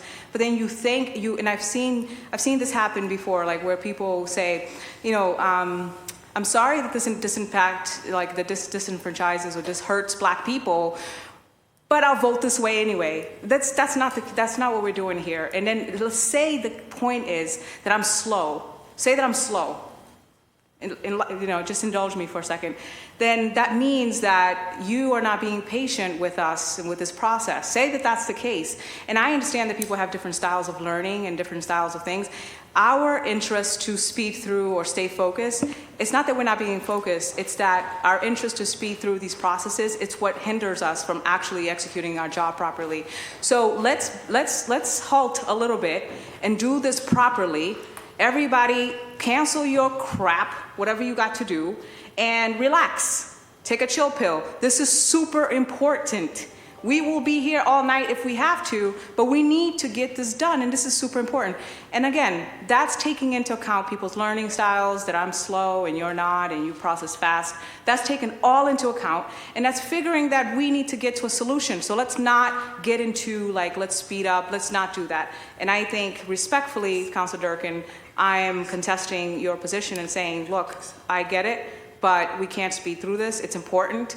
And if you had the questions answered, then there would be no need for me to ask them. So let's do it over and over and over, and let's be respectful to Councilor Murphy's style, Councilor Arroyo today for being less than himself, Councilor Flynn, and our crap. We all got crap. Let's just go through it. Relax. We're going to get through it. Thank you, Councilor Anderson. I will just say I do feel fully myself, just for the record. Maybe a little hungry, but I'm fully myself. I love when councilors say we'll be here all night, because then I watch all the panel members be like, I don't know. So I don't intend to have us here all night, but I do think it's very important that we get these questions answered, simply because, every individual on this council is coming to this with a specific perspective or a reason why they feel a specific way. And I try to allow, even when folks go off of the print into places that are actually where their decision making is, allow them to try and exercise some agency to that. And so I have been very forgiving of going off of what's on this paperwork, because often when people go off of what this paperwork is, they're revealing to you what they're thinking through or why they're thinking through how they're getting there, and I want to allow them the space to do that. And frankly, I think what Councilor Anderson and Councilor Flynn presented as a plan got to that second part, which is the implementation part. I want to pivot over to Mark Martinez before we go to the next section. Attorney Martinez. Yeah, thank you. So in thinking about language, so this last paragraph authorizing the Mayor's Office of Housing to promulgate any additional restrictions relative to time, place, manner.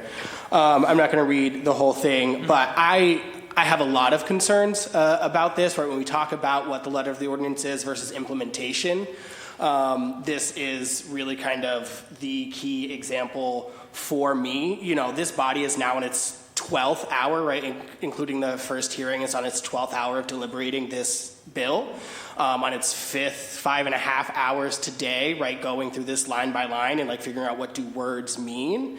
And I think that's a really important process. That's why we're here, to figure out, you know, to put forward the best possible policy, both for the health and safety of the people living on Mass and Cass, and to make sure the city doesn't get sued as this starts to get implemented.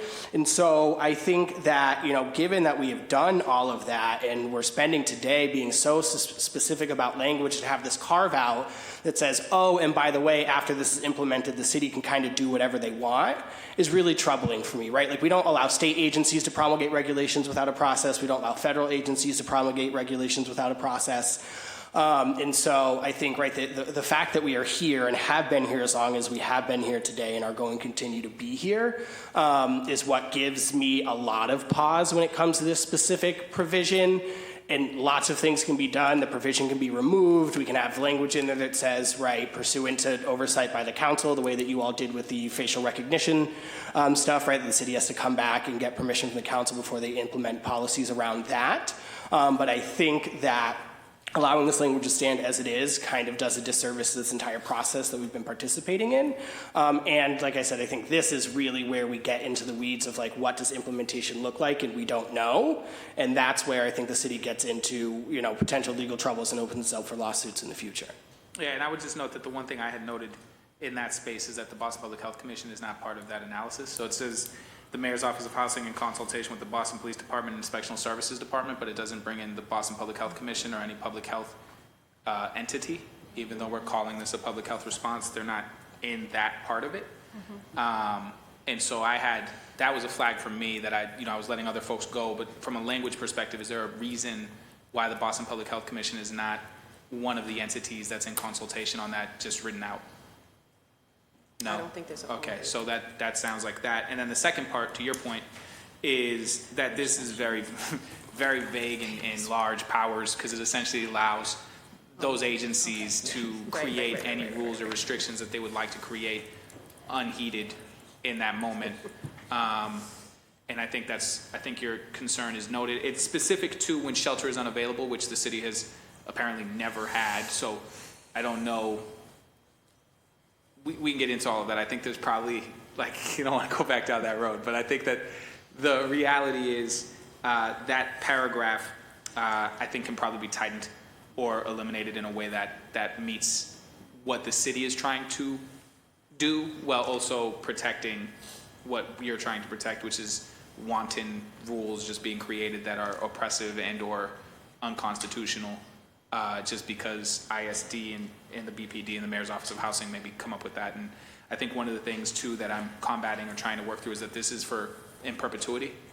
So many of us will not have the roles that we have now moving forward in the future, but this will be on the books. I don't know that we've repealed anything that we've ever passed in that way. And so we really don't have, to Councilor Flynn's point, another time to leverage changes on this. And so if there's a mistake that gets made in sort of overbroad or too vague with how we define it, that's sort of a permanent problem, which allows future administrations, future police departments, future offices of housing to interpret it however they would like if we don't tighten that up. So I thank you for the flag. I'll flag that for my team. And if you have suggestions on that, then please have them sent our way, and same thing for the administration. The next one is offer of shelter, which I have questions about. That's 16655. I'll just read it out. It's 2 paragraphs. In the event of a violation of this ordinance, the city shall provide or cause to be provided an offer of available emergency shelter space to an individual experiencing homelessness, and when requested, transportation to the available emergency shelter space. Each emergency shelter space offered to an individual shall be at a shelter, housing accommodation, or alternative sleeping space. There's that framework again. That maintains policies and procedures for accommodations under the Americans with Disabilities Act, which is specific to just ADA accessibility. and I think there was a whole question, I think it was actually Councilor Durkin during the hearing about mental health and how that plays into the ADA regulations, and we'll get to that too. But I will tell you, I'll flag my flags for the administration. I don't like that it's when requested. I would like this to sort of be like a Miranda. If you're going to go and take somebody's home down, I'd like you to tell them that shelter can be provided to them and that a ride can be provided to them. I don't want them to have to guess if they can ask you for that or if that is a right that they may or may not have, they may not know. I think making the requirement be that they have to be informed of that is a low bar, right? So if, in this case, what it says is, when requested transportation of the available emergency shelter spaces, I think, frankly, they should be made aware that that request can be done. That might already be something that you're intending to do, but I think that that should be written in specifically in this so that nobody can ever enforce this without first making sure that that person is aware. The second part of this, which I think the Boston Police Department, you correct me if I'm wrong on this, but this just says the city. It doesn't say who. So it doesn't say the Boston Police Department should do this. It doesn't say Boston Public Health Commission should do this. Doesn't say the Office of Housing should do this. Doesn't say Tanya Del Rio's outfit should do this. It literally just says the city shall provide or cause to be provided. It also doesn't say who does the ride. It doesn't outline any of those things. And so the issue with this is when it doesn't outline those things in the future, what that means is that all of it's on the Boston Police Department's shoulders to do all of this, really, because they're the point of contact. Yeah, I don't know back to the whole who's responsible for it, just the city, right? And that's a large entity. And so I guess my question is, and this goes back to Councilor Worrell's statement about coordinated responses being written into the ordinance. This is very open. It just says the city, because everybody technically is a part of the city, but it doesn't give the responsibility to any one individual outfit. And I think this stage right here, the offer of shelter, is the first place. It shows up again in the storage of property. It shows up again in removal. But this is the first place where that coordinated response has to sort of be written out. And I don't know if the Boston Police Department or anybody else who's here has a preference on how this is framed. But the way I would interpret this as a lawyer is that the point of contact is probably going to be a Boston police officer, which means that that person, it's on them to figure out those aspects unless we delineate that there's a coordinated response in writing and who's leading that and whose job it is to do that. And so I just want to flag that shows up again in the next 3 sections, but this is the first place that it's there where it just vaguely says the city shall. And that's not definitive to whose job that actually is. Is that the Boston Police Department? Is that your job? Is that the Boston Public Health Commission's? Is it Chief Dillon's job to do this? It just says the city. And so that vagueness I would like to tighten up so that we know exactly whose job it is to offer shelter, exactly whose job it is to coordinate the transportation. Those aspects of this I would like to get delineated in clear language, which I think is why the plans would be helpful, but perhaps some of you already know who's going to be in charge of what or have some idea to that. So that's that from there. I want to give the administration and or Attorney Martinez a chance to speak on the offer of shelter part of this before I go to counselors for questions, because you might be able to just answer some of those questions before they have them. All right, with that, did you? I mean, I certainly don't have any answers. All right, got it. Counselor Flynn, I think? Yep, perfect, thank you. I can't see, when I'm talking to them, I can't see who comes up, so it's helpful if you all keep track. Counselor Flynn? Thank you, Mr. Chair, and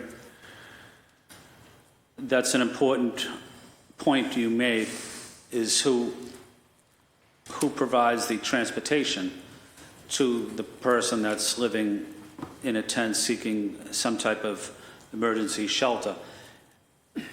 And I say that for a couple of reasons. And I know people will say, well, Flynn sounds like a broken record, but I'm concerned if we have Boston Police transporting someone to an emergency housing facility. To me, that's a Boston police officer that's not on the street. And we're down so many police officers, and that's a critical decrease, even if it's one officer, 2 officers really. If it's 2 officers that are giving someone transportation, and that's probably not just a 15 or a 20-minute ride. That might be several hours off shift transporting this person, depending on what the circumstances are. I also think the same with the EMS as well. and maybe it's a little somewhat different, but they're also short-staffed. And having critical public safety personnel driving people around the city is certainly compassionate, but it's not practical. And I think residents want us to figure out another way of doing business without taking needed critical public safety personnel, such as our emergency medical professionals and our Boston police officers. We can't afford to take them off the street. They're playing such a critical role that I would recommend that it would be recovery services or someone in public health that provide that level of transportation to someone, and maybe they also can engage that person during the ride to the facility. But I couldn't support something where it takes Boston police off the street and medical EMS professionals off the street as well. Yeah, and so to that point, does the administration know who they have planned as the person is it EMS, is it BPD, is it a third party? Do we know, just so that we can write it in like officially, this organization, no part of the city is the one who's going to offer that transportation? Do we know that already? Yes, I can't speak to whether it needs, or the language again, if it's going to be added to the ordinance or not, but the way we're planning to do the mobile outreach in phase 4 would be to have whoever lays eyes on it first, whether it's BPD, outreach, or a constituent. If it's BPD, they would alert our team that it's happening, and they would be the first conversation as far as offering shelter, storage, and transportation. Whoever lays eyes on it first has that first conversation. And if the person does want to avail themselves of the resource, then a call is made to outreach if they are not the first point, so that they can provide access to storage, transportation, and shelter. Does that make sense? So like if an officer is the first person to speak with them, they'll be like, yes, you are, they'll make them aware that there is an offering of shelter, storage, and transportation. If the person says, yes, I'm interested, then we'll call on an outreach worker to come and kind of provide all of that. If the person says, no, I'd rather move along on my own, which they often do, then they will do that.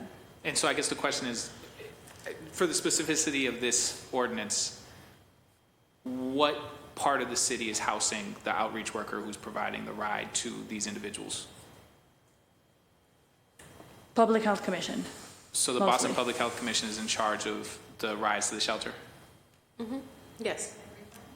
Yeah, so basically if we write that in there, then that's what it is. But I just think it makes more sense from the standpoint of this is where the vagueness gets kind of problematic, and I understand why the city might prefer vagueness because it allows them to sort of problem solve however they want to problem solve, but some of those I think are unsuitable to how the council's thinking. I don't think that the police officers, for instance, should be putting people into cruisers and taking them to the shelters, and I think you agree. And so I don't think we lose much if we get into specificity about what department is supposed to be providing, what aspect of each thing. The issue is that I don't know whether, the issue is that sometimes we use different partnerships. So for example, we'll work with Pine Street, we'll work with non-city agencies on that troubleshooting. So it doesn't always look the same. So it could look like some other outreach in relationship, but not EMS, not BPD. I think, okay, so the challenge for us later is to figure out how to verbalize that in text that makes it clear that we're not talking about BPD and EMS, but we're talking about specifically the Boston Public Health Commission and partners, and health partners. Yeah, if I could just add, there's sometimes, we all know that some of the individuals on the street have mental health issues, and they often have relationships with particular nonprofits or street, and so they may, I know this from experience, they may go in a van with someone from Pine Street because they know them night after night, and they don't know, so I would hate to. No, I want to make space for that. Thank you. I think the question is, because I agree with you, there's, and also much of that work is overlapped. I think what I want to ensure is that we're not having Boston police officers put people into cruisers to take them to shelters, right? Like that shouldn't be happening. I think you all agree with that. So if we can make the language in a way where it's clear that that's not what's going to happen, I think that's important. And then the EMS concern is also noted. But I think there's a place of agreement. I think it's just a question of forming the language in a way where it's clear that the Boston Public Health Commission and, I don't know what we'd call it, health nonprofit partners or health nonprofit partners or whatever, but there's a way to verbalize what we're talking about where it doesn't just handicap it to the Boston Public Health Commission, but would make space for, you know, I don't know if the Gavin Foundation, but like these organizations that do this kind of work are able to do that part. On the first part of it, this is the part that Brian well brought up, which is essentially if we can add language specifically to no tent is removed, and maybe we'll add that at the removal part. We'll figure out where the best part of this is, but that nothing be removed by a Boston police officer before the Boston Public Health Commission or somebody from some partnership, some coordinated responses on scene. And I think that's something that when he was still here, folks were agreeable to. Is that fair to say? Ideally, we would want to have that contact with the outreach worker before any tent is removed. Yeah, and so the idea here was the part of the language that I think could legally work from a legal framework wasn't, you know, we can't ensure that they're always first contact, but we can ensure that nothing is removed before they are on scene. Does that sound right?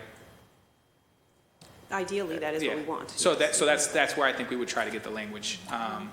Councilor Flynn, does that sort of resolve the concern about having Boston Police Department or EMS serving as sort of the rides here?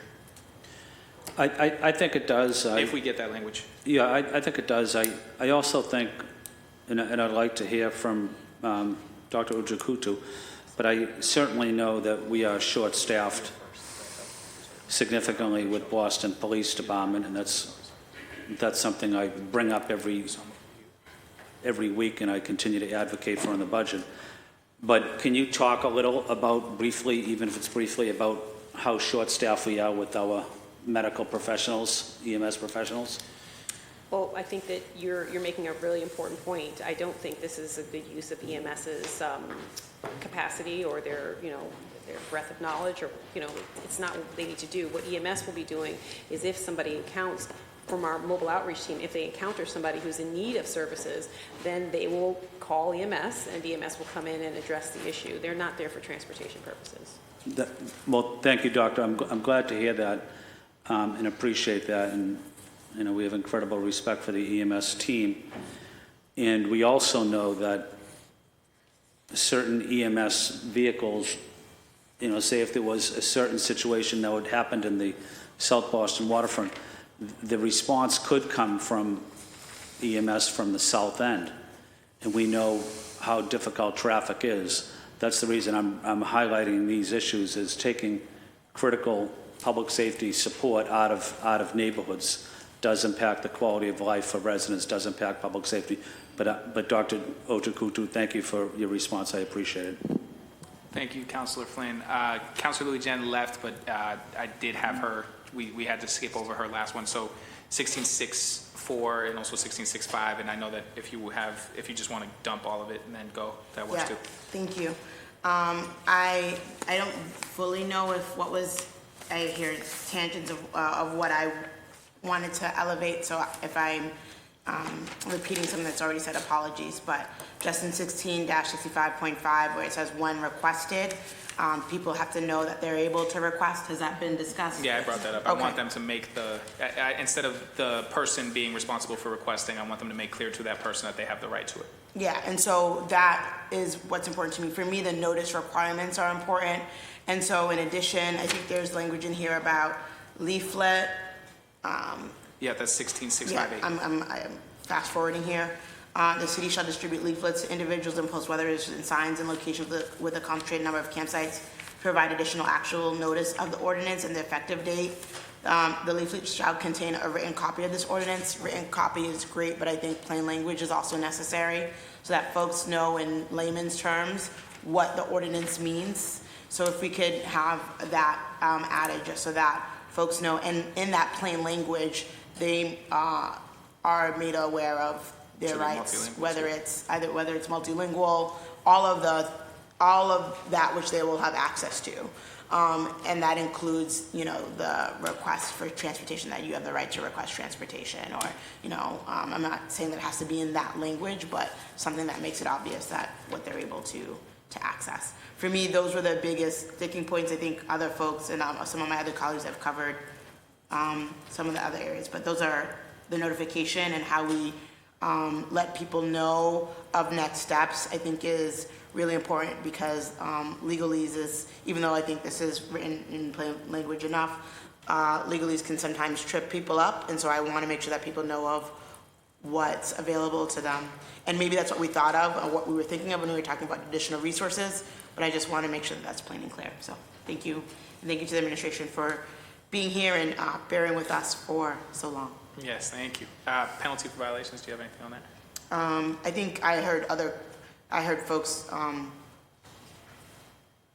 elevating, The fine issue. yeah, so, yeah. Are you in the camp remove the fine? Yeah, that's, let me see. I'm just trying to keep a tally. Different colleagues have told me different things.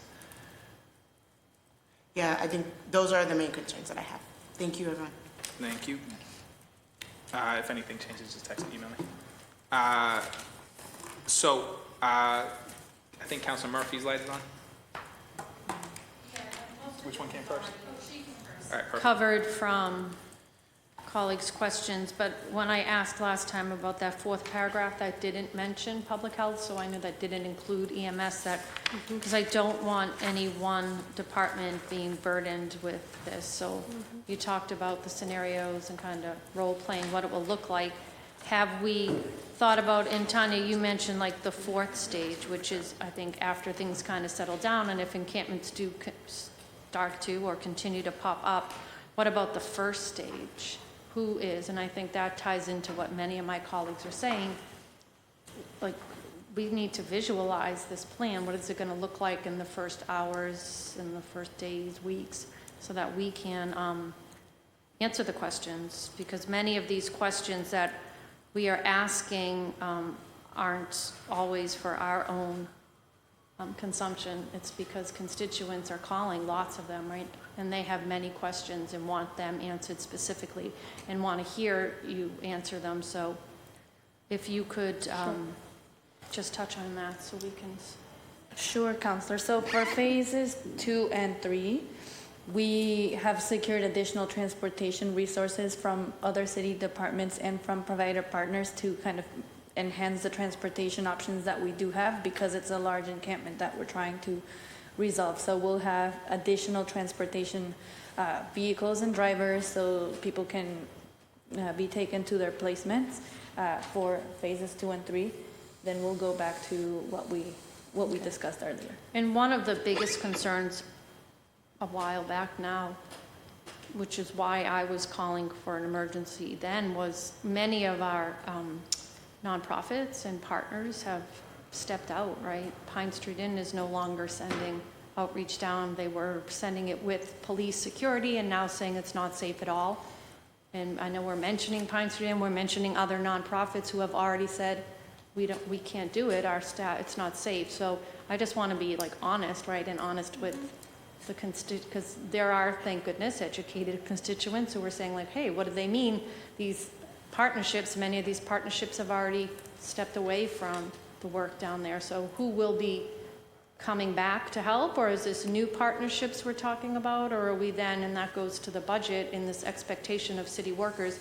Because if we're okaying this and then expecting city workers, police and others to be working 16, 20-hour shifts to get it done, I want to make sure we're all clear and that we're letting people know that because of this, now this is expected of your work environment over the next, and the timeline would be very helpful too, how long we expect. And I know things can happen and things have to, we have to change as they do, but. So you're absolutely right. A number of partners have pulled their services just because of the danger in the area. Boston Healthcare for the Homeless is re-engaging, but it's really based on whether or not this ordinance is passed and the street is closed and things change on the street. They are willing and are anxious to get back into the work because this is part of their mission. So when we say that they are going to be involved, they are committed to helping out. The specifics of that we're still working through. Okay. Thank you. Thank you. Councilor Durkin? Hi, just wanted to, I know that some of my colleagues that were here earlier And Brian Worrell talked a little bit about the coordinated response. I'm wondering if it should live under the city through a coordinated response shall provide, and then coordinated response could live on the definition section, and we could define coordinated response like it was described here, where ideally before a tent, that could be in the definition, ideally before a tent. And obviously, Chair Arroyo, you are a lawyer and I am not, but I'm curious if that would suffice to sort of get at what we're trying to get at with the coordinated response and it being defined there. I think so to answer so the short answer is yes, that could work. The longer answer is that I think part of the coordinated response is that it includes multiple partners, and I think what some counselors want specifically is specificity to this specific task, and I think we can probably do something by comboing the two of them. Do you mean the task of transportation? Yes, precisely that. So, for instance, that first part where it says the city shall provide or cause to be provided, I think coordinated response is fine, because any one of those individuals, to answer the point that you brought up, that are in a coordinated response team may be first point of contact and may be the ones to do that.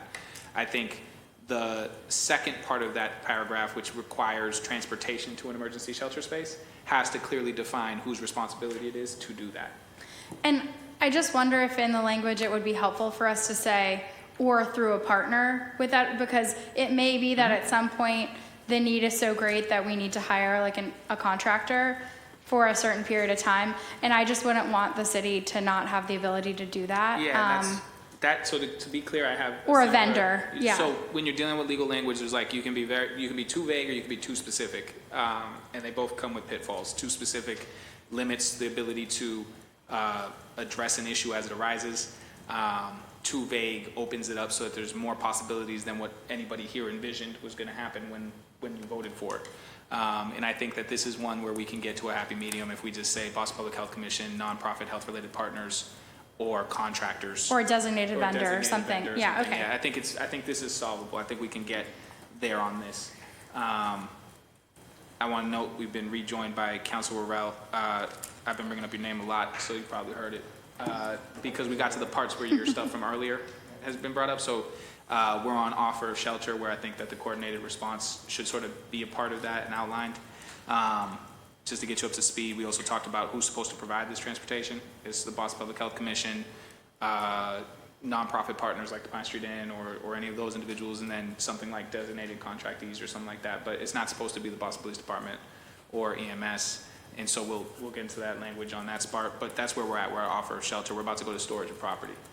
Oh, and I just wanted to, sorry, before I yield, I just wanted to say the city is mentioned a bunch of times. Mm-hmm. And it may be that kind of control F-ing and say the city through a coordinated response for multiple sections might actually end up, if we end up defining coordinated response, might be a helpful definition. It could be. I think It could be, but may not always, it might not apply to all of them. Part of the concern here is making sure that we know who to hold accountable for what part of this plan, and that when you make it so that's vague, like the city, then the Boston Police Department can say, well, that's not our role, that's BPHC's role, and the BPHC can say that's not our role, that's the Office of Housing's role. And because it's not clearly delineated, if there's this whole thing, if it's everybody's responsibility, it's nobody's responsibility, right? It's so. Part of this is there's certainly a coordinated aspect to this that you are all trying to make work with this framework of this plan. I don't want to fine print this so much that I don't allow the wiggle room for plans to evolve, but I want to make sure that we have designees for these responsibilities at least, and that those are vague enough but specific enough that if there's an issue like Councilor Flynn brought up where it's like there's people aren't being transported, we know who to go to for that. We don't have to have a pointing fingers session.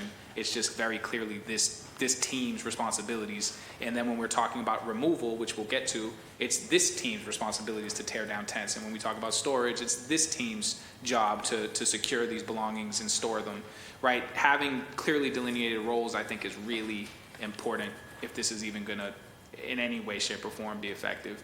And so that's in terms of implementation. And so that's the aspects that I'm focusing on. So in some cases, it might be enough to just say coordinated services, and in other aspects, it's going to require literally naming the institution or the entity that's going to do that. I'm going to move on to storage of property, which I think many people have questions about, rejoined by Councilor Coletta as well. Storage of property is a longer section. I'll get through this, and then I have some questions. I've been told this program sort of already exists, as I think I've been told. So basically, this language says, in the event of a violation of this ordinance, the city shall offer and provide storage for personal belongings consistent with the city storage program policy, which I don't know if we have one that I've seen. The city storage program policy shall provide for the storage of eligible property, which has to be defined, like what eligible property is. Define property that is eligible for storage, which is interesting because it's also defining that. And provide clear instructions on how individuals may regularly access and recover their belongings. So you can see why I would want that to be more than just the city. There's a lot of responsibility in that.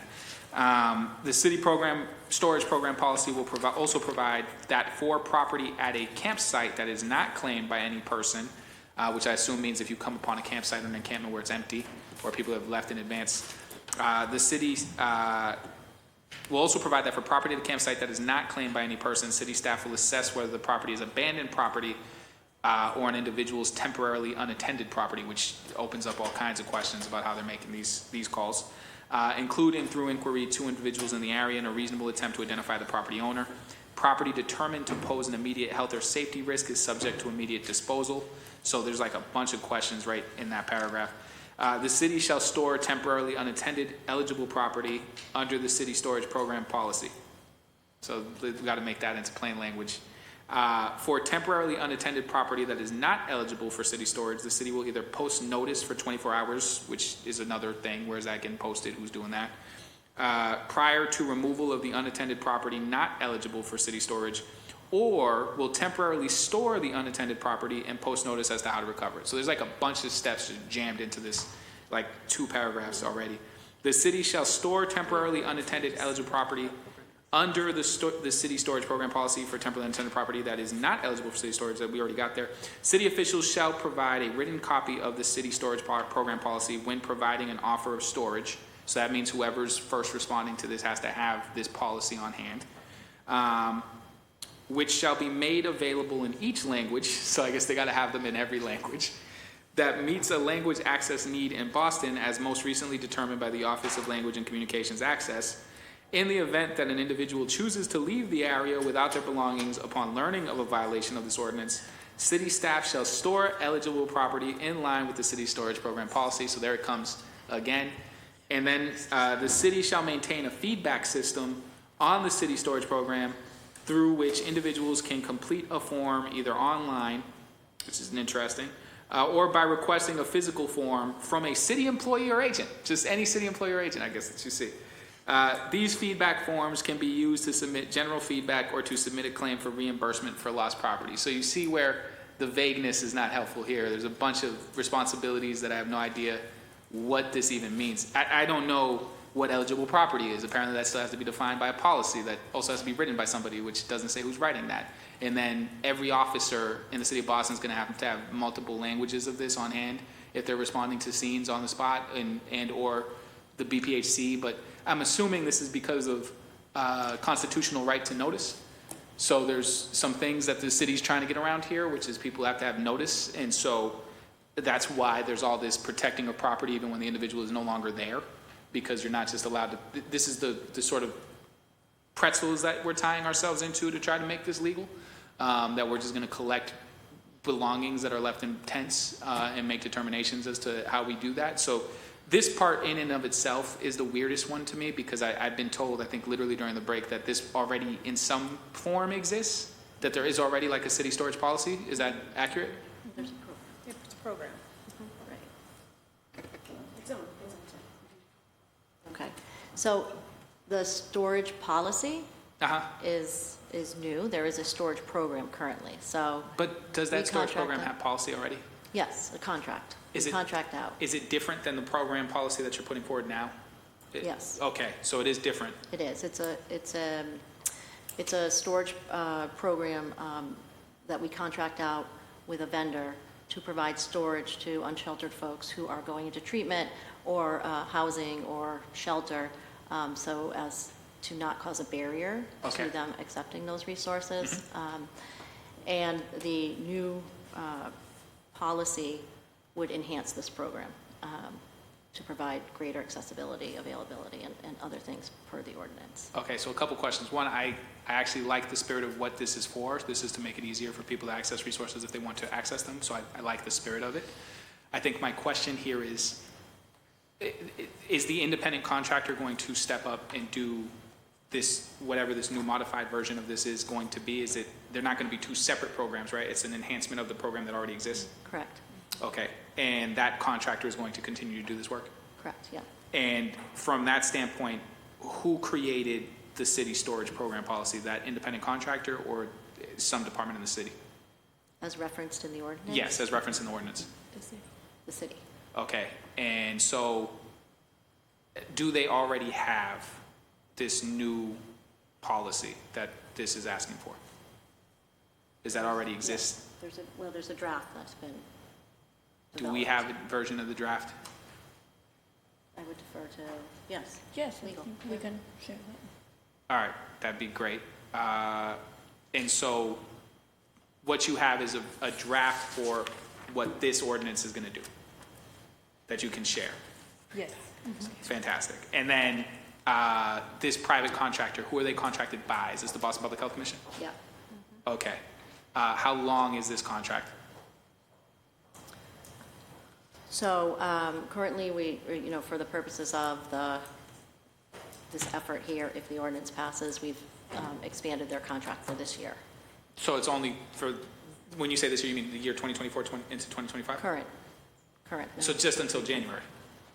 Right now, no, till sorry, the fiscal year. Okay, until June, To June essentially, of 2024. Okay. And then if you can just give me the details on how this plan works, does the independent contractor do the picking up of the property? Is that what's happening right now? Yes, so right now, if the coordinated team, the city departments are approaching an encampment, we're offering services, storage, and transportation. So those are the automatics that get offered to folks in the encampments. If someone would like to store their belongings, agrees to storage, we would have the storage program come on site and provide that service, and we would, stay with them while they did that, and, individuals would pack their stuff. Okay, and then I guess there's a couple of things here. I'm just going to note them, and then I'm going to go around if folks have questions, and if they don't, then we're going to try and dig into it. So I kind of want it defined who's responsible for this storage shelter program, even if it's through a contractor. I think if it's the Boston Public Health Commission that's maintaining that, I want that defined. It's fine if it's a contractor, but I think it should be defined who's in charge of that. I want it defined who's in charge of the city storage program policy. So it sounds like it's legal.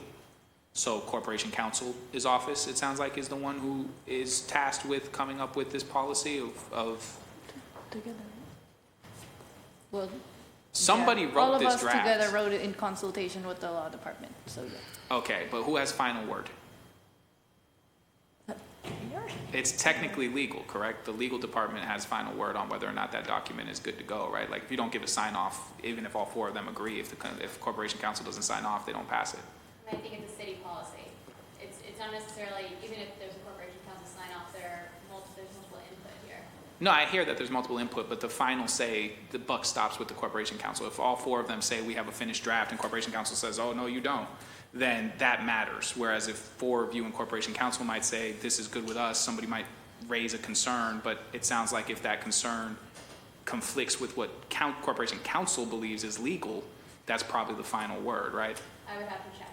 Yeah, exactly. You would have to check with Corporation Counsel, correct? Exactly. Yeah, I rest my case. Yeah. But we have a draft that's gone through all of that and has gone through. good to go. Correct. And so when you say it's a draft because it's not implemented yet, but is it essentially what you consider a final draft? Yes. Perfect. That's good to know. So whatever you have that you can provide us is a final draft. It's not currently being tinkered with. It's something we can look at and make a determination on. Perfect. The reason that I want to know who's in charge of it is because at some point I imagine there might be edits made to it. And I think we want to clearly delineate how that is. This is one of those places where that coordination can be noted, right, in coordination with. We had that earlier with the Boston Public House, well, they weren't actually there, but the Office of Housing, we can do something similar here for how that's formulated. We can give power where it has to go through. The eligible property definition is very interesting to me because we don't have that in this ordinance. And so what we're saying is that we're allowing something that's not actually legally voted on by this council to stand as the definition of eligible property, which means I would very much like a definition of eligible property to include in this, because otherwise what's happening is the council's voting and saying that somebody else can define what property is, and it may not be what this council's definition of property or eligible property could or should be. And so I think that the eligible property definition has to exist. Like, what is eligible property? I need to know what that is if I'm voting on it. I can't just say I'm voting on this to give some other entity that is just freedom to make whatever that may be on any given day. That's essentially what this would be, because it doesn't give a check-in. Do we have a definition for eligible property? I'm assuming it's one of the points, right? Do you mind reading that out if you have it already? Yeah, you can, I need to pull it up. We got Thank you. property that is eligible would be personal identification and documents, valuables, clothing, hygiene products and toiletries, items of basic necessities. And then property that's not eligible would be furniture, perishable goods, animals, plants, flammable, firearms, explosive weapons, ammunition, hazardous substances, currency, legal items and substances, vehicles, property infested or potentially infested with pests or rodents, or items that are deemed unsafe to store by storage personnel, including locked or sealed containers. Okay. I can't foresee it, but is there a situation where there's a constitutional issue with a legally owned firearm that you won't store? So I can't imagine we have too many folks with legally owned firearms sleeping on the streets, but I'm just trying to think through. we're not taking custody of, the item. I think we're just not storing it. Oh, so you're letting them keep it, essentially, is what you're saying. Yes, we're not storing it. Understood. We have an attorney for housing here. Is there anything you would add to, or anything you want to add to that? I mean, I'd be able to better respond if I had it in front of me. I tried to take some quick notes on what was down there. I still think, right, like things deemed unsafe by storage facilities is a pretty broad thing, a pretty broad category. I don't know what they mean by hazardous materials, right? And so I think that there's just, like I said, I would better be able to respond if I had a written policy in front of me.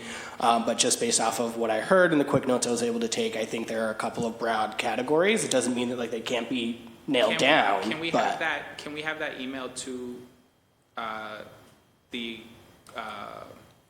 Government Operations Committee so that we can email it out to the counselors so that they can see this policy and plan? Like nowish. Is that possible? Thank you. Sure. And Megan, do you mind printing that out first? Thank you. So then we'll get back to it when we all have that copy in front of us. I just think it's an important part of this to drill down. Before I go to folks, let me try to drill down things that I feel like we can drill down. It sounds like the city storage program policy currently has many parents, many people have worked on it. Are we comfortable with making the Corporation Council office the home of that policy moving forward? I think that legal advice is different than policy. I think it's important to remember that this is a policy, and this would be something that we would need to check with the policy office with. I guess the question that I would have, and I think you understand the sensitivity to this, there is a necessity for storage if you're going to do this sweep. Well, not sweep, we don't use that word, but if we're taking down tents, there's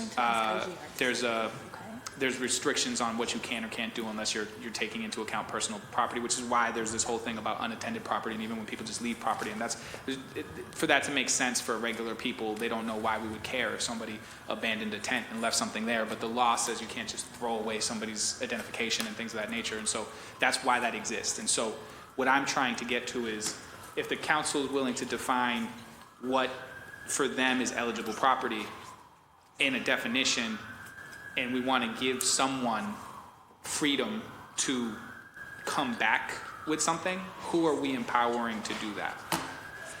In other words, when we do the surveillance oversight ordinance, BPD has to come to us and say, hey, we're purchasing this kind of surveillance for this reason. They don't have to give us specific cases, they don't have to say anything else. And then the council makes a move on whether or not they approve that or not.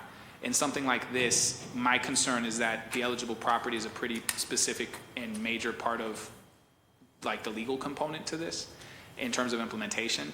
And what this essentially does is it offshoots it from the council. Council just says, okay, sure, but it doesn't say what eligible property is. It doesn't say who's responsible for that. It sounds like multiple people have made a final plan that we'll see, which is great, but I want to know where it's housed in the future, because that's the entity that's going to, I'm assuming, be the lead on whether or not something changes at any given time on that language. Does that make sense? Like if they ever want to make an edit to that policy, I need to know who's making that edit, who's suggesting that edit. Is it like we need a whole team meeting, we need all 4 departments to come do this, or does it have a home? Is the independent contractor the home of this policy? Can they come back to you and say, hey y'all, we want to change this policy this way? I want to leave space for that, but I want to know who's doing that so that we can better understand who's got the power to do this, right? And Corporation Counsel at least secures or ensures that somebody legally is looking at this.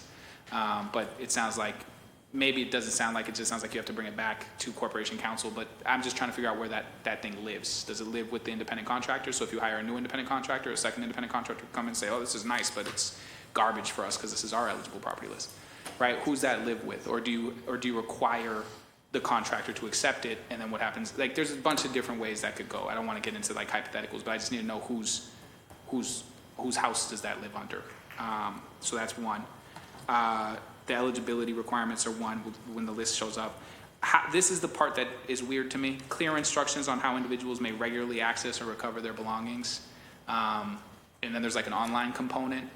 And then there's something about if you see a city employee, just ask them for the form, right? Like that, there has to be more to this than, the city shall maintain a feedback system that you can request a physical form from a city employee or agent. I'm pretty sure you can't just request a physical form from any city employee or agent. So who are we talking about? How do we make that real? Do you get what I'm saying?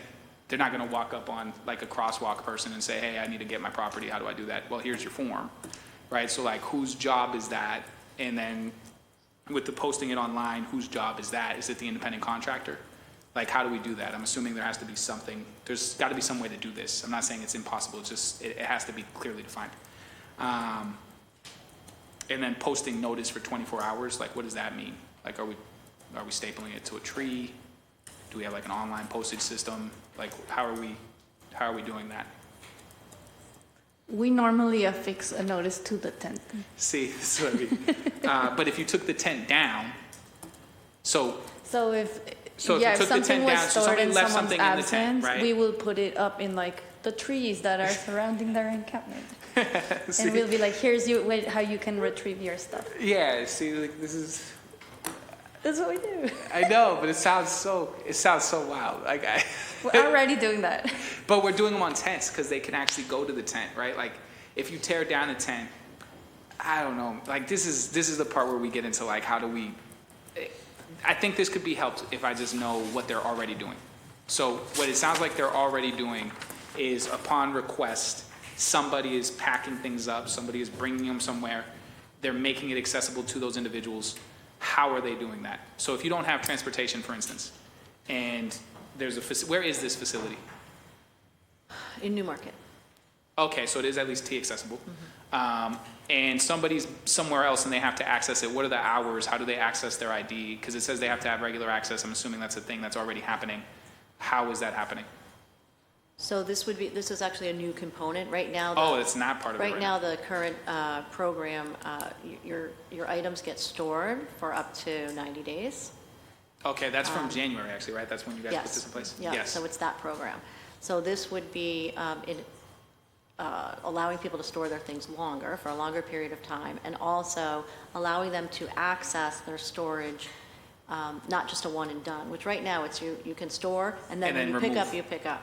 This is allowing access, so during is the deadline envisioned? During some daytime hours, if you need something in your storage, you'll be able to check in, retrieve what you need, and then keep your stuff stored. And is the idea to still, was it 90 days was the limit? was in the previous policy. Under this policy is the idea that there is no limit? There are some time period limits. I think it's 120 days with the option of looking for someone for an additional 30 days and potentially even additional. There's some leeway in. So there's like ways to extend it twice, essentially, it sounds like. So, sorry, yeah, so that's if the items are like unattended, but if the person's checking in and kind of making regular use, they can just use it ongoing, right? Okay, we'll make sure that that's stated. All right, so then so basically, the idea, talking about spirit, the idea is that if somebody is accessing if they are an active participant in the storage of their goods and they are okay with it, then the city's willing to maintain that in perpetuity until that person no longer needs that service. Yeah, If and it's the an time limits are unattended for good, people who never come back. so in other words, I find an unattended book bag, I take that, I store it, 120 days goes by, gonzo.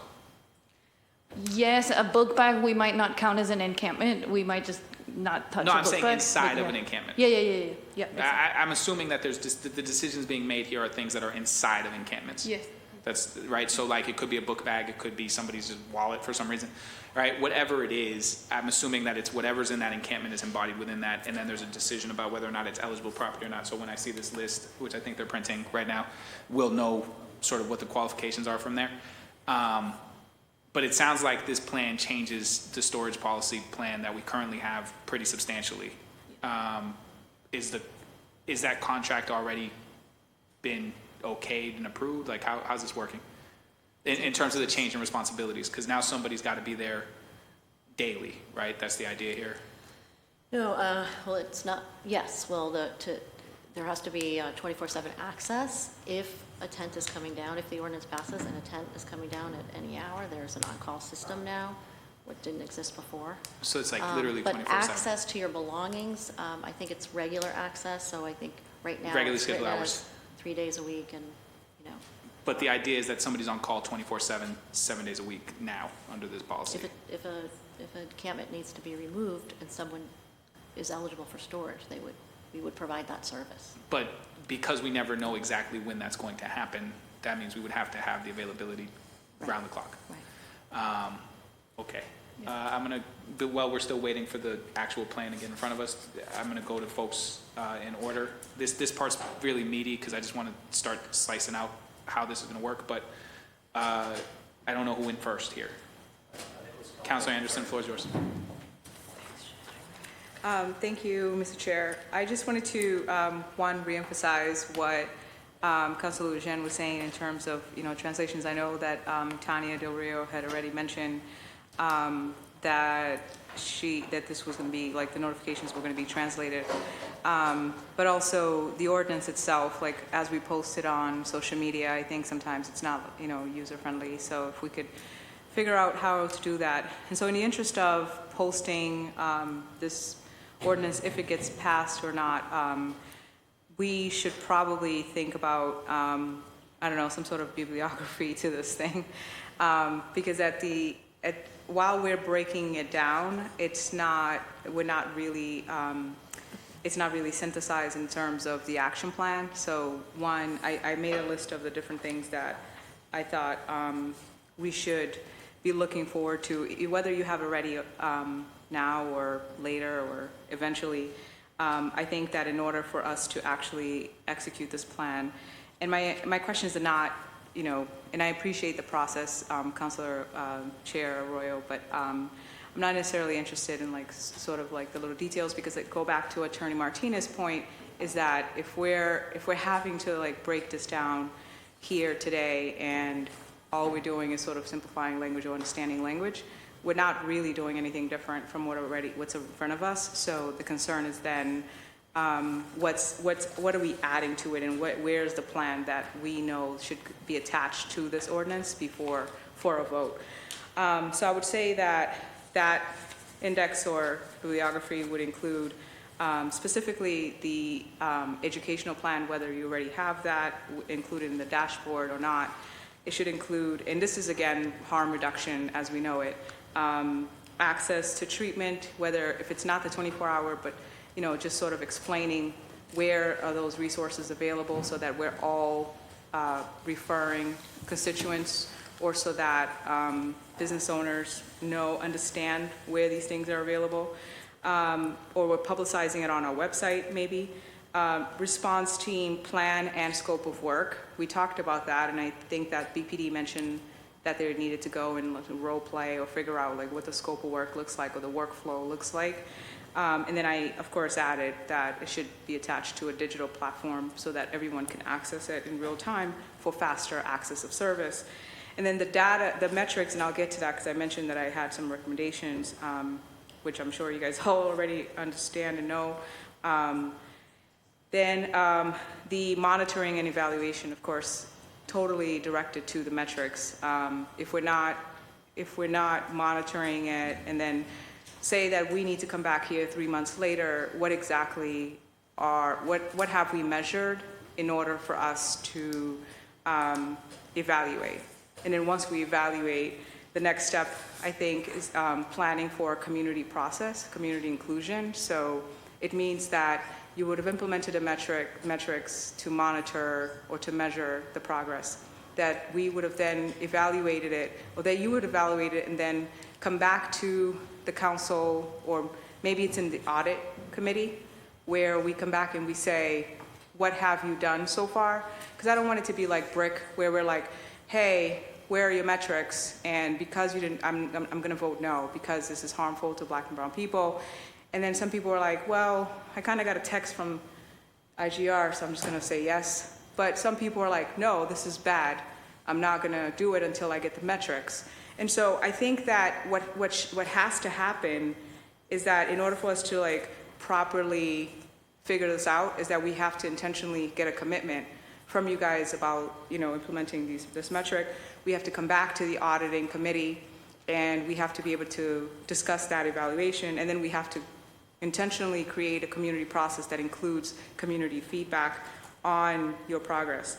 And I think integration of services is super important, and we're not talking about that, and we're not talking about specifically, and I don't mean in this working session, I'm saying overall, specifically as it connects to wraparound or as it connects to the budget. The rapid access of service, I think, relies on all of these things, and then, of course, collaboration and partnerships, whether it be BPD, Best Team, and so all of that makes up for a measurable plan. And the plan that my colleague referenced that you guys sent, and which was my request, and I appreciate you guys putting it together, because it's a lot of work, even within 2 weeks, right? This is stuff that takes months to put together. And so in looking at this, I think that we just need to make it a little bit more measurable in order for us to call it a comprehensive plan.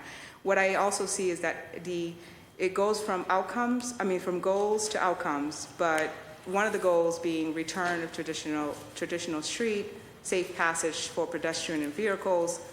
And I see, goal 2 as being similar to goal 1, like that's right, directly aligned.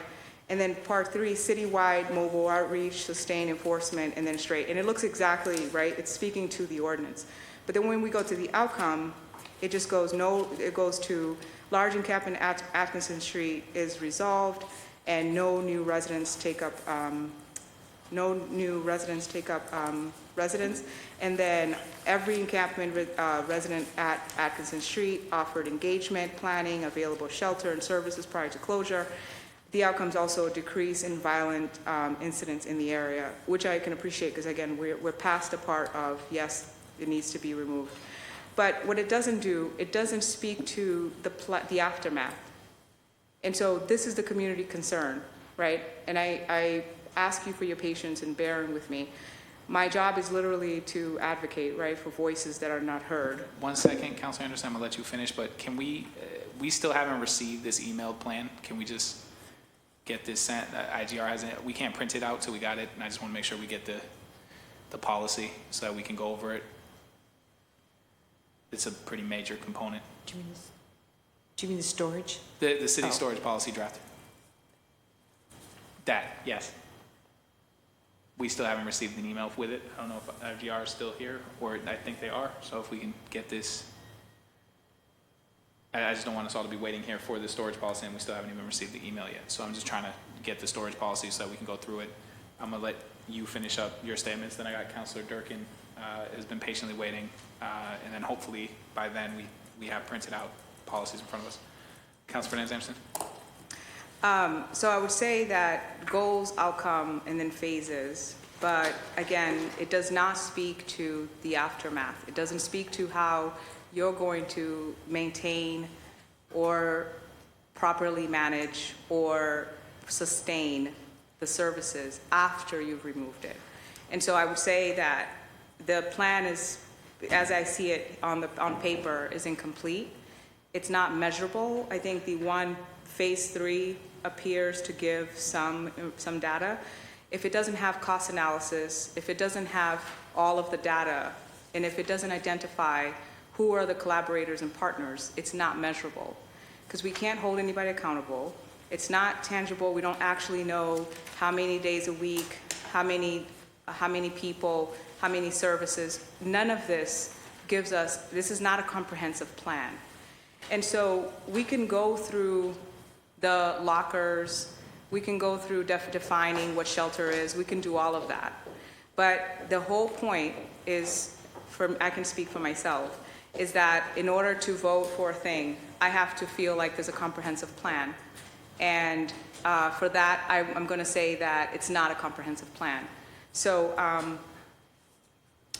I've given you some pointers in terms of what I think would make it comprehensive, and then in terms of the metrics, I took just some points for me that we have treatment engagement rate, right? That we are that the plan, or the metrics for the plan, includes rehabilitation and recovery success rate. Housing placement rate, I know we do that, but that we do that for the plan as well. Rate of harm reduction program participation, of course, access to mental health services, rate of integrated health services utilization, number of outreach and engagement activities. So this is, again, just the metrics. My humble recommendations: crisis intervention success rate, prevention and education program engagement, community satisfaction and perception, cost-benefit analysis, incident of substance-related injuries and fatalities, and of course recidivism rate. And of course, finally, then the plan or the conversation to create partnerships with the DA's office, the sheriff's office, as well as I can appreciate you being so patient with me, Chair. I mean, I have I feel like to be. I feel like you listening to me is like when I'm listening when you're talking. I still don't have an email. No email yet. Where is it? And so, should I pause for you to get an answer on Yeah, that? I just want to get, like, this is, so just so folks know, because you don't necessarily see it, this is literally the largest part of the thing. It's like, it's 5 or 6 paragraphs in this one section, and if there's a final draft, that is refreshing, and I would love to have it. I wish we had it in advance, but I'll take it right now, and it sounds like we can get it right now, and I just want to get it so that we can go through the language. I've highlighted all the sections that I have questions on. I sent it to IGR. I see IGR has left the room, so I'm assuming they're She's trying gonna to go check in. they're She's trying gonna to go problem check in. solve this. I'm wrapping up. Thank you, Chair. All right, perfect. Thank you. As soon as you get it, I'll know because she'll get up and go and print it. Who's that? I don't know. Who are you? Tyranny Flaherty. You send me emails. Thank you. So, no, I mean, we're on record. I just wanted to know who that was. Yeah, that makes sense. Thank you for the emails. So just to wrap it up, I just think that I wanted to go on record and just sort of list those metrics and just sort of list the points about what makes it a comprehensive, measurable plan. We don't have that in front of us, and that's where I stand right now. We can define stuff one by one all we want, but the point is that it's the budget question. You said you gave them a half hour. We don't have that. We're having a hard time with emails. Maybe it's the Wi-Fi. But overall, I just feel like we're not ready for for a vote. I want to remove the tents. I don't feel like we're ready for a vote. Yeah, what I will say on that front is that the administration, just in full transparency, is that the administration has been pushing very hard for passage of this ordinance. And I would like to give my colleagues the opportunity to vote on this. They don't all share, as you know, the same opinions that I have. I think in a democracy, you give folks the right to vote on things. But I also know that I haven't received things that have been requested. Colleagues haven't received things that have been requested. And we do have some time. Thank you very much. I'm being told that that has been sent. We have had, we have some time. This was put in on a 60-day order, which means it officially takes place at the end of October. However, we still have a meeting, I think 2 meetings even, before then. And so and I'm gonna be very honest with my colleagues, if my colleagues come to me and say that they're not prepared on Wednesday, I'm not gonna force folks to make choices, especially because I know that this is so swingy already. And so my hope is that we can get as much as we can. That's why I thank you for bearing with me as folks are sort of laying out the measurables that they want, and that might not sound like it's about the language. I know that people are trying to dictate to you what they need to get to an approval here, and so I'm trying to give the administration a chance to meet other people's needs. I don't know that we're gonna get there, but we're gonna try our very best. So I appreciate folks for staying on here, but I think we will, if we have to, we have another week to try and get this done, and I would like to get this on a floor by Wednesday and have some finality to what direction this is going, but I think that requires some partnership from the administration with colleagues. So I've been told it's been emailed out. I want to go to Councilor Durkin. Once that's printed out and in front of us, we can go over that language. But Councilor Durkin?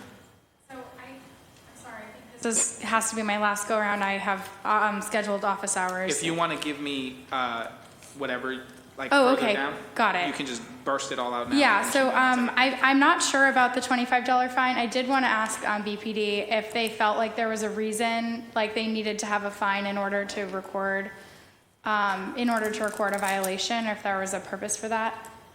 Yep, good question. Oh, good. Someone's here. So one thing with the fine, it adds like a civil Penalty. to it, as opposed to just going from, all right, here's a warning, there's nothing measurable with that. As far, you say warning, okay, I'm gonna go over here, I'm gonna set up my tent somewhere else. Now, okay, if we're not gonna deal with that, then we're gonna go immediately right to an arrest. It's not really what our goals are as the police department. So I guess my question, just as a follow-up to that, because I want to make sure I understand.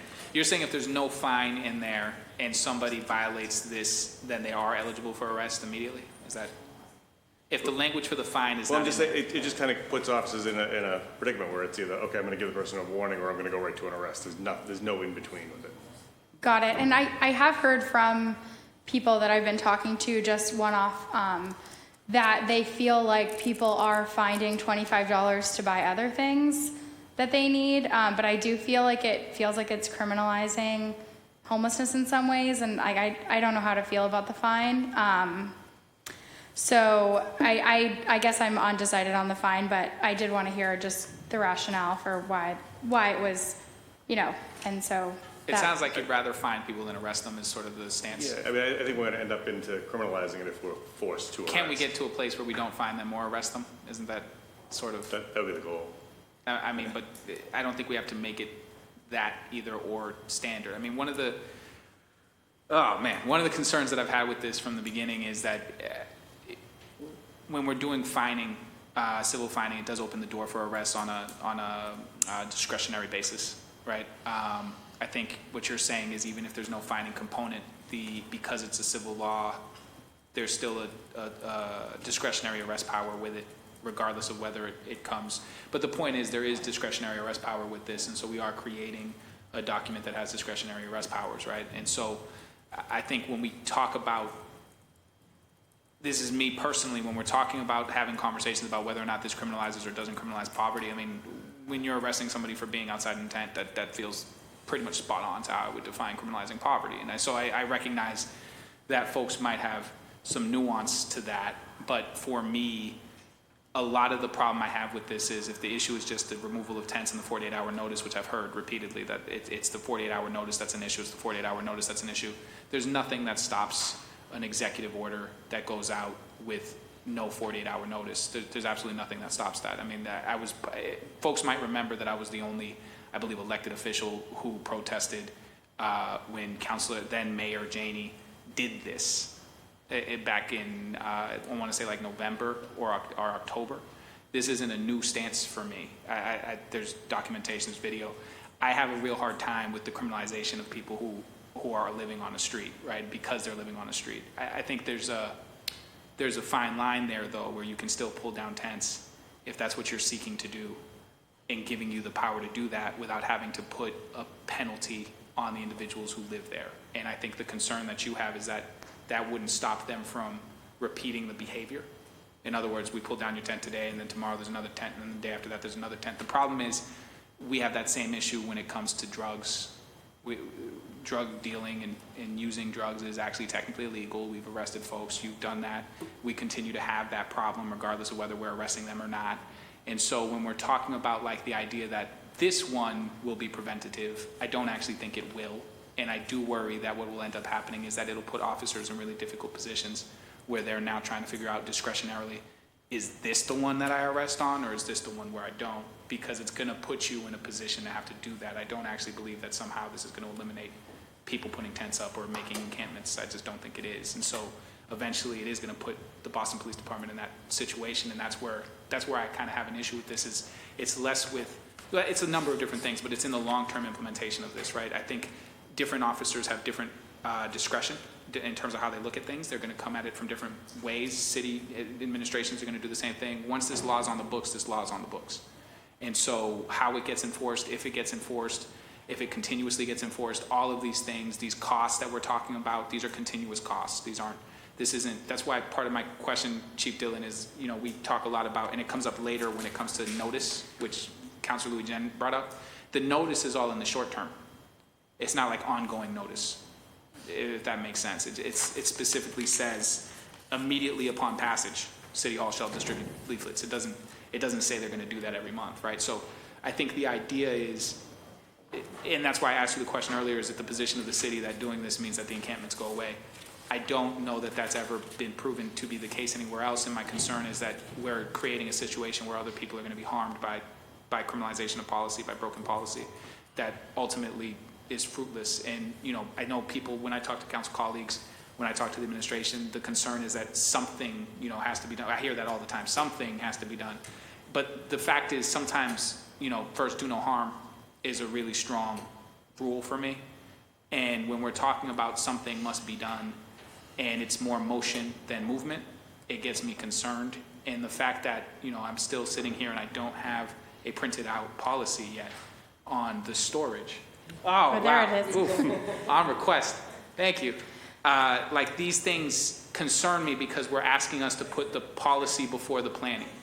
And that's concerning for me. And that's why I want to make sure, as much as I can, when we get into this language about the city shall do this, the city shall do that I know who that is, because I don't want it falling on the Boston Police Department where they don't expect it to fall on them, but then all of a sudden you're the city in that moment, or the housing, chief of housing, or the Boston Public Health Commission. I want those things much more clear as to who's responsible for each aspect of this, because at the end of the day, we know that when it comes down to pulling down that tent, it's probably going to be the Boston Police Department, right? And so I want to know who has each ground of this, because what I don't want is all of a sudden the Boston Police Department's in charge of the transportation, in charge of the pulling down of the tent, in charge of all of the aspects of this that I know that the Boston Police Department would prefer to have other coordinated services take over. And so if we don't dictate that in the language, then it's not binding in any way. Anybody can change and say, well, this is the city, that is the city, that contracted for us, that's the city.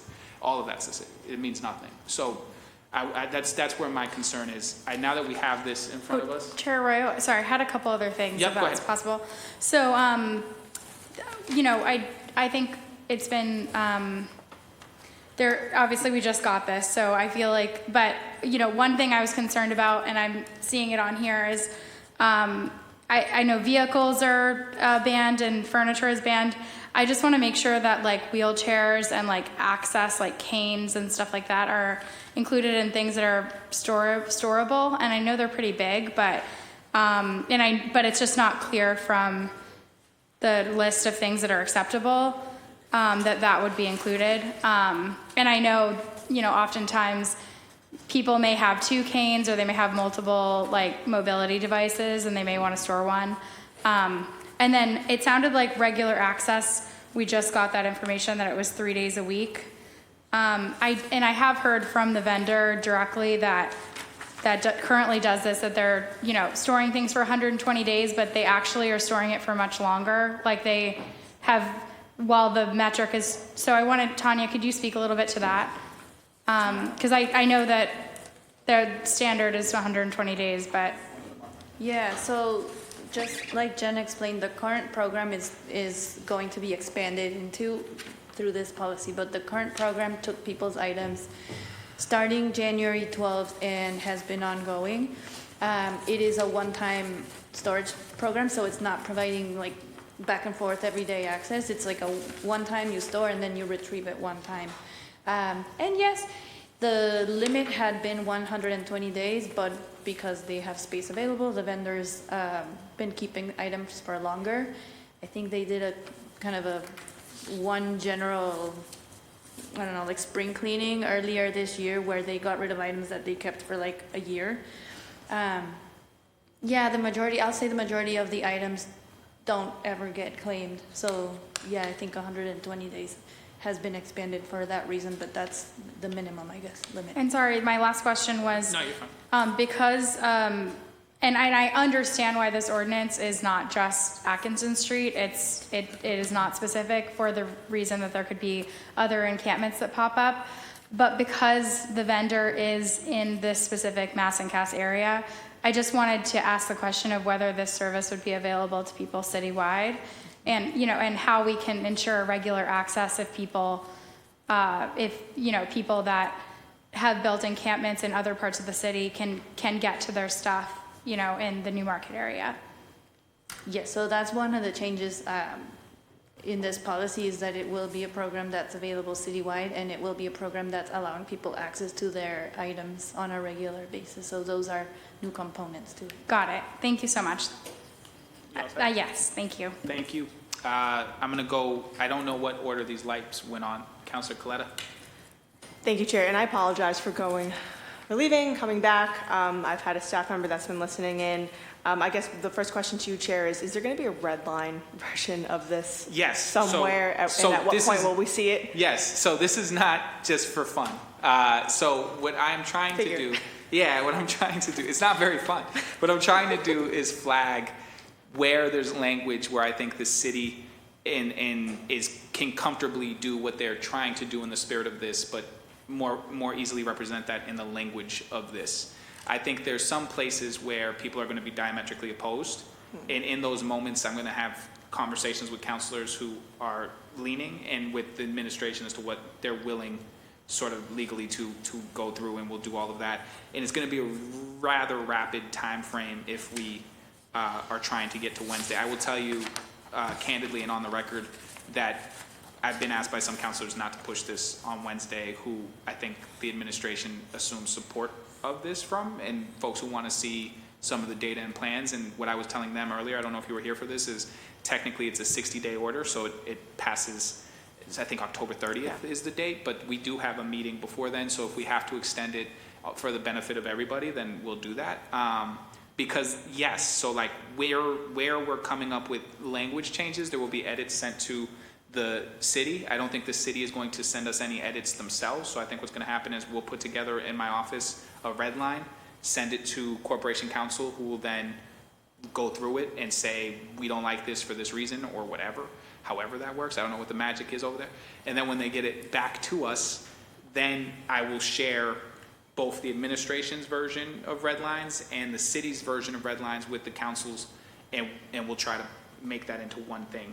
But then what will happen is you'll get 2 votes, essentially. On the date that this goes forward, the amended version will be the first one that comes out. If that doesn't get 7 votes, then we have to vote on the originally submitted one. And if that doesn't get 7 votes, then it's over. If the amended version gets 7 votes, then it's over, it goes through. And then the mayor has the ability to change or work with the council on that. She can veto it and send it back or whatever. I don't, that's much further down the line. Hopefully this work gets us there. So to answer your question, there will be a red line. There will be edits to this language. I think some of this is like we talked about the Boston Public Health Commission and partners being responsible for rides. Some of that stuff will be there. This 5 or 6 paragraphs is so detailed that it actually, literally the removal of the tent is one sentence. It's one run-on sentence. But the storage is 1, 2, 3, 4, 5, 6 paragraphs. And so this part is very detailed, so bear with us while we get through this, just trying to ID all of this. Then there's removal, notice, and penalty for violations. And so basically this part is important just to flag why there's going to be red lines. The legal cases that the city wrote this on basically flag storage and available shelter as 2 things that have to happen. And so that's why this storage component is as convoluted as it is. It's why there's storage of unclaimed goods. It's why there's all of these sort of protections. But I still think we got to define who's doing that, which I hope isn't that complicated. So to answer your question in the longest possible way, yes, there will be a red line. Thank you. Thank you. And I appreciate your diligence as GovOps chair. I think it's a testament to your skill as a lawyer that we're going through all of this, and it's going to produce good policy. So thank you so much. Thank you. I do think that, there's just so many supplementary documents that I think we need. I want to uplift my council colleague from District 7, her ask for metrics of success. I wrote down the entire list. I think they're wonderful. So I would like to see that as well. And then the supplementary documents when it comes to an MOU is what Councilor Flynn had mentioned with jurisdiction. So I would feel more comfortable reviewing that, receiving that before even pushing this forward for a vote. And I just wanted to make that clear on the record because I, again, do have to run. But thank you all so much for being here and your work. And thank you for making that clear on the record. Of course. Thank you, everybody. Thank you. And so now that I have this policy, I don't know, Attorney Martinez, you've gone through it. I will just note that there is one thing in this policy that goes back to what I was talking about, which it says number 9, amendments to policy. Following a period of review and evaluation, the policy may be amended as needed to reflect changes in program operations, regulations, or community needs. But it doesn't say who does the period of review and evaluation. And it doesn't say, it just sort of just kind of happens, amendments to policy. And so I guess my question is, this is technically a City of Boston policy. That's what it's called. And then we have a contractor who does the storage.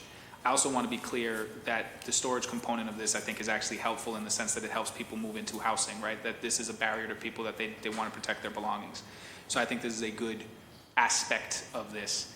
I think the question is making it clear who's responsible for each aspect of this in perpetuity, because this isn't like we have a contract for 1 year, but if that doesn't work out, does a new contractor say we're not gonna do this? How specific is this? Is it a bid process for this contractor? Is that what happens?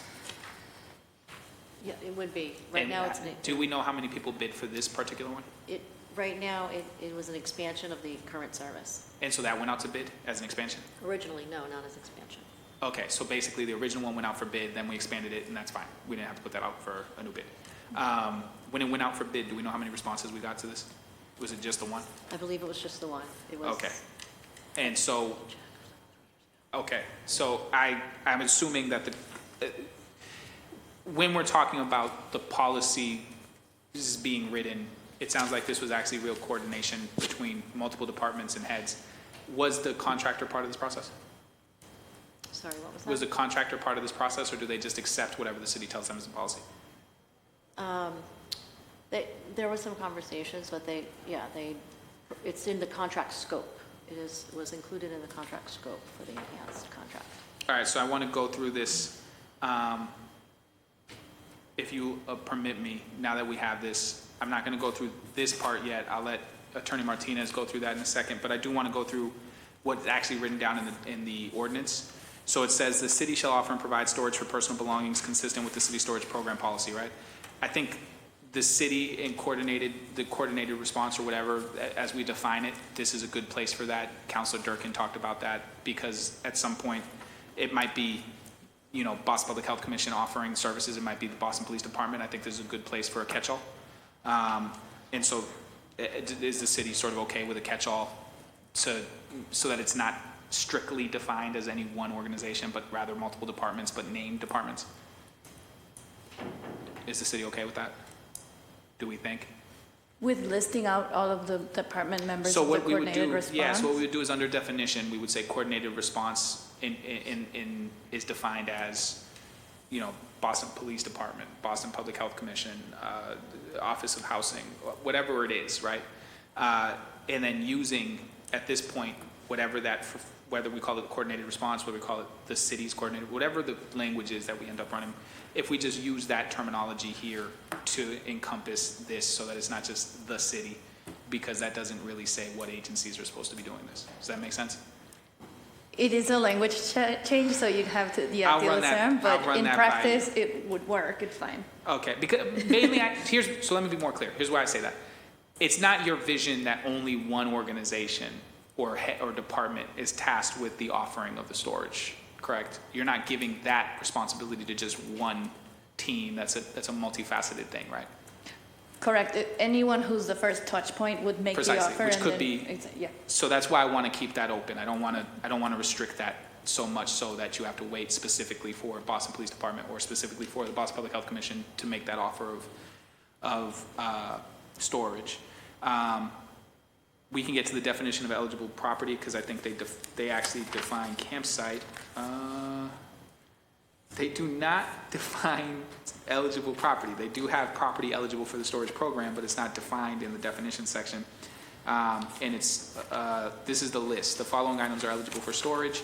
This is not an exhaustive list, so they leave open that you could add things. And storage personnel will use best judgment to allow items for storage. Personal identification and documents, valuables, clothing, hygiene projects, and toiletries, and then items of basic necessities. That's the list. Attorney Martinez, is there anything missing from that list that you think should be part of that?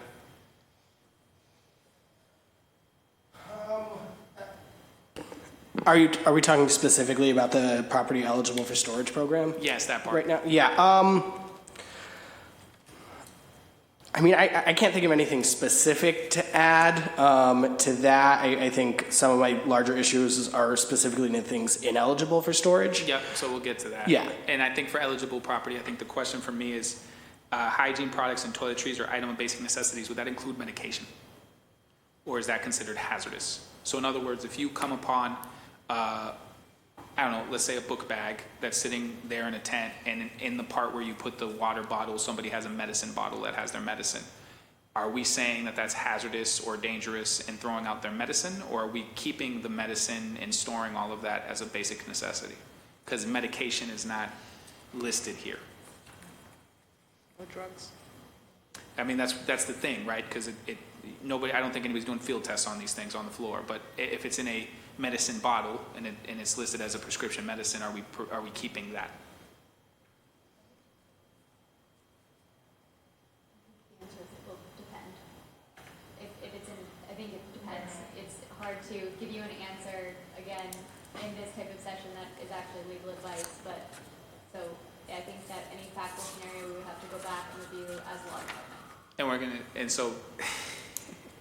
And so from a practical standpoint, when I have officers in the field or I have BPHC in the field, are they supposed to like call the corporation counsel and say, hey, we just ran into this specific situation, can you guys run us through this really quick? Or like, that's why we create the policy in terms of like, these are the guidelines for how this comes in, because I would never imagine having the Boston Police Department or the Boston Public Health Commission trying to like figure out the legality of this on the floor. So it depends, case by case scenario is like not a great answer here. We can review it. So if there's a Fair. proposal in terms of language, we're happy to review it with the law department. Perfect. And what I would say is something in a prescription bottle that is prescribed probably should be kept from getting thrown out. That doesn't get into what's not prescribed or what's not in a prescription bottle, but something that's like actually prescribed, looks like a prescribed medication, probably should be protected. That's the only thing that I am thinking of off the top of my head that is missing from the property eligible for storage list. It's just medication is the only thing that I can think of that would go into that could fall into some other category like hazardous material or something else. I'm sure I could probably think of more if I thought really hard about it, but that's the only one that jumps out. Can I just, On something that is in the policy before the eligibility program, can I ask a quick question? Yes, which one is that? So under, it's partially the definition and the program participants section. I was reading this while this interaction was happening, so I might have misheard, but I think Councilor Durkin asked a question about whether or not this program would be available to people outside of Mass and Cass, and it seems like the answer was yes, the hope is that this will be available to other people, but by this, right, it says the storage program may only be used by program participants as defined above, and the program participants as defined above are specifically the people referenced in the proposed ordinance, unless I'm misunderstanding that reading. The ordinance is citywide.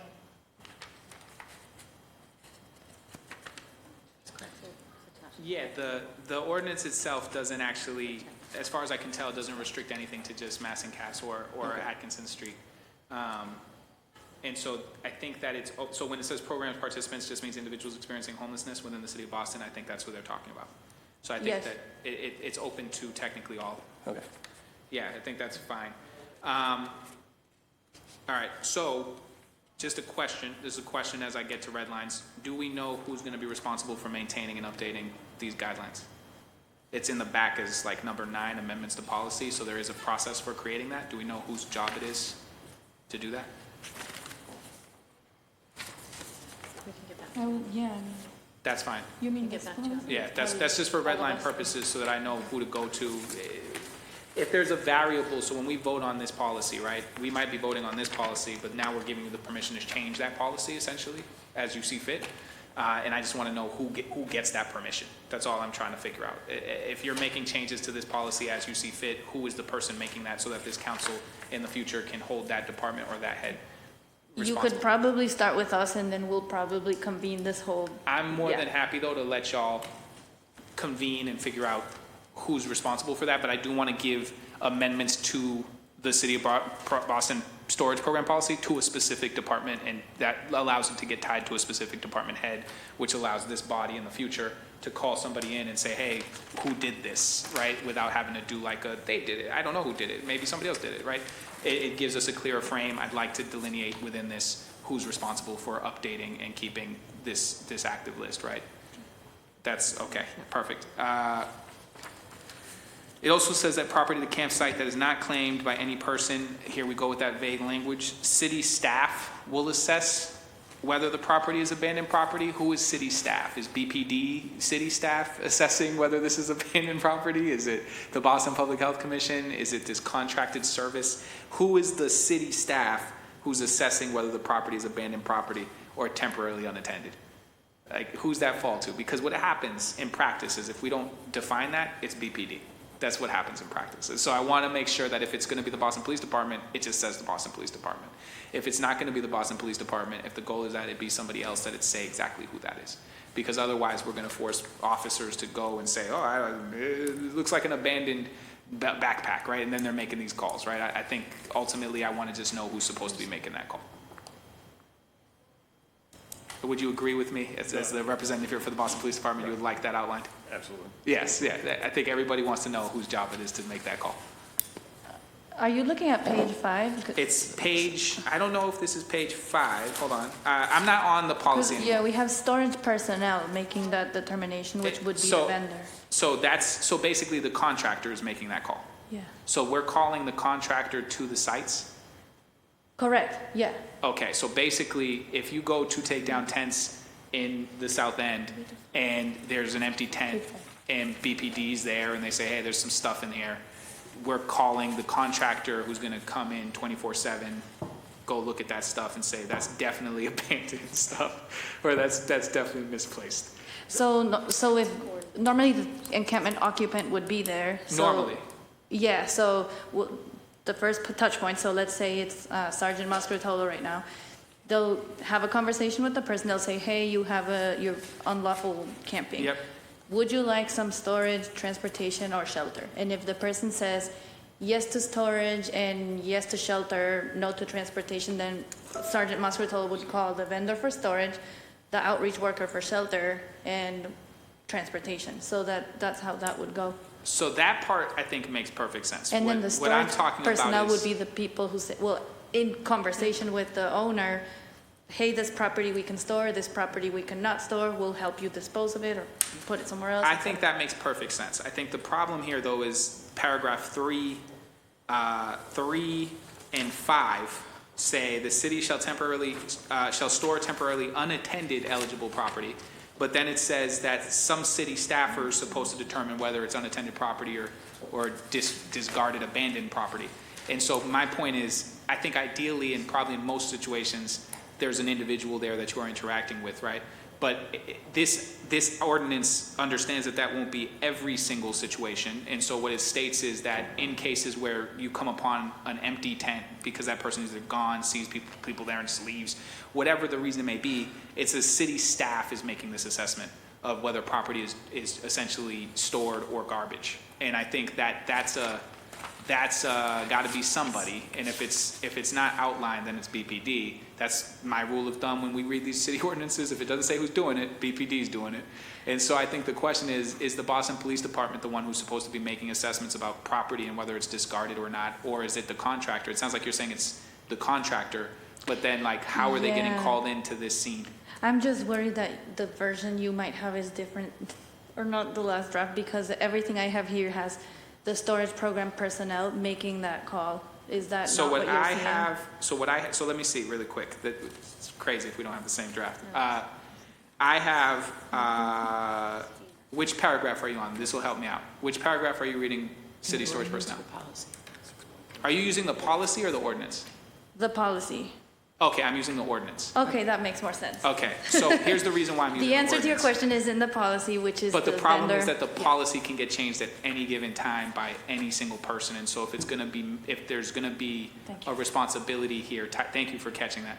If there's gonna be a responsibility tied to somebody, it needs to be outlined in the ordinance, not in this policy that has no name. It's not signed by anybody, it just exists. And we haven't figured out whose job it is to amend it. So basically, what I'm saying is whoever city staff is, has to be literally clearly delineated. Because otherwise, in the absence of that clear delineation, it's gonna fall to the Boston Police Department. And then I can already foresee Boston Police Department saying that's abandoned, so let's store that, that's not. And then you're getting into like, how are y'all making these determinations, what's going on, that's back to discretion, all kinds of problems that I can foresee coming from that. There's a reason why they created the policy for not throwing things out. This goes back to the legality and the lines that we're trying to really toe here. I just need a clear answer on who I'm saying is doing that. Because I'm gonna say somebody's doing that. I'm not gonna say city staff. I'm saying city contractor, city Boston Public Health Commission. Somebody's got that responsibility. I might be saying Boston Police Department if the city's telling me that's who's doing it, but somebody's doing that. Does that make sense? So I need that. And then I thank my 2 council colleagues for if you guys want to come up here, you're welcome to, for their patience. I just want to get through all of this. Tell me about it. Then the second part is, it says, yep. I didn't see paraphernalia or drugs like crack cocaine or. Are you talking about in the storage policy? Ineligible for storage. I didn't see that there. I see like biohazardous or. It says illegal items or substances right above vehicles and right under currency. They won't store money, which is weird. Okay. I didn't see that, but that's an interesting one, that you won't store people's money. But it says the city shall store, so I just want to get through the eligible stuff first, and then we'll get into like the ineligible stuff and go through that. Mostly because I'm just trying to assign a person to each one of these responsibilities, or a department. So it says the city shall store temporarily unattended eligible property under the city storage program policy. I'm fine with that, right? That's fine. It can be the city. But then it says the city will either post notice for 24 hours prior to removal of the unattended property, not eligible for city storage, or will temporarily store the unattended property and post notice as to how to recover it. Who is doing that for the city, right? Like I want that to have, is the Boston Police Department out here putting up signs? It's ISD. All right, so ISD has that role. So there we go. So the ISD's job is to do this part, which is not the assessment. We still have to figure out who that is, but it sounds like it's a contractor. Mr. Chair. Yeah. Could I ask a quick question? Absolutely. Thank you, and I apologize for interrupting. But just on that ISD issue, and I guess the question is to Tanya, is ISD on board with this?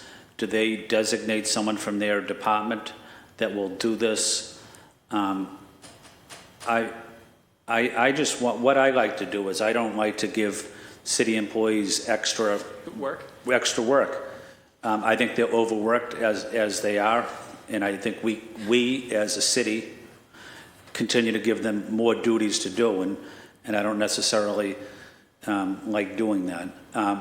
So I guess my question is ISD on board with designating a person to stay on top of this? They're currently doing that role, Counselor, of providing the written notice for all encampments that we encounter that need posting, yes. So they're currently doing it, when you say that they're currently putting on tents and stuff, that's currently ISD already doing that? Yes. Okay. All right, and then I guess my final point on that line of questioning, I think it's up to all of us, as well as councilors, though, when we continue to put additional burdens on city employees, that we really have to support them during the budget process as well. And they used to call something in the federal government unfunded mandates. I don't think they call it that here in the city or state. But basically, if we're going to put more duties on city employees, we have to provide the funding so that they can do their job effectively. And if they're not able to do it effectively, give them the opportunity to hire more staff, because it's very unfair to continue to add more duties to dedicated professional city employees that are overworked, underpaid. Thank you, Mr. Chairman. Thank you. And so that's partly why I want to ID who's doing what, just so we have a better sense, because we do have like budgets coming from different places. So that sentence, city will either post notice for 24 hours, I have ISD. I literally just have them next to that. Then it says city officials shall provide a written copy of the city storage program policy when providing an offer of storage. This part feels very difficult. Based on how long it took me to get the policy here in City Hall, we're asking people to have this on hand and have it in multiple languages on hand, like literally every time they do this. It does say that the languages are determined by the Office of Language and Communications Access, so that is delineated. But I just want to be clear that the burden we're putting on people is that city officials have to have this on hand in every language possible. And so, just so we're clear, I don't think that part has a responsibility, because the responsibility is delineated. It's just, I don't know how we're going to do that. Is it because we're only going to have specific police officers responding to this so that we can give them pamphlets of this, or is it every officer on duty is going to now have to carry this? How's that work? So street outreach wise, we'll have copies of them. Yeah. Any of the officers can reach out to us. So I guess the citywide. question is, and this is helpful for me in a practical sense, when you get these calls, are they calls to 911 or 311 or a mixture of both? 311. Almost always 311? And so if you're getting 311, does that mean that the same officers, so in other words, when we first had this hearing, there was some conversation about thousands of officers being mobilized to do this stuff around the city. Technically, is it in reality, are we only asking the same officers to have this stuff on hand and to make these calls? It could be different every day. So is every officer in the Boston Police Department going to have multiple copies of this in multiple languages, just on hand? Is that the idea?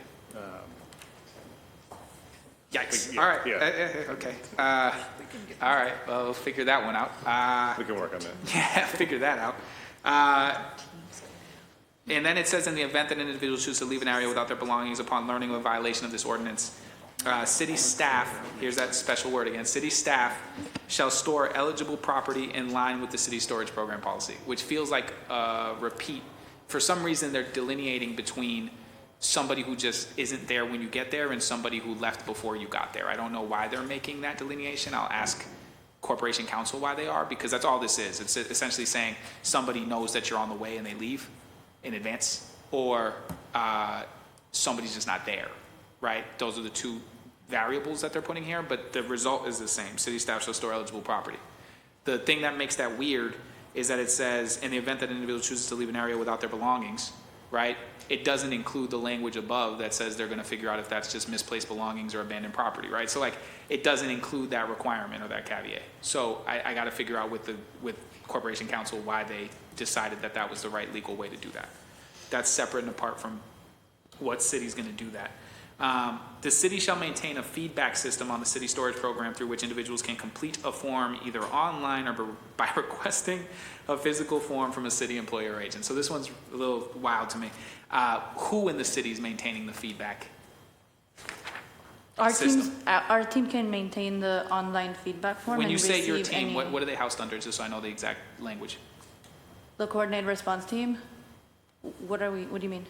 Okay, so I have to give this to a department or like, what is the name of your cabinet or department? I think we're under HHS at the moment. Health and Human Services? I think so. Whichever, we'll figure this out, but that's where it'll be housed, that part of that. Does that sound? Yes, we can receive the feedback. Yes, okay, so they're gonna be in charge. So instead of the city, it's gonna say Health and Human Services. Sure. That's fine? Everybody cool? All right, great. Do we currently have this? Is this one of the new things that's happening? This is new? No. Okay, is this online stuff already ready to go? Ready to go, but it's not up yet. Got it. So there is an online thing, and where is it housed online? Under the coordinated response team webpage, but again, it's not. Yeah, it's not up. yet. It's not up yet, but that's where it's going to be. Yes. Okay. Would it make more sense to make Do It in charge of this? Do It doesn't 'Cause they take manage charge the of the website. content, but they press the button to publish, if that makes sense. It does make sense. So we'll figure that out. I'll work that out, but I want that more defined. And then this requesting a physical form from a city employee or agent, right? Like nobody's gonna have, like, not nobody, but no random person is gonna just have this form for them. So where are we sending them or telling them they can go to get this form? Because it says they can request a physical form from a city employee or agent, which is like the most random. On every single person? That's not the worst idea I've ever heard, except they gotta have a cell phone. It says So physical it's- form. We'll have printout forms available at shelters and with outreach teams and SOU. All right, so then this is one of those places where we might say coordinated response team or whatever. We'll figure that out. Does anybody else? I mean, you could have. You would have got it out of storage. Maybe not, actually. I think it's a valuable. Okay, so as we go through this really quickly, storage of property, do any of my council colleagues have any questions specifically about any of the policy stuff that we're talking about with the storage of policy? I just wanted to ID who's in charge of things for my redlining. But is there anything that you have questions on? Just specific to storage of properties, I agree with the chair that, we're specifying exactly which department is responsible. In terms of the form, obviously tech is IT, and I just wanted to, I also agree with Tanya that obviously the maintenance should be, BPHC or Health and Human Services, but the tech side is obviously IT. But I guess, how much are we storing? I think it looks pretty fair. This is just an opinion. Are you talking about the policy right now? Mm-hmm. Okay. In terms of what's on the ordinance, in terms of what can be, in terms of what steps they're taking with that's on the ordinance? Yeah. Thank you. But also, in terms of the policy, then if we're saying that, if we're identifying it in the policy, then can we make sure that we're specifying it in the ordinance itself? Can you be more clear for me? Just In 'cause I've terms been of the here for like 10 hours. details of what's eligible, what's not eligible? Yes, I think one of the things I would like to do is take the definition of eligible property. That's why I was asking whether or not you have any issues with eligible property, taking the definition of eligible property, because we use the word eligible property, it says they'll store eligible property. Right. And putting a definition on the ordinance itself of what eligible property is based on what the policy says. Does that make sense? Because then it's tied to this, and then if you want to change what eligible property is on this, you would have to come to the council again and say, this is the change we're trying to make.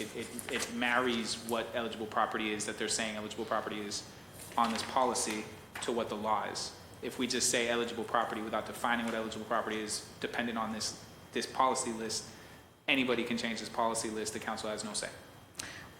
What I would say, Mr. Chair, then, then I really have a gained appreciation for your process, because you're literally being more democratic than, because we do have powers to execute, an amended version, right? So I guess if we're going back and forth and we're clarifying, like, we have this power to just create an amended version without. Yeah, so no, I'm trying to be, even though I don't support this, I'm trying to be as fair as I can to make sure that what comes out of this, I have a responsibility to the city of Boston to make sure that even if I don't support the policy, and even if I think it's bad policy, that at least it be legally sound policy, and that it be as least harmful as possible. And I also have a responsibility to my council colleagues to try to make sure that we're accounting for what their concerns are specifically to this. And I have a responsibility to the city to try and make sure that whatever your vision is that you're trying to implement has a shot. And so I'm trying to juggle all of those things, but I also want specificity, because a large part of the problem with this for me is, for instance, eligible property is not defined in the ordinance. Right. It just says eligible property. And then what does define what eligible property is defined by people who don't ever have to get elected, never have to speak up. I have no idea who wrote this. You don't either. Nobody knows. And that becomes the rule. And then in practice, on the streets, what's saved and what isn't saved isn't based on the ordinance, because ordinance just says eligible property. It's based on something that gets written by a bunch of people who aren't elected, don't have any democratic process in how they do it. And so for me, taking the eligible property definition that's in this, marrying it to the ordinance, makes it so that the public is aware this is eligible property. It doesn't matter what you wrote on this piece of paper. As far as the city is concerned, this stuff is eligible property. The benefit to the city is the city wrote what they think eligible property is, and so we should be in partnership on that language, and then we marry that in. But it also means in the future, if they change the policy, they will have to come before the council to try and get some of those changes reflected. If for some reason in year 10, you guys change the policy on this. Well, the city has this practice, right, of either it's a protocol, it's a policy, or it's law. And typically when we ask questions of the administration, my first question is always, is this policy, is this practice, is this protocol, is this law? Why are you doing it this way? And when it's counterintuitive, then we reach that point where we're saying, okay, why hasn't it been integrated? So I think the process here is asking you all of these questions, and I think more people should be at the table on this panel to answer our policymakers. Who's the policy advisor? Who writes policy for Mayor Wu? It's a good question. So we do have a policy advisor role. The name escapes me right now. Isn't it Mike Firestone? Yeah, it's Michael Firestone. And then there's a deputy, right? Michael was here for most of the day, though. I think he was over here. But yeah, I think there's a deputy policy director as well. Okay. These are all good points. Well, thank you. I'll reserve my final questions to sum up. And we are getting close to final. I want to thank everybody for their time. I know that if this is draining for me, I can only imagine. One of the questions I have for y'all on this final sentence of this, and I think Councilor Flynn, I still got to go to you, right? Yeah. But one question that I have for you is it says submit a claim for reimbursement for lost property. So there's a claim form. Clearly, we're putting together a claim form for reimbursement of lost property, but it doesn't say who's responsible for evaluating those claims and who's responsible for making determinations. What's the due process on something like that? Who's sort of in charge of making a determination about whether or not the city is on the hook for reimbursement? It's not BPD. I know for a fact on this one, it's not BPD. Yeah. It's maybe the contractor, maybe BPHC, maybe our wonderful corporation counsel. I have no idea who's responsible for that, but I would like that outlined too. Who's making the verdict on that, and what are the steps? You file the complaint, then what? Who's following up? Who's in charge of that? What's the process? That's not in here.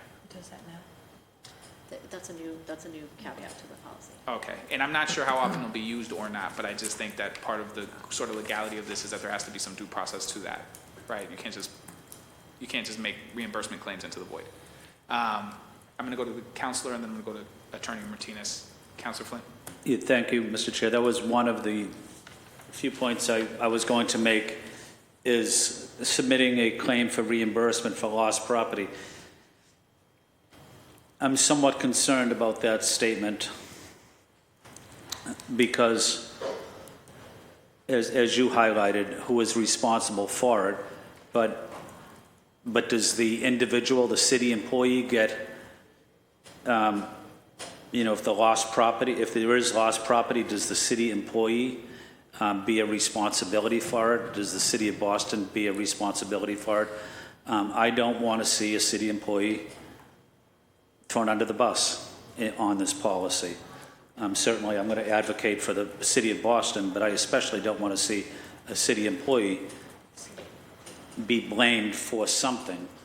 What would happen if the city employee decided to throw out a blanket that he or she thought was not in good condition, maybe had potential safety issues or health-related issues, I should say, cleanliness issues. The person threw it out based on his or her experience, and then all of a sudden,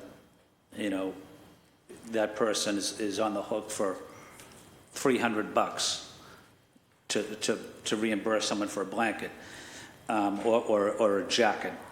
So, I don't want to set our city employees up for failure on this policy, and I don't want to see the city be liable either for an outrageous claim from someone that's submitting a lost item for $1,000, and the city has to send someone a check for $1,000.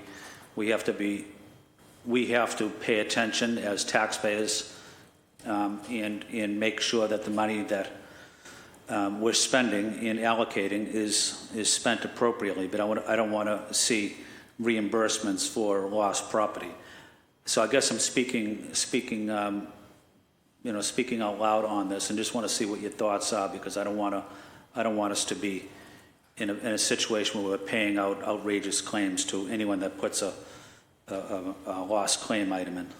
And so I'll answer this to the best of my knowledge, which is essentially the city would be on the hook, not the individual person, unless that individual person perhaps is accused of theft or something like that, and it's proven, I guess, in some way, shape, or form, then that person might be liable in some way, shape, or form, but not for the loss. That's still on the city.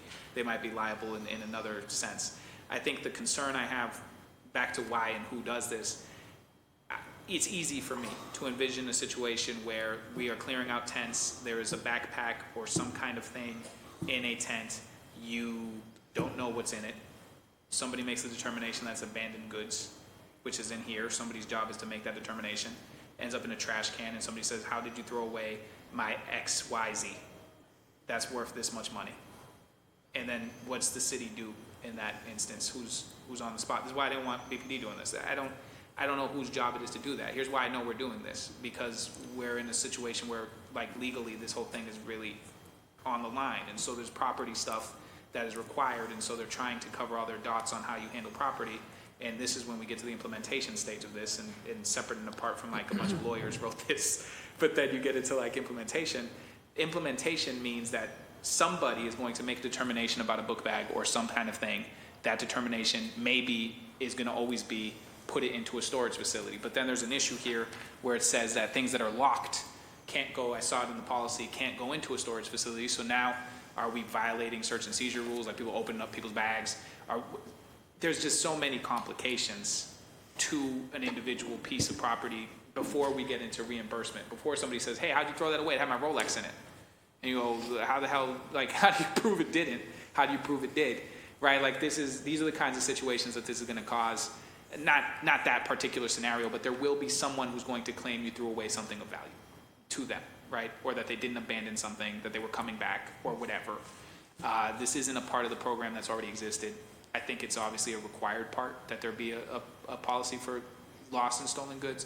To your concern, I don't think any individual city employee is going to be responsible for it, but I think the city will be.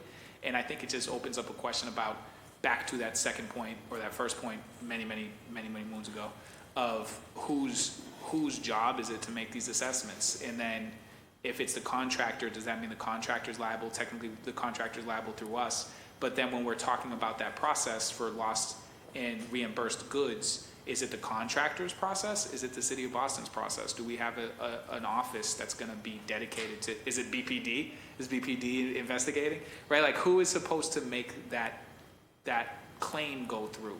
Is it Tanya's office? Because that doesn't make a whole lot of sense. It's probably the storage facility. If the storage facility is doing it, what's their process, right? And so those are the kinds of questions that I have on that. That's one footnote, but that's like just for folks who are trying to figure out why we're still here and it's 5:15, it's because when you're talking about the implementation, there's all these scenarios that can happen, and I'm just trying to clean up this language to add as much clarity to process as possible, because these are the places where I think there's problems.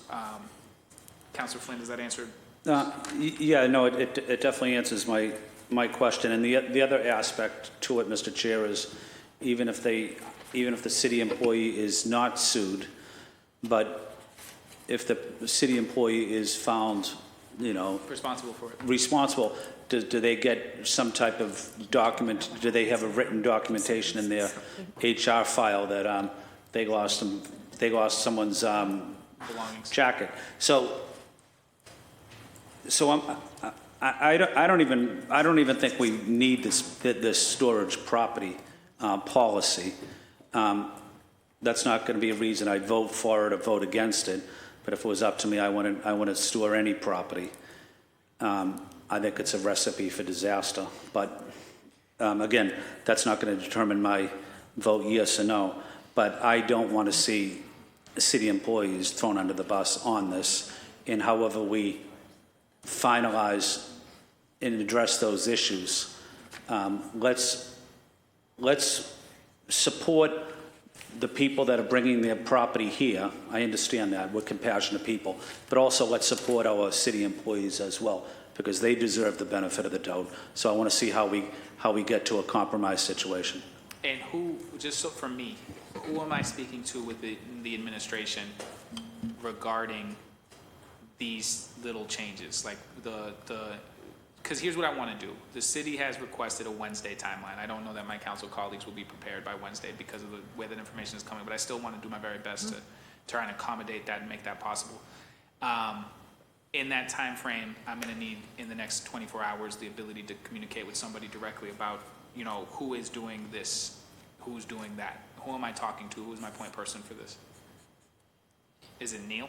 In this particular clause or throughout the whole? It's probably throughout the whole, but I think this is the one that has the most intensity to, like, who's doing the forms, doing it has the most questions out of almost everything else. I would start with Neil, and we will all let him know, because I think he had to leave, but we'll let him know his, the concerns. Yep, that's fine. So I'll go through Neil. Yeah. I mean, the only thing I will say about this, and this is not, I'm not working on storage, but when this was done, when we took the tents down the last time, the vast majority, and I'm looking at these fine folks right to my left, the storage was done with the person that was in the campsite, right? So it's the rare instance where you find a campment and you're taking it apart and no one's there. I'm not saying it never happens, but it is the rare instance.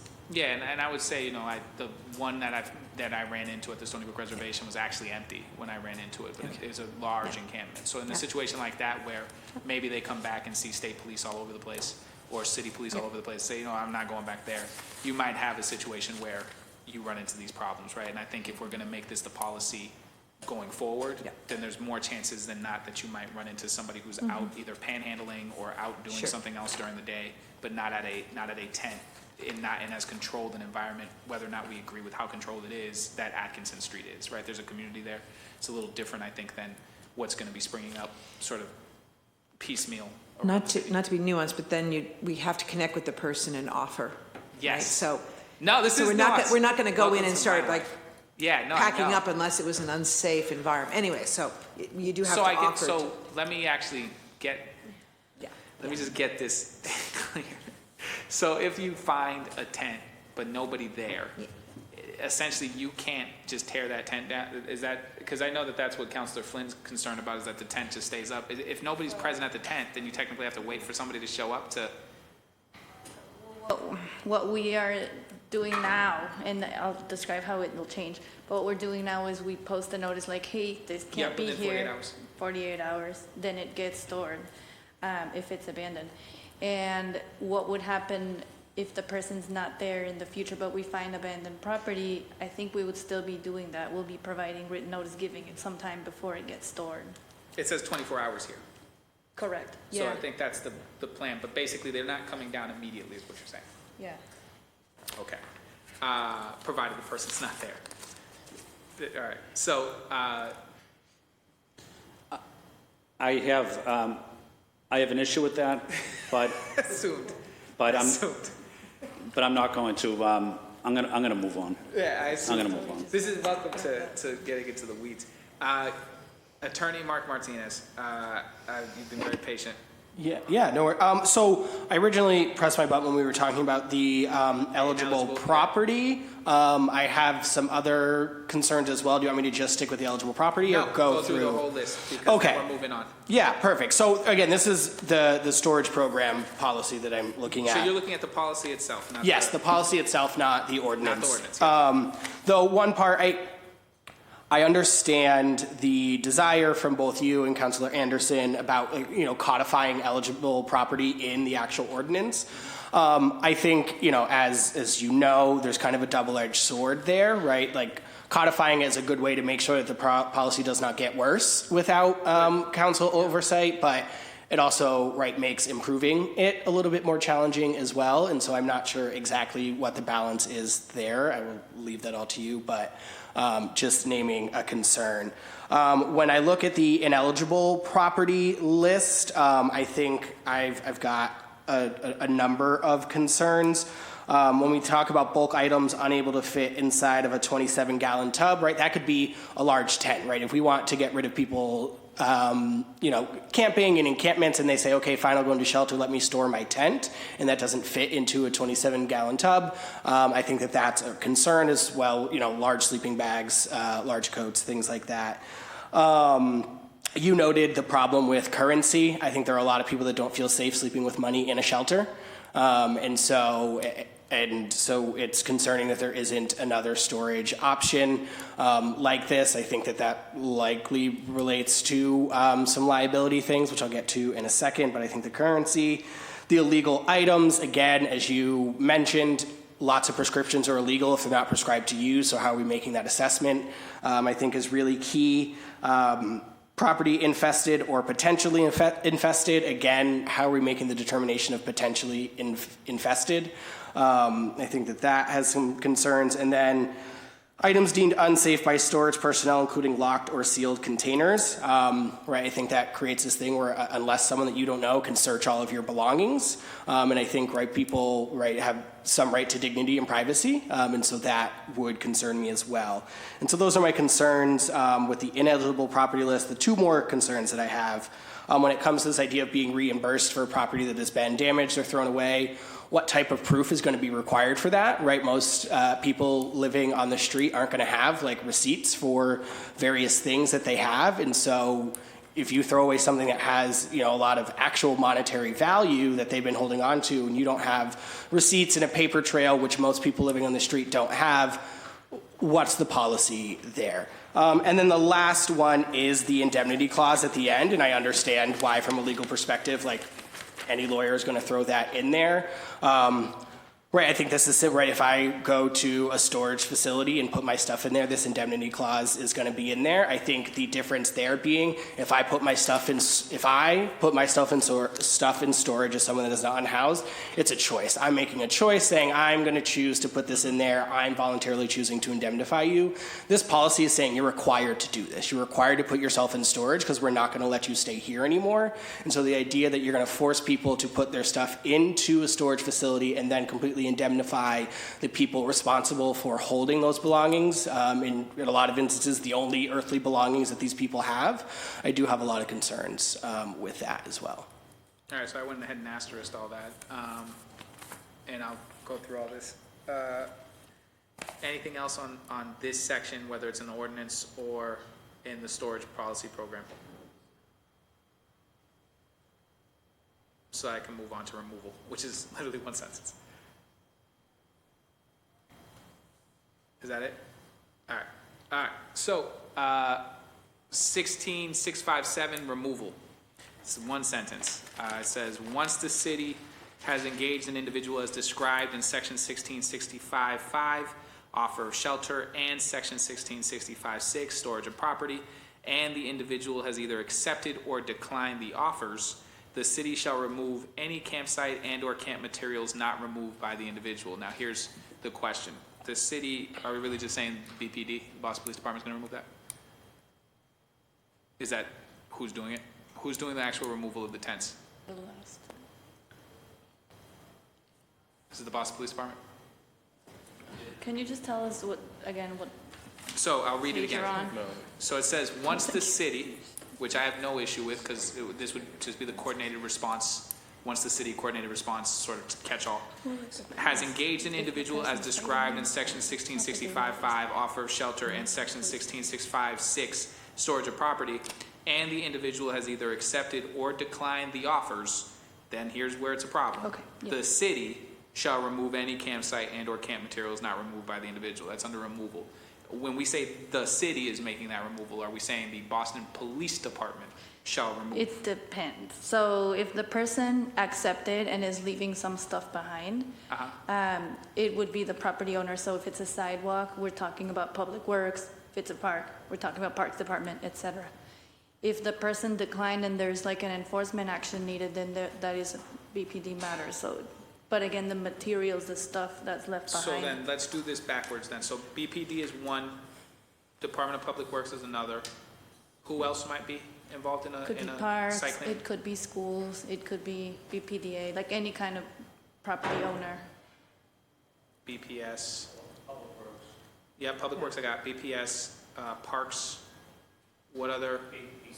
Any agency that has property could potentially be cleaning up, that owns property. Okay, so here's, all right, this is the implementation part. All right, 311 comes in, you got an encampment. Are we really calling BPS to come tear down the tents and do that? Is that like a real thing, or is like who's actually, I'm assuming that we're not gonna be calling BPS janitors. We do this work with them every day, So unfortunately. BPS is doing, okay, Yeah. and then, all right, and so then you have Public Works doing that, which makes sense as like an entity that might be doing this, Parks if it's within Parks. When does BPD do it? Only when there's a refusal? Correct, like if someone's refusing but they need to move, let's say someone's in camp. In other words, if they is in a refuse to school leave and school's or starting, agree. like BPD will, remove the, So it sounds like there's at least, so basically every agency prior to BPD gets summons first. So if it's on Public Works get called before BPD gets called. It sounds like BPD's only called is according when to this. someone's declining, yeah, or if the cleanup agency needs to, safety support, like if the occupant is there and making threats or something like that. Okay, so do we envision a situation where there's a removal of tents where BPD is not present? Yeah, that happens. That happens? Yes. And do we envision in this policy that there will be removal of tents without BPD present? Yeah, So who would be writing, we're not there yet, who's writing the fine?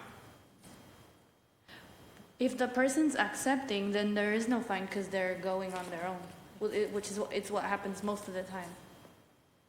So basically, the violation with the fine is only if they refuse to go, then the idea is that you're fining them for their refusal to go? Yeah. Yeah, hopefully. So basically, BPD's role in this is enforcement upon a refusal to comply. Yeah. But that's with the exception, the major exception of what happens on Atkinson Street. Can you elaborate? Right, so that's where we have different phases. So the phases we're describing here, 2 and 3, are mostly about this, resolving the Atkinson Street encampment. So it is a little helpful to talk about which phase we're discussing. If we're talking about Atkinson Street, our hope is that still most of the encampments will be dismantled voluntarily as people are being placed in different spaces. So our hope and our goal is to not engage in enforcement. However, if someone's refusing to remove an encampment, then that could become an enforcement matter.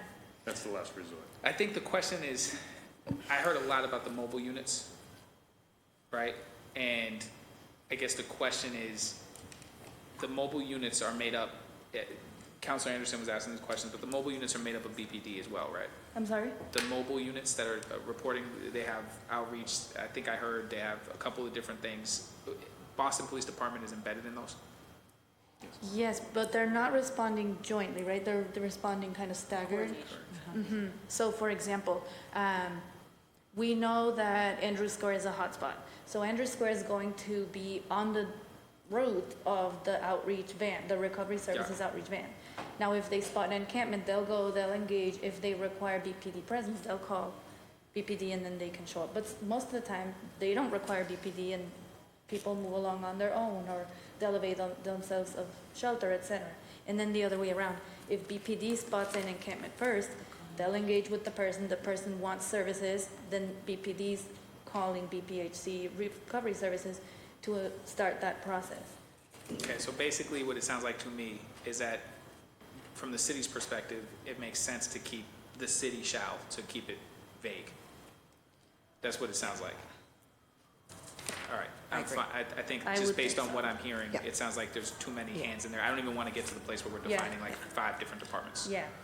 All right, notice to individuals. This is. Mr. Oh, Chair, yeah, go ahead. I just have a quick response to that, but why, say an agency like BCYF, they're providing services to young people, whether it's sports or after-school activities, but why is it the responsibility for the BCYF staff to hold on to someone's property? Maybe I didn't explain it correctly. So, okay, so in encampment forms in a BCYF parking lot, right? BCYF staff will normally call us. Thank you, that's okay. We need that. BCYF staff will call us or BPD, whoever they call first, it'll get to our team and we'll mount a response. So the first thing we'll do, we send outreach, etc. Once the person has removed their encampment voluntarily or through enforcement, there normally is some debris left back that the property owner, in this case BCYF, would be responsible for cleaning up. Right, but they wouldn't be responsible for maintaining it. Maintaining anything No. left over. If the person wants storage, we'll arrange for the storage program to come through with their bins, store the stuff. So Okay. BCYF is, as a property owner, is really only responsible for cleaning up whatever debris is left, as long as it's not biohazard. In which case, we will help them remove the biohazard. Okay, and then just one other issue. Did you mention that if someone leaves their property on a public sidewalk and doesn't want to take it at that time, then what happens? So many times, a person will be asked to remove their encampment, and they'll be like, yes, I'm leaving. And then we'll say, hey, what about your stuff? Would you want us to store it for you or keep it? Oh, no, I don't want it, and they'll leave. In that case, we would dispose of it. Just throw it away? Yeah, Okay. yeah. No, that was the only question I had. Thank you, Tanya. Thank you. I'm going to go to 16658, notice to individuals, and then after that, we just have penalties for violations. We don't have to talk about severability because that's very common and we put it in every single thing. 16658 is notice to individuals. It says immediately upon passage, the city shall distribute leaflets to individuals and post weather-resistant signs in locations with a concentrated number of campsites to provide additional actual notice of this ordinance and the effective date, which sounds like a one-time upon implementation of the ordinance itself thing. The leaflet shall contain a written copy of this ordinance, a written copy of the city storage program policy, and written copies of additional resources. Councilor Louis Jen, when she was here, noted that she would like those notices to also sort of be in plain English rather than just the posting of the ordinances and the policies. I do think the policy itself is rather plain in English, to be perfectly honest, but I think the ordinance, that might make some sense. It says, upon the effective date of the ordinance, once the city has engaged an individual as described in section 16655, offer of shelter in section 16656, storage of property, no further notice is required to enforce this ordinance. When the city notifies an individual located in any campsite that a period when shelter is unavailable has ended, which we've never declared one, so I guess we could get into that, the individual shall have 48 hours to remove their camping materials.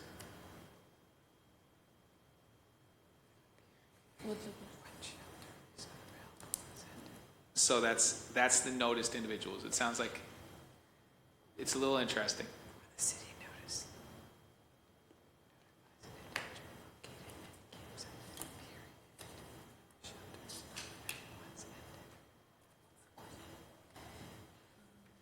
Yeah. Yep. So are you basically saying that because the city has not provided some type of formal notification that this is uncertain as to the 48-hour period? Is that what you're saying? No, what I'm saying is the city has never actually stated at any time that shelter is unavailable. I think my request, I don't want to say any time, I don't want to speak for in perpetuity, who knows what they were doing when the last this was running down the streets, right? But basically, in the last 90 days, there's been no time when the city has determined that shelter is unavailable. But what's clear is that there's got to be some official statement, not to make this applicable, but to say that shelter is unavailable, there has to be some sort of designation, it sounds like, by the city that shelter is unavailable. It can't just be a determination made by some individual on the street, right? It sounds like the city has to notice that, is what it sounds like. And then this sentence says, when the city notifies an individual located in any campsite that a period when shelter is unavailable has ended, the city has never declared a period when shelter is unavailable, so this would be for a future potential event, I think, right? When the city notifies, I almost feel like it should say if, right? I think this refers to, I hate to speak for Dr. Ujikutu with her not being there, but this is foreseeing yes, and there's a hurricane, whatever it is. Yeah, I think this is. So they make a declaration, and once because that's it's trying ended, to. So I can tell you what I think legally this is trying to do. It has the first two paragraphs have to do with the original passage and how they notice it.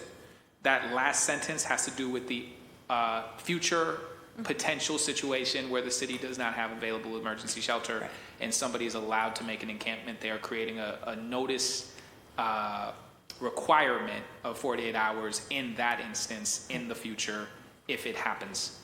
And then I guess it's just a language preference about if or when, but when makes it sound like that's already been declared when it hasn't. So I think they're trying to address both the immediate notice of an immediate passage if this gets passed in the next week or two, and then that last sentence is just in perpetuity. If there's ever a moment when the city does allow for shelters, this is the process for notification that that's done.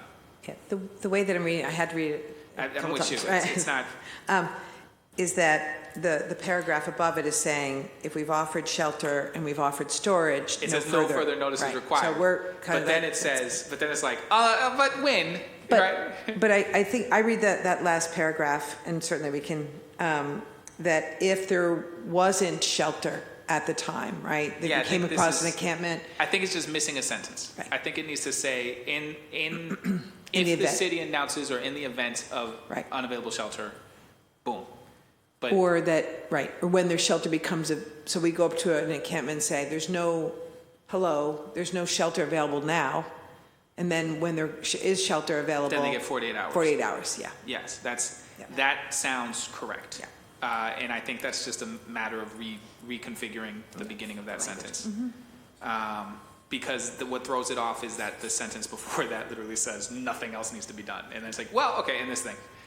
So we'll fix that. I don't know if there's any other. Do you have issues with the notice, Attorney Martinez?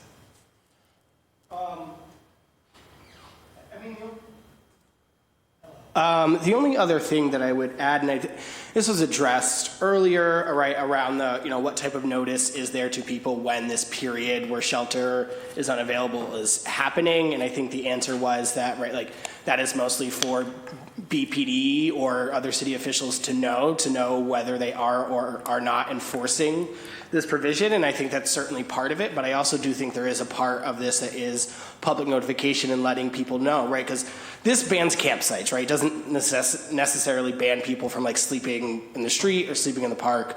And so if people's way of getting around this, right, if they don't want to go into congregate shelter and they choose to sleep outside and they just do that without a tent because that's the law, but we enter into this period where a tent is allowed, which is safer for people, I do think it's important for the people that are sleeping on the streets to know that they're allowed to do that at that moment in time. I don't think it's just a piece of information that is necessary for city officials so that they know whether or not they are enforcing things. I would agree with you in the sense that what you are saying is that it should not be incumbent on a homeless individual to guess whether or not they can put a tent out or not, that there should be some kind of way for them to also have notice that this period exists. not just city officials when they're trying to enforce, but individuals who may be looking to put up tents themselves so that they are notified that this period is exists in this moment. And that's why I asked if the city had done it at all in the last 90 days when we have a refugee crisis and all these other things are happening. It sounds like they haven't. So it sounds like the city has never done this. So it sounds like the answer will be they never don't. But I guess that is a question. How do we notice? Because it's silent to how we notice individuals that period exists.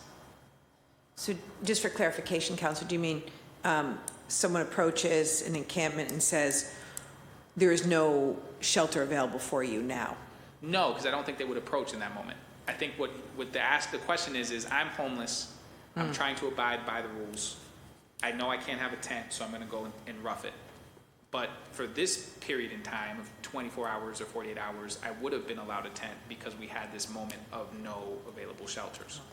And so in that instance, how is the public, how is that individual noticed when we enter into a moment of no available shelter?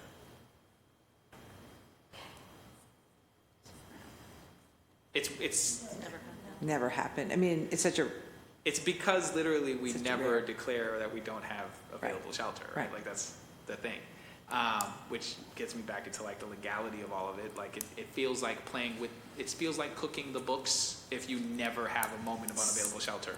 This is why we had the back and forth about like, if you're sleeping on a floor, that saves me the ability of saying we don't have unavailable shelter, but that's certainly not what I think any individual assumes is quote unquote shelter, right? And so, unless it's like the blizzard of '97, in which case, like then maybe that enters the realm. But on a day like today, if somebody's sleeping on the floor, that opens up a question about, well, maybe you don't actually have available shelter. And the city stance is, if we can stick you in a place, then we have available shelter, regardless of whether those conditions are conditions that you would want for yourself or I would want for myself, right? And that's where a lot of my energy earlier was, because when you tell me that something is never declared, even when the state is doing all of these issues, even when what you're saying is 60 individuals are sleeping on a floor the other day, 100 people are sleeping in a cafeteria sitting up, to me that sounds like a workaround so that you never allow legally for them to have these shelters, if that makes sense. That's what it feels like as an attorney and also as like an individual hearing the conditions that we're asking people to be in. And so it just sounds like a convenient workaround. There's never a moment of unavailable shelter, so there's never a moment you can have an encampment. Mr. Clerk, Mr. Chair. Yep. Could I respond briefly? Yes. And it's probably a question I should have asked earlier. But what would preclude someone, and this is to the panel, but what would preclude someone from not pitching a tent, but sleeping in a sleeping bag in a park? Nothing. Where kids are playing, ready to play ball the next day, and there's a handful of people sleeping on third base or second base or a football park, and we're getting the fields ready for sports for young people. So we're going to allow people to sleep in parks with a sleeping bag? I can answer briefly and then you can clean up. I think the rule here is only to deal with encampments. So technically, if somebody wants to, what I think the term for that is roughing it. If somebody wants to rough it and sleep in the stands at Mokley or do something like that, they're technically trespassing, I think is what it would be. And so they could be moved along on a trespass charge or arrested on a trespass charge. But I don't know if, that's certainly not part of this, but I don't know if the new policy for the city is that we're going to be trespassing folks sleeping outside. There's also a host of parks rules and regs and things like that. So they have certain times that they're closed. There's rules and regulations for that. Yeah, so. Except that it's not just tents, it's camp materials as well. Yes. But isn't trespassing one of the... Rachel Rollins is no longer the district attorney. Is that so how are we dealing with providing our kids, and this is what we're in city government for, is providing kids the opportunity to go to schools and play in sport, good parks. That's what I'm in here for, after school programs. So we're not going to provide kids with the opportunity to play kickball or soccer in a baseball in a park because homeless people decide that they want to sleep there? I don't want to speak for you all, but I don't think that's what you're saying, right? Like, No, I think- but we're not addressing that issue. No, We that issue is not currently- addressed by this. We do have, like Sergeant Musker told us, that regulations for parks and schools currently. But we're not arresting anyone for trespassing. Mostly they're asked to move along. Yeah, and I know in a lot of places they don't move along. Many places they don't move along.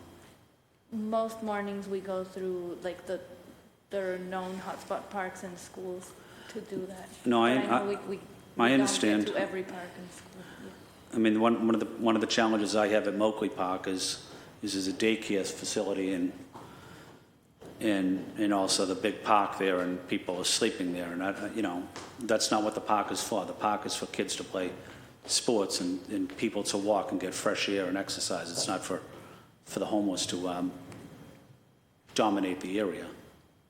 Yeah, and I think just in the interest of moving, it's 5:47 and I want to be done by 6, I think we can get there, I believe in us, is that essentially this ordinance doesn't deal with the trespassing or with people who are roughing it, it just deals with tents and encampments. And so with that in mind, we're at 16659, which is the last clause. Penalty for violations. I want to do Councilor Flaherty some justice. He's not here, but he raised that his concern was he just wanted to go straight to arrest, essentially.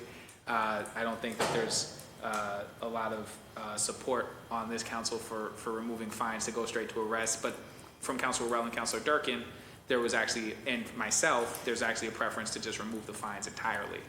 And so I think the question here is sort of multifaceted. I think I'm barred from creating criminal penalty. I think the state does that. So there's no world where even if I wanted to indulge Councilor Flaherty by creating like a sentence, I don't actually have the ability to do that. So that's not a real thing. But I do believe that the arrest powers are inherent within the creation of this just the passage of this document, whether it includes the penalty for violations or not. You can correct me if I'm wrong, but just the passing of this, even without a penalty section, does empower the Boston Police Department to make arrests. Is that accurate? It would violate, the city ordinance. So you would be in violation of a city ordinance, which in and of itself is an arrestable offense? Correct. Precisely. So I guess the fines are basically here. From what I heard from you earlier, it's the idea is to, there's no, you didn't say this part, but I believe it. There's no, I believe, belief that anybody's going to be paying these fines, but rather it gives you the ability to not have to make arrests, at least to give the officers an option to write a ticket, even if they don't expect that ticket to be paid, rather than escalating to an arrest. My question to you is, couldn't the Boston Police Department just refrain from arrests anyway, right? Can't we just do that anyway? Isn't there a world where you don't have to actually make arrests? I guess in the instance that somebody's not complying with this, but not physically harming anybody or physically preventing anybody from taking things down, simply just not a happy camper when you're doing this. I'm assuming in those instances, that is when we're talking about a penalty for fines, right? We're not talking about a penalty because I showed up, you agreed to leave, and then I took down your tent, right? That's not a finable situation. Right. I mean, we're hoping for voluntary compliance. But if there's voluntary compliance, what I'm saying is, so for instance, if I park at a hydrant and somebody shows up and says, hey, you got to move, I would move, right? I don't park at hydrants to begin with. This is just a study. But if I parked at a hydrant and somebody came over and said, hey, I want you to move, generally speaking, they can give me that ticket. Right. And more often than not, they would give you the ticket and then tell you to move. Right. In an instance like this, are we essentially saying that the goal, the idea, that the hope is that in a situation where somebody is compliant, you're simply not writing that initial ticket? Correct. Okay. Here's the question for you on that. Same individual, next month, has an encampment somewhere else, again, agrees to pull it down. Are you then moving into fining them now because it's a second offense? Or how are we? Definitely case by case, but it also depends on what was the end result as far as when why they ended up back? Well, not even that. We go to them the first time, right? Yep. Now it turns out, ends up with like a section or something like, Or something they end along up, those lines. yep. I mean, whole host of end results on it, right? Mm-hmm. Now, if it goes to an arrest, now that arrest, it's going to be a criminal application as opposed to the fine anyways. So even though it's the Yeah. violation of the city ordinance. And as I was a public defender, I worked out of Roxbury District Court. I got the criminal complaints on Mass and Cass cases, and that's why there's a certain level of this that just adds, it's like bad money to bad money, right? Nobody's paying the fine. Nobody's getting held on this. They're going through the process. They're being held in bookings. They're being held essentially at the courthouse. They're then being released from there. But, so there's a cost that's happening there. But there's nobody who's gonna go, and do, I mean, nobody's getting held on a bail on this that I've seen, right? So I think there's a certain question that I have about what's the purpose of the fine if it's really just for show? Couldn't an officer simply just show that grace anyway without having to write a fake ticket? Yeah, They could, right? And so I guess the question that I have is, I've had multiple counselors flag the fine as sort of, as just, it feels overly punitive, and it feels like there's no point. If the only point is to give officers another option, it feels like officers already have that discretionary option to not prosecute in that moment or not file a criminal complaint. But I want to be fair to why you think it might make more sense to do a fine, just so that I hear it, so that this is being recorded, so that other people can say, okay, maybe that reasoning makes sense to me.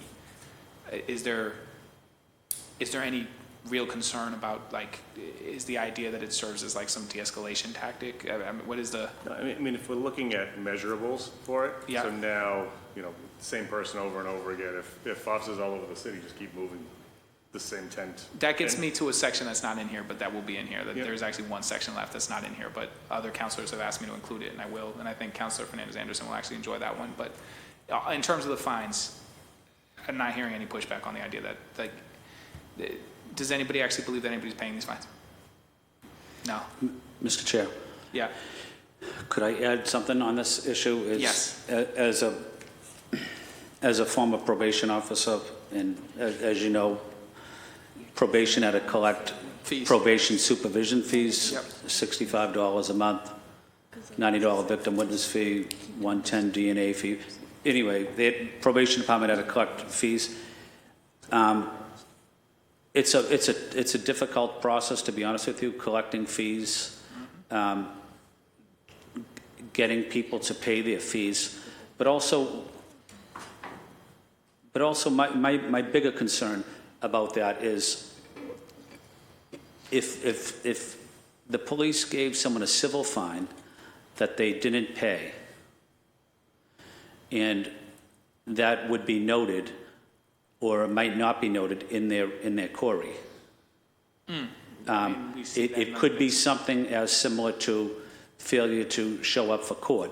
Or similar to when you have OUIs and you still have outstanding fees and Yeah, you don't pay them. yeah, exactly. It leads to a warrant. The case is still open until you pay that fee. But not only do I not want to set city workers up and state workers up for that responsibility, I have seen a lot of probationers have a difficult time paying fees, as you mentioned, Mr. Chair, but it does impact a lot of their life, not paying fees. And it could be as simple as getting a driver's license. Mm-hmm. You have to take care of everything in your query. Maybe you don't now, I'm not sure. But you have to make sure everything is cleared up. Whether you apply for housing, you have to, a lot of times, provide your query sometimes, or certainly a job application. But I don't want to set people up to feel on the city and state side, but I don't want to set people up to feel also that are going through this difficult financial situation. So not sure I would want to have fees added. And I think to your point, which you know very well, is that sometimes when folks in this position are entering into programs, it's these kind of dumb things that keep them from being able to successfully complete or get into these programs because they have some kind of violation getting flagged or something like that. I'm of the camp that these fines shouldn't be part of this, but I also want to be open to the idea that you all see this as a de-escalation aspect of it, which is interesting, right? Like using fines as like a de-escalation aspect because it can be very difficult for any individual when it comes to a ticket. But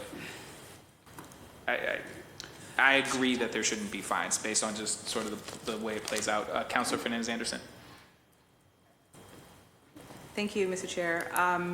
I agree. I don't agree with the fines, but there are ways which other countries have used to decriminalize without, so arrest without criminalization, probation without criminalization. So they're not necessarily taking down, so they're not fingerprinting you, or you're not actually criminally like on probation. I don't know how to explain that, meaning although you're getting arrested, there are mobile courts that come to the sites and actually execute some sort of mediation or intervention.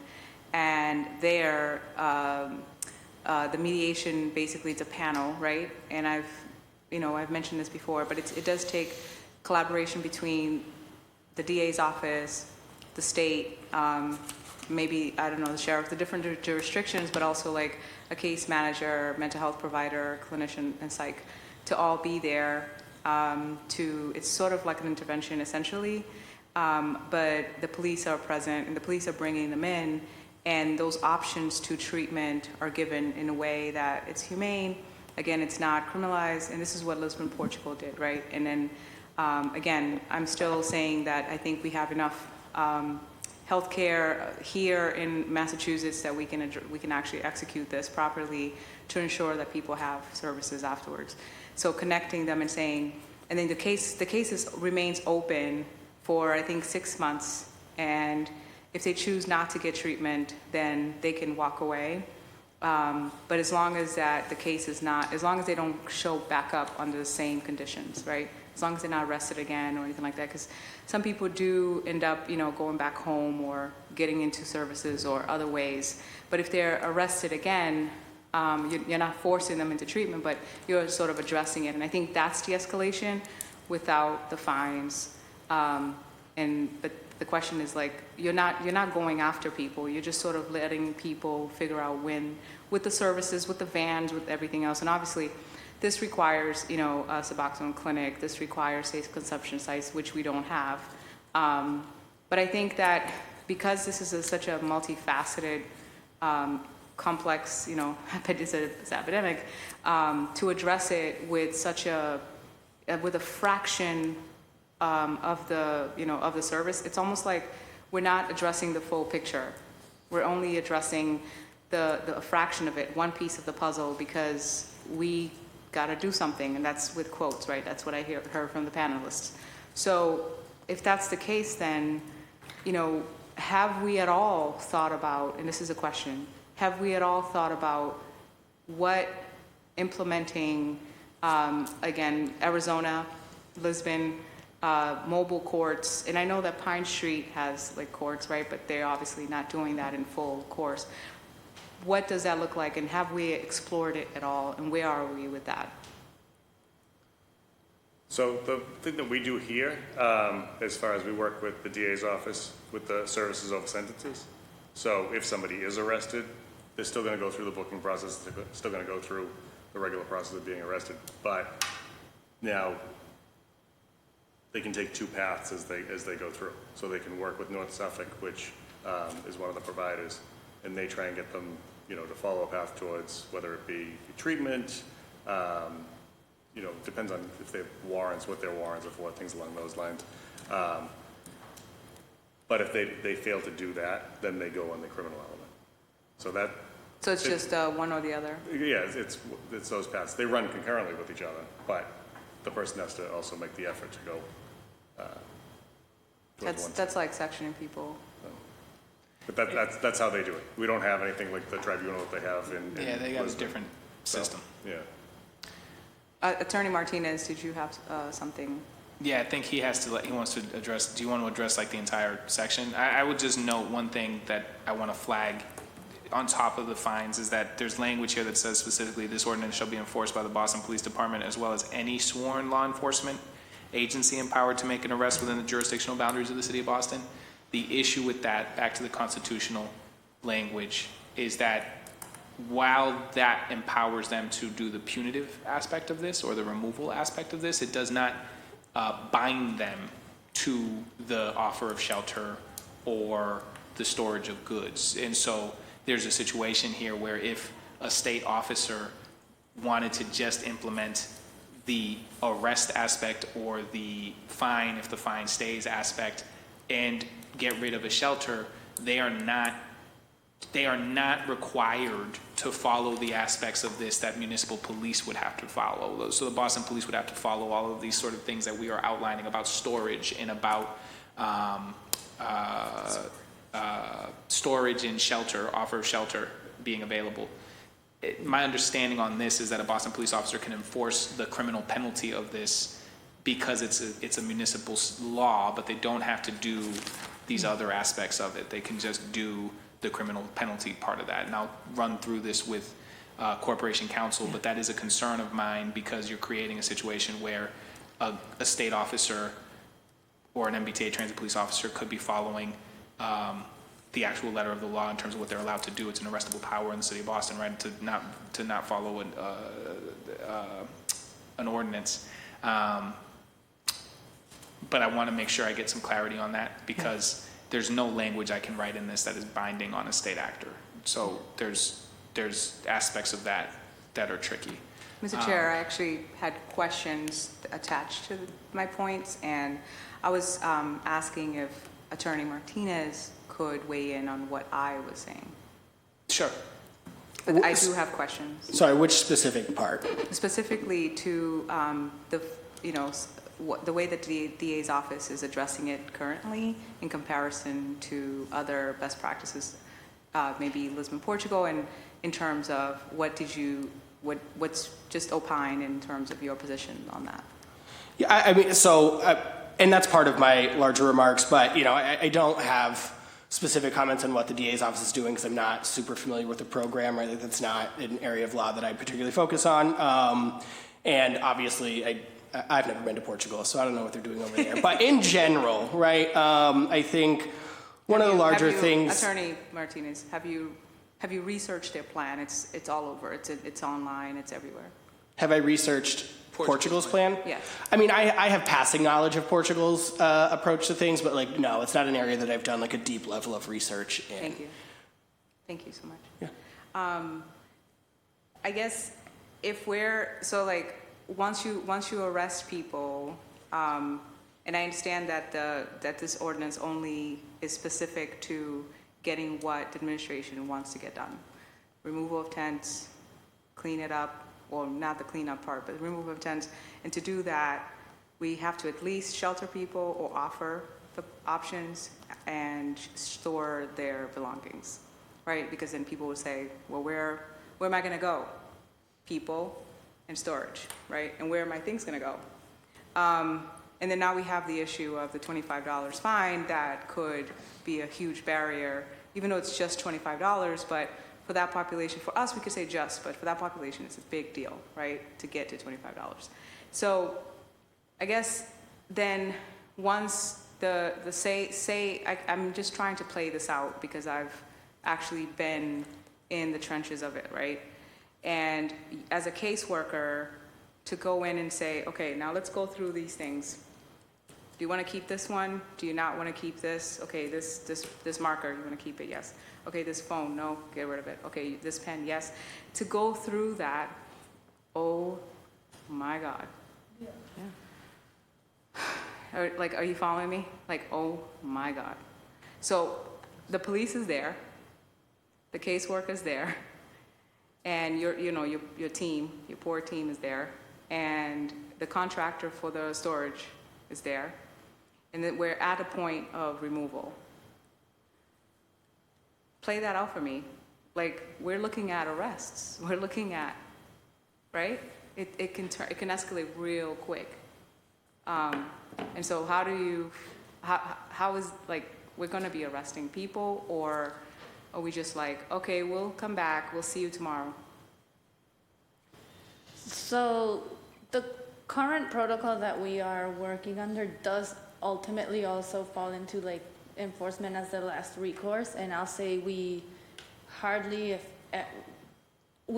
ever get to that point.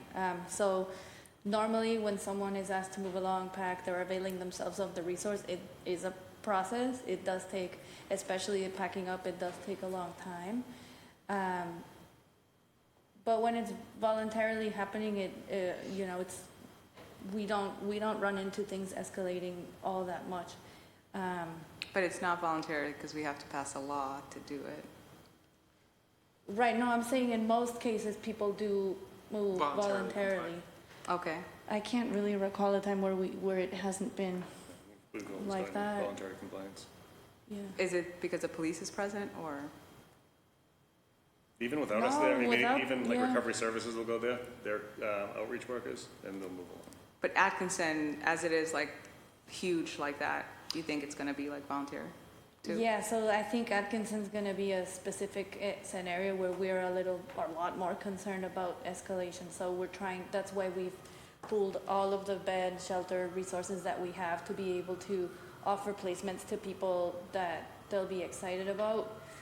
Because that is a different environment because of the sheer size and the peer pressure and the presence of weapons and the presence of people who are specifically there to prey on others. So we are a lot more worried about that encampment resolution. So that's where we're spending most of our planning time, is figuring out how to resolve that one. So we might be arresting I guess a you lot asked of me to people. play out a scenario. Which scenario would you like me to play? Like a citywide? We're at Atkinson Street. We've put out the flyers. It's on in all different languages. We have the online form that nobody's using. And we could possibly charge them $25. And then it comes time to remove. But maybe there's about 5 teams because you can't just do 2 teams at a time, not for something like that. And all at once is 5 teams. And the police is there, and the police has to be in there deep, right? And there's lights flashing on them, and people are some people cleaning their stuff. They think that maybe if I clean it up, you leave me alone. Some people are running, but most people are like, together we're strong, I'm staying. Because that's what happens, right? Because it's a large population. When they're together, they're stronger. So what happens? When they're like, no, don't touch my stuff, and who are you? And then the police is doing what? And your caseworker is doing what? Yeah. So for specific, I'll just talk about the Atkinson Street resolution. That's the 4-phase plan that we have here. Right now, what's happening is we've stockpiled all those resources, and we're having pre-exit planning conversations with people in the encampment that are wanting to exit, and talking to them about what options they have. Like I said earlier today, at some point, we're seeing a little more interest and uptake in some of the services, including treatment, including shelter and family reunification, more than we would when there is not an imminent deadline. So I think we're now talking with people about it. If the ordinance gets passed, our plan would be to engage in a week of extensive outreach and exit planning. So we have a binding list of people that we've been talking to. So gradually getting people Yeah. to adopt this idea. Correct, and we have a tentative plan for most people. We need to kind of continue talking to them so the plans become less tentative and more and more solid. At some point, it becomes a sweep.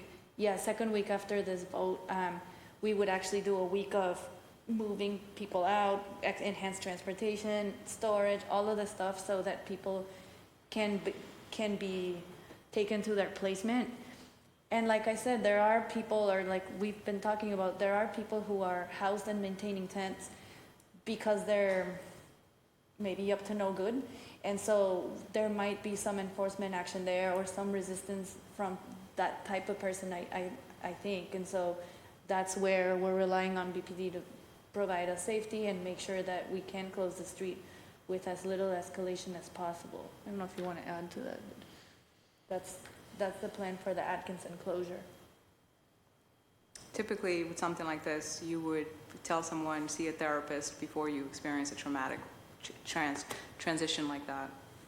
And because of the conditions, you probably can't, right? But I guess I'm wondering. People have access to many people that are engaged with like Boston Healthcare for the Homeless around their physical and mental health already. So those conversations are happening currently. So you've already collaborated with those agencies and providers to start talking to them, to ready them mentally and emotionally for months. Yes, for that yes. transition? Yes.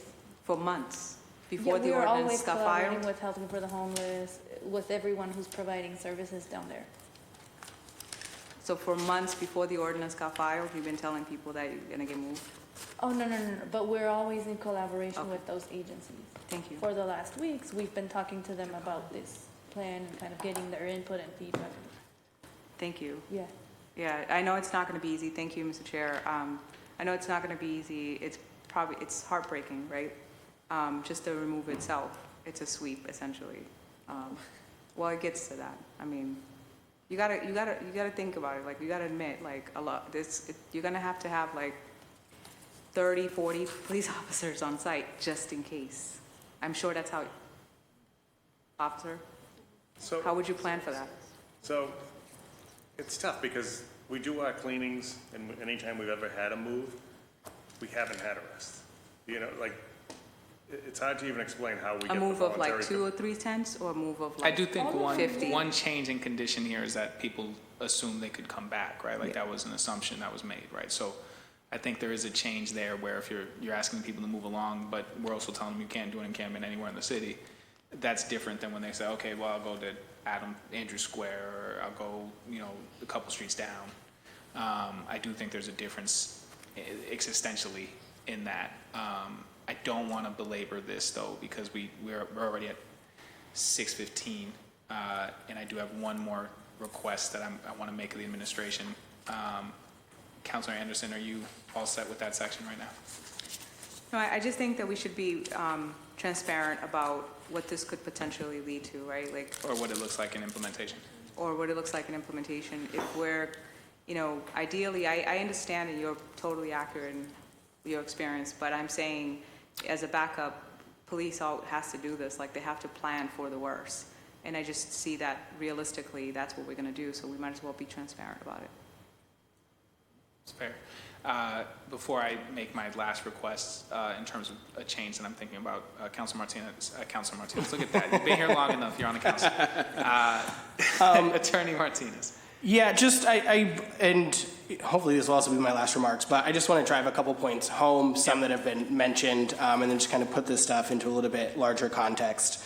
One, as has been mentioned, this language around any sworn law enforcement with the power to make arrests, I think, at least I certainly would benefit. Like, I don't know who that is, right? That could be anybody. Are we talking university police? Are we talking the private security contracted by? I think it's all the boss, I think there's some changes with post, but I think for the most part, it would involve school police, right? Like school police, like Northeastern. Colleges, yeah. Northeastern and all of them have arrest powers. Okay, so yeah, I think that's just good to know and important information. I think that's a large category. Most people don't spend a whole lot of time thinking That can about go in the definitions, I think. who can arrest. On the issue of fines, I don't want to talk about it a whole lot because it's been brought up, but fines, and I'm not 100% sure, but I'm like 90% sure that these type of fines, given what they are for, are the type of fines that can escalate to criminal charges if they're not paid. Mm-hmm. And so even just the idea that this is just a civil thing, right, isn't true, right? That was brought up by Councilor Flynn, and these can have long-lasting impacts, even small fines. So I think that that's important. And then just a kind of overarching things as we talk about penalties for violation. I think language is important, and I think when we're talking about people voluntarily moving, especially to your last point, I think it is a stretch to use the word voluntary. If you say do this or you get arrested, that isn't the definition of voluntarily that I would use. And so I think that that's really important. And again, I think you made a really good point that this is different than past times when people think, all right, I'll just move somewhere else for a couple of weeks and come back. I think the rate of what is voluntary is likely to change, but I don't know, maybe I'm wrong. And then I think I just want to drive home the ultimate point that was brought up during the initial hearing, right, is the impacts that it has to people who are dealing with substance use disorder and their involvement with the criminal justice system. Right, there was a state report, this is a commission from the Commonwealth of Massachusetts, not some super progressive think tank, right? People that were incarcerated were 50 times more likely to die of an overdose death. That's not a typo, you didn't mishear that, that's 50. right? So when we talk about getting the criminal justice system involved and we talk about criminalizing homelessness, this is what we're talking about, right? It's not just the, oh, I don't like to see people incarcerated or in jail, which I don't, right? I don't want to see that. I don't want to see unhoused people in prison or in jail, but there are real life consequences to this. And there's mountains and mountains of data to prove that this is dangerous. So if we're going to talk about a public health approach, if we're going to talk about a public safety approach, I don't think people being 50 times more likely to overdose is a public health approach, and I don't think that makes anybody more safe. I would agree with that. It speaks to my experience as a public defender, both in Essex County and in Suffolk County, where the major issue we dealt with was opiate abuse. And I saw these impacts for folks who went through, for instance, what Sheriff Tompkins has proposed is no different than what the Middleton detox did, and that was ineffective and harmful. And I don't think that there's anything that the carceral system is going to offer in a solution to this problem. I will just jump to my final point, which was raised by Councilor Worrell is no longer here. It's an issue that Councilor Worrell has, but I agree with it, and I think other people would agree with it as well. Some reporting mechanism, some section that follows this that would add a reporting mechanism for some yearly report to the council on how many arrests have been made on the basis of this, what neighborhoods have encampments been taken down, how many voluntary encampments have been taken down. Simple data reporting. Councilor Worrell asked for that specifically. He wasn't here still to do it. I actually strongly agree with that. I think that data is incredibly important. He doesn't just want it aggregated by the city. He would like that aggregated by neighborhoods so that we have an idea of where the concentration of these encampments are and where the concentration of enforcement is and how people are migrating throughout the city. Also, if this goes through, is it a first offense, second offense, or how often are people having a hard time with this process? I'm not going to support this. I think everybody knows that, but I am going to do my very best to make a document that is sound, as sound as it can be, as harm reduction as it can be. And then if my council colleagues vote to support it, then that is their imperative. If they vote to reject this, that is also their imperative. But I'm trying very hard to be fair to the administration, even though I really don't agree with this process. But I do want the process to be fair to you as you create it.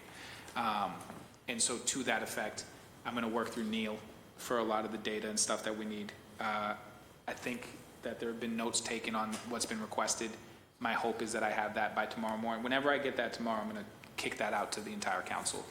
I'm going to try and work on a red line for this that is completed for Corporation Council by tomorrow afternoon so that we can get that hopefully pretty quickly. I've taken copious notes. It's been a long day. I want to thank all of you for putting in your time. I think, these processes can be contentious at times. They can be difficult at times. They can be everything but fun. I don't think there's a lot of fun to be had in this. But they are helpful, and I think regardless of which side on this issue you fall on, I think it's good for the city to see that people care deeply about this issue, whether it's in objection or in favor of, and that people want very much to see this city do better by individuals. I think the disagreement is on whether or not this does that, but if this gets passed through, it is my deepest hope that this bucks what I think national trends and everything else have shown, and that in some way, shape, or form it does prove to be successful, but I don't see that. And so in the interim, what I hope to see are the plans so that I can apply who's held responsible and accountable to what's coming out and how it's moving. I think I've gotten most of that. As questions arise, I'll go through Neil, and then I think he'll go through you, Tanya. And then we'll try to move on this. Thank you for your time. My hope is that we don't have you here for another hearing. Yeah, go ahead. And then this is the last comment, and then I'm out of here.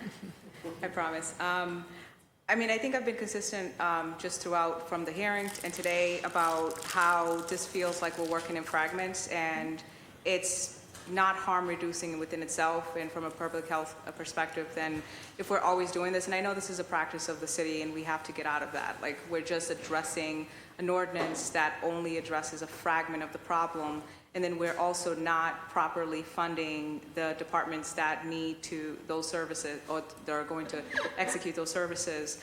And so therefore just constantly, propelling these habits of, not counterintuitive or counterproductive kind of ways of working, it does feel like, and again, the structure itself in how we work here, we're addressing the ordinance, and so we go line by line by line, and then everything else, we can't speak to how that connects all the way till we get to the Long Island Bridge.